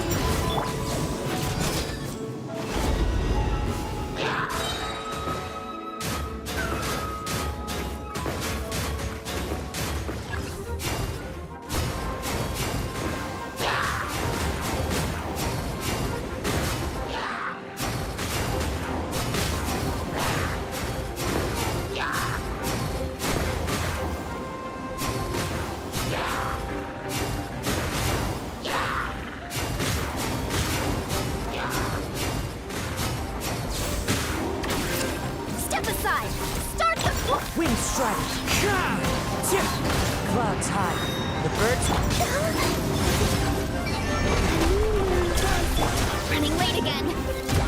Maximum power! Height!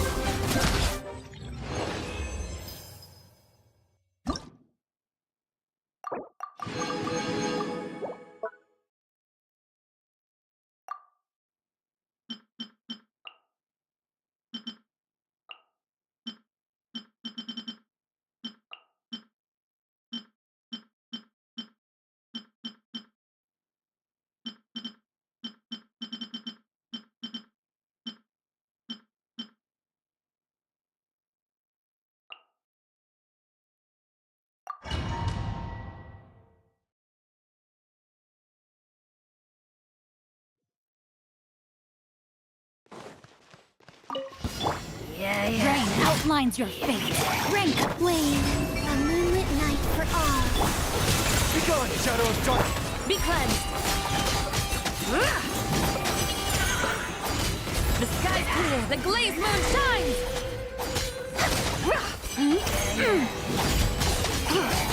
Light the dust.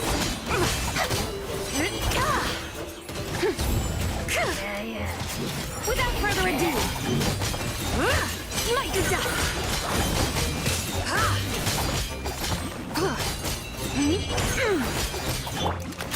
Light compels you!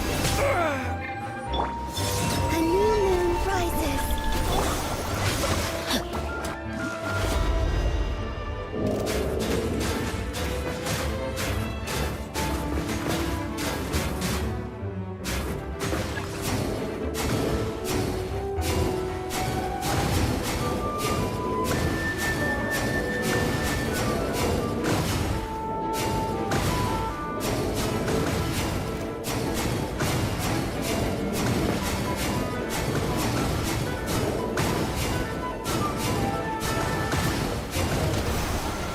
Time to... Let me weave you a verse. Three moons converge. All the light shines bright! Be gone, shadow! Divine light, shield them!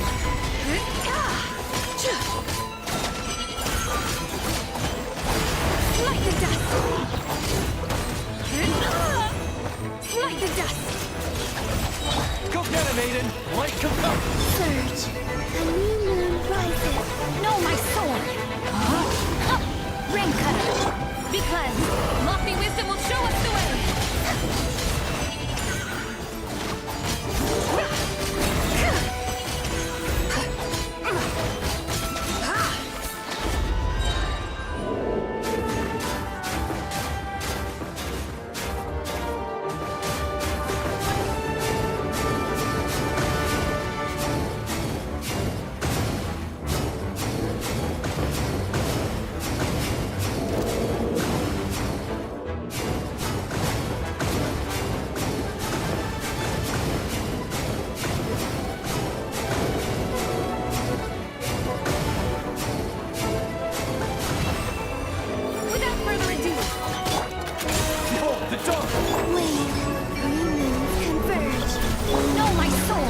rain outlines your fate.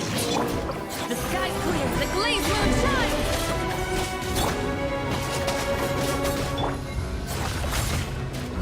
Be cleansed!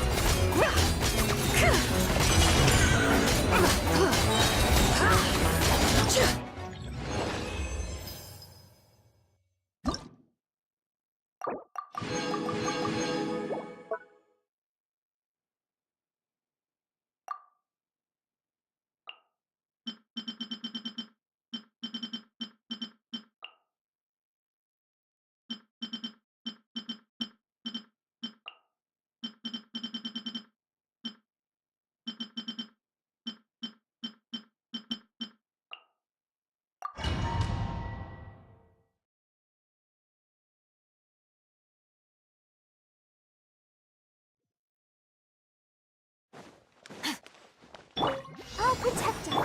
Strike a pose. Time to shine. Attack him!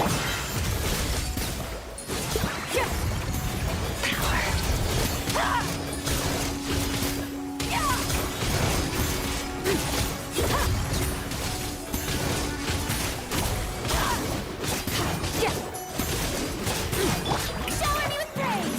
Let my name echo. A little amuse-bouche. Cheers on the loose.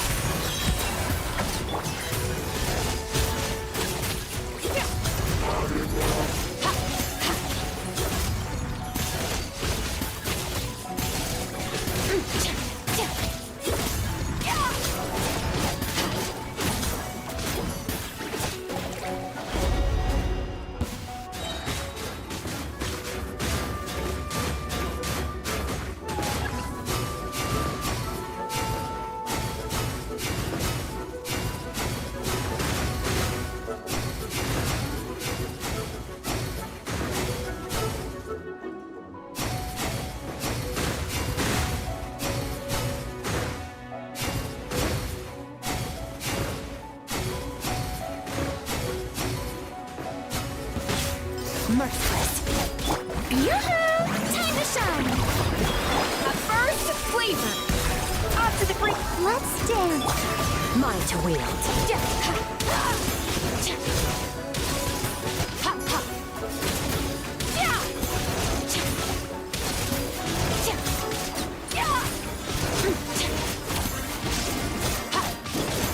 Let the world come alive. A little amuse-bouche. The pinnacle of excellence. Annihilate.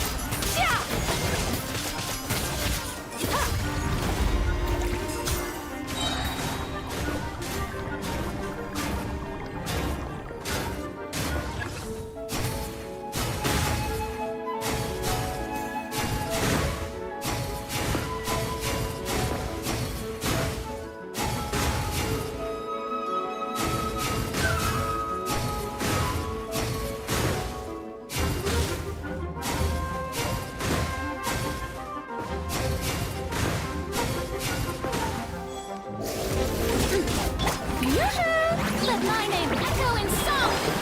Goose on the loose. I'll protect us. Mine to wield.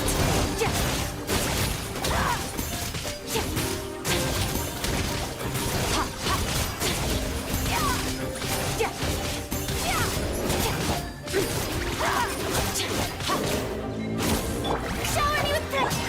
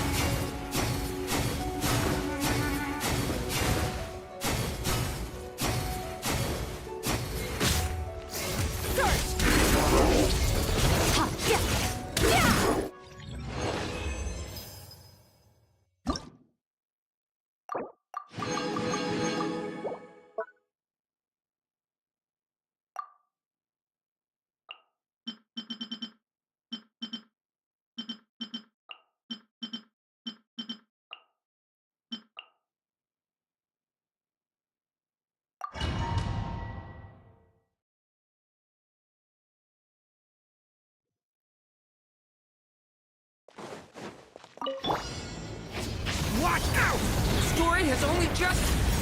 Tell me what you see. Ring cutter.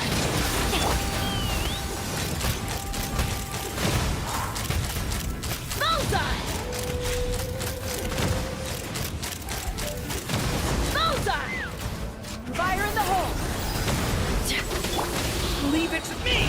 The story has only just... Not too far now. No, my sword! Time to say hello. Let me weave you up.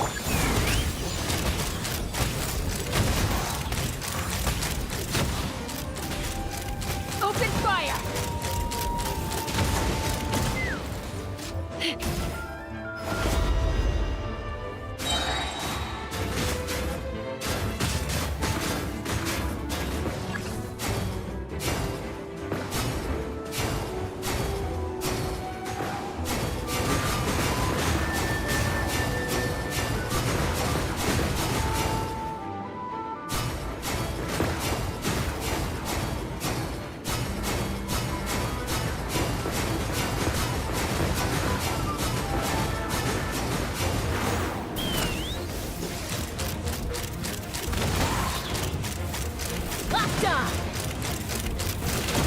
Knock him down.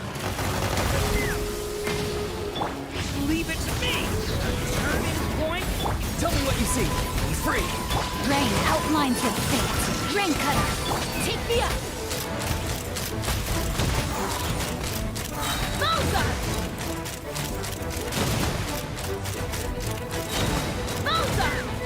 Fire in the hole! Stay back! A turning point in fate!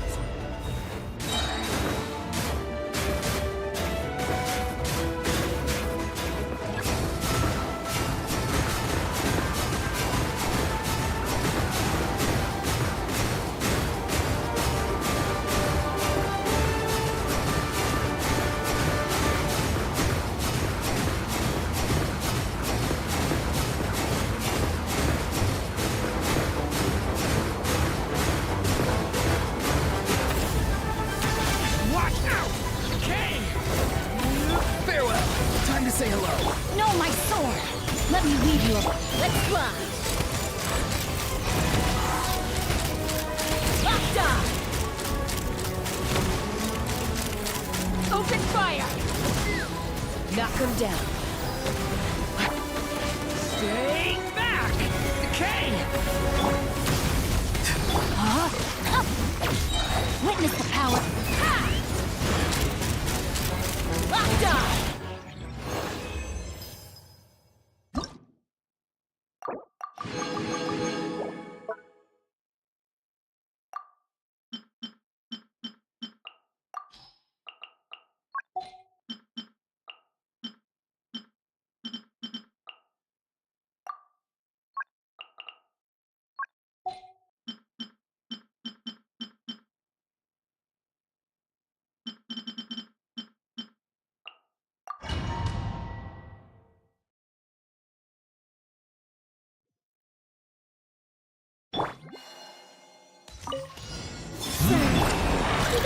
Go claw! Tell me what you see. A moonlit night for all. Be silent. The night cometh. Close your eyes.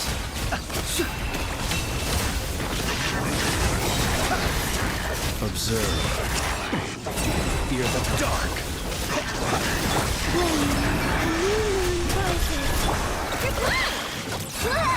Time to say hello.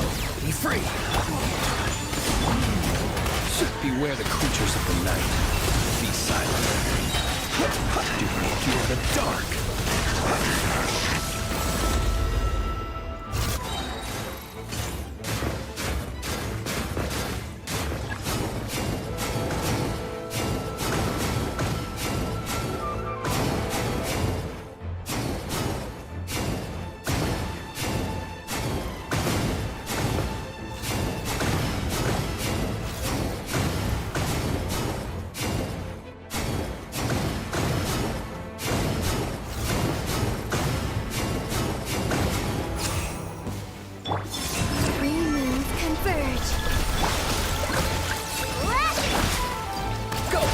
free now.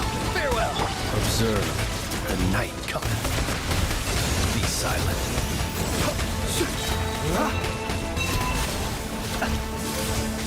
Observe. Do you fear the dark? Go claw! Too slow. Tell me what you see. A moonlit night for all. Close your eyes. Night falls.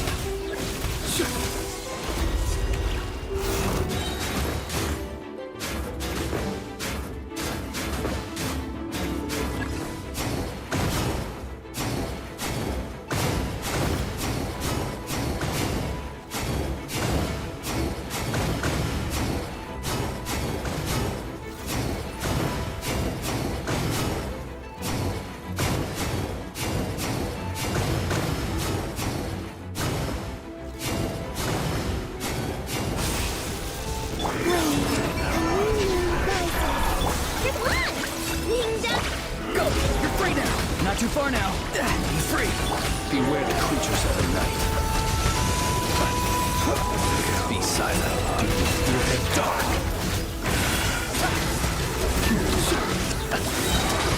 Close your eyes. Night falls. A moonlit night for all. Go claw! Look, you're right. Not too far now.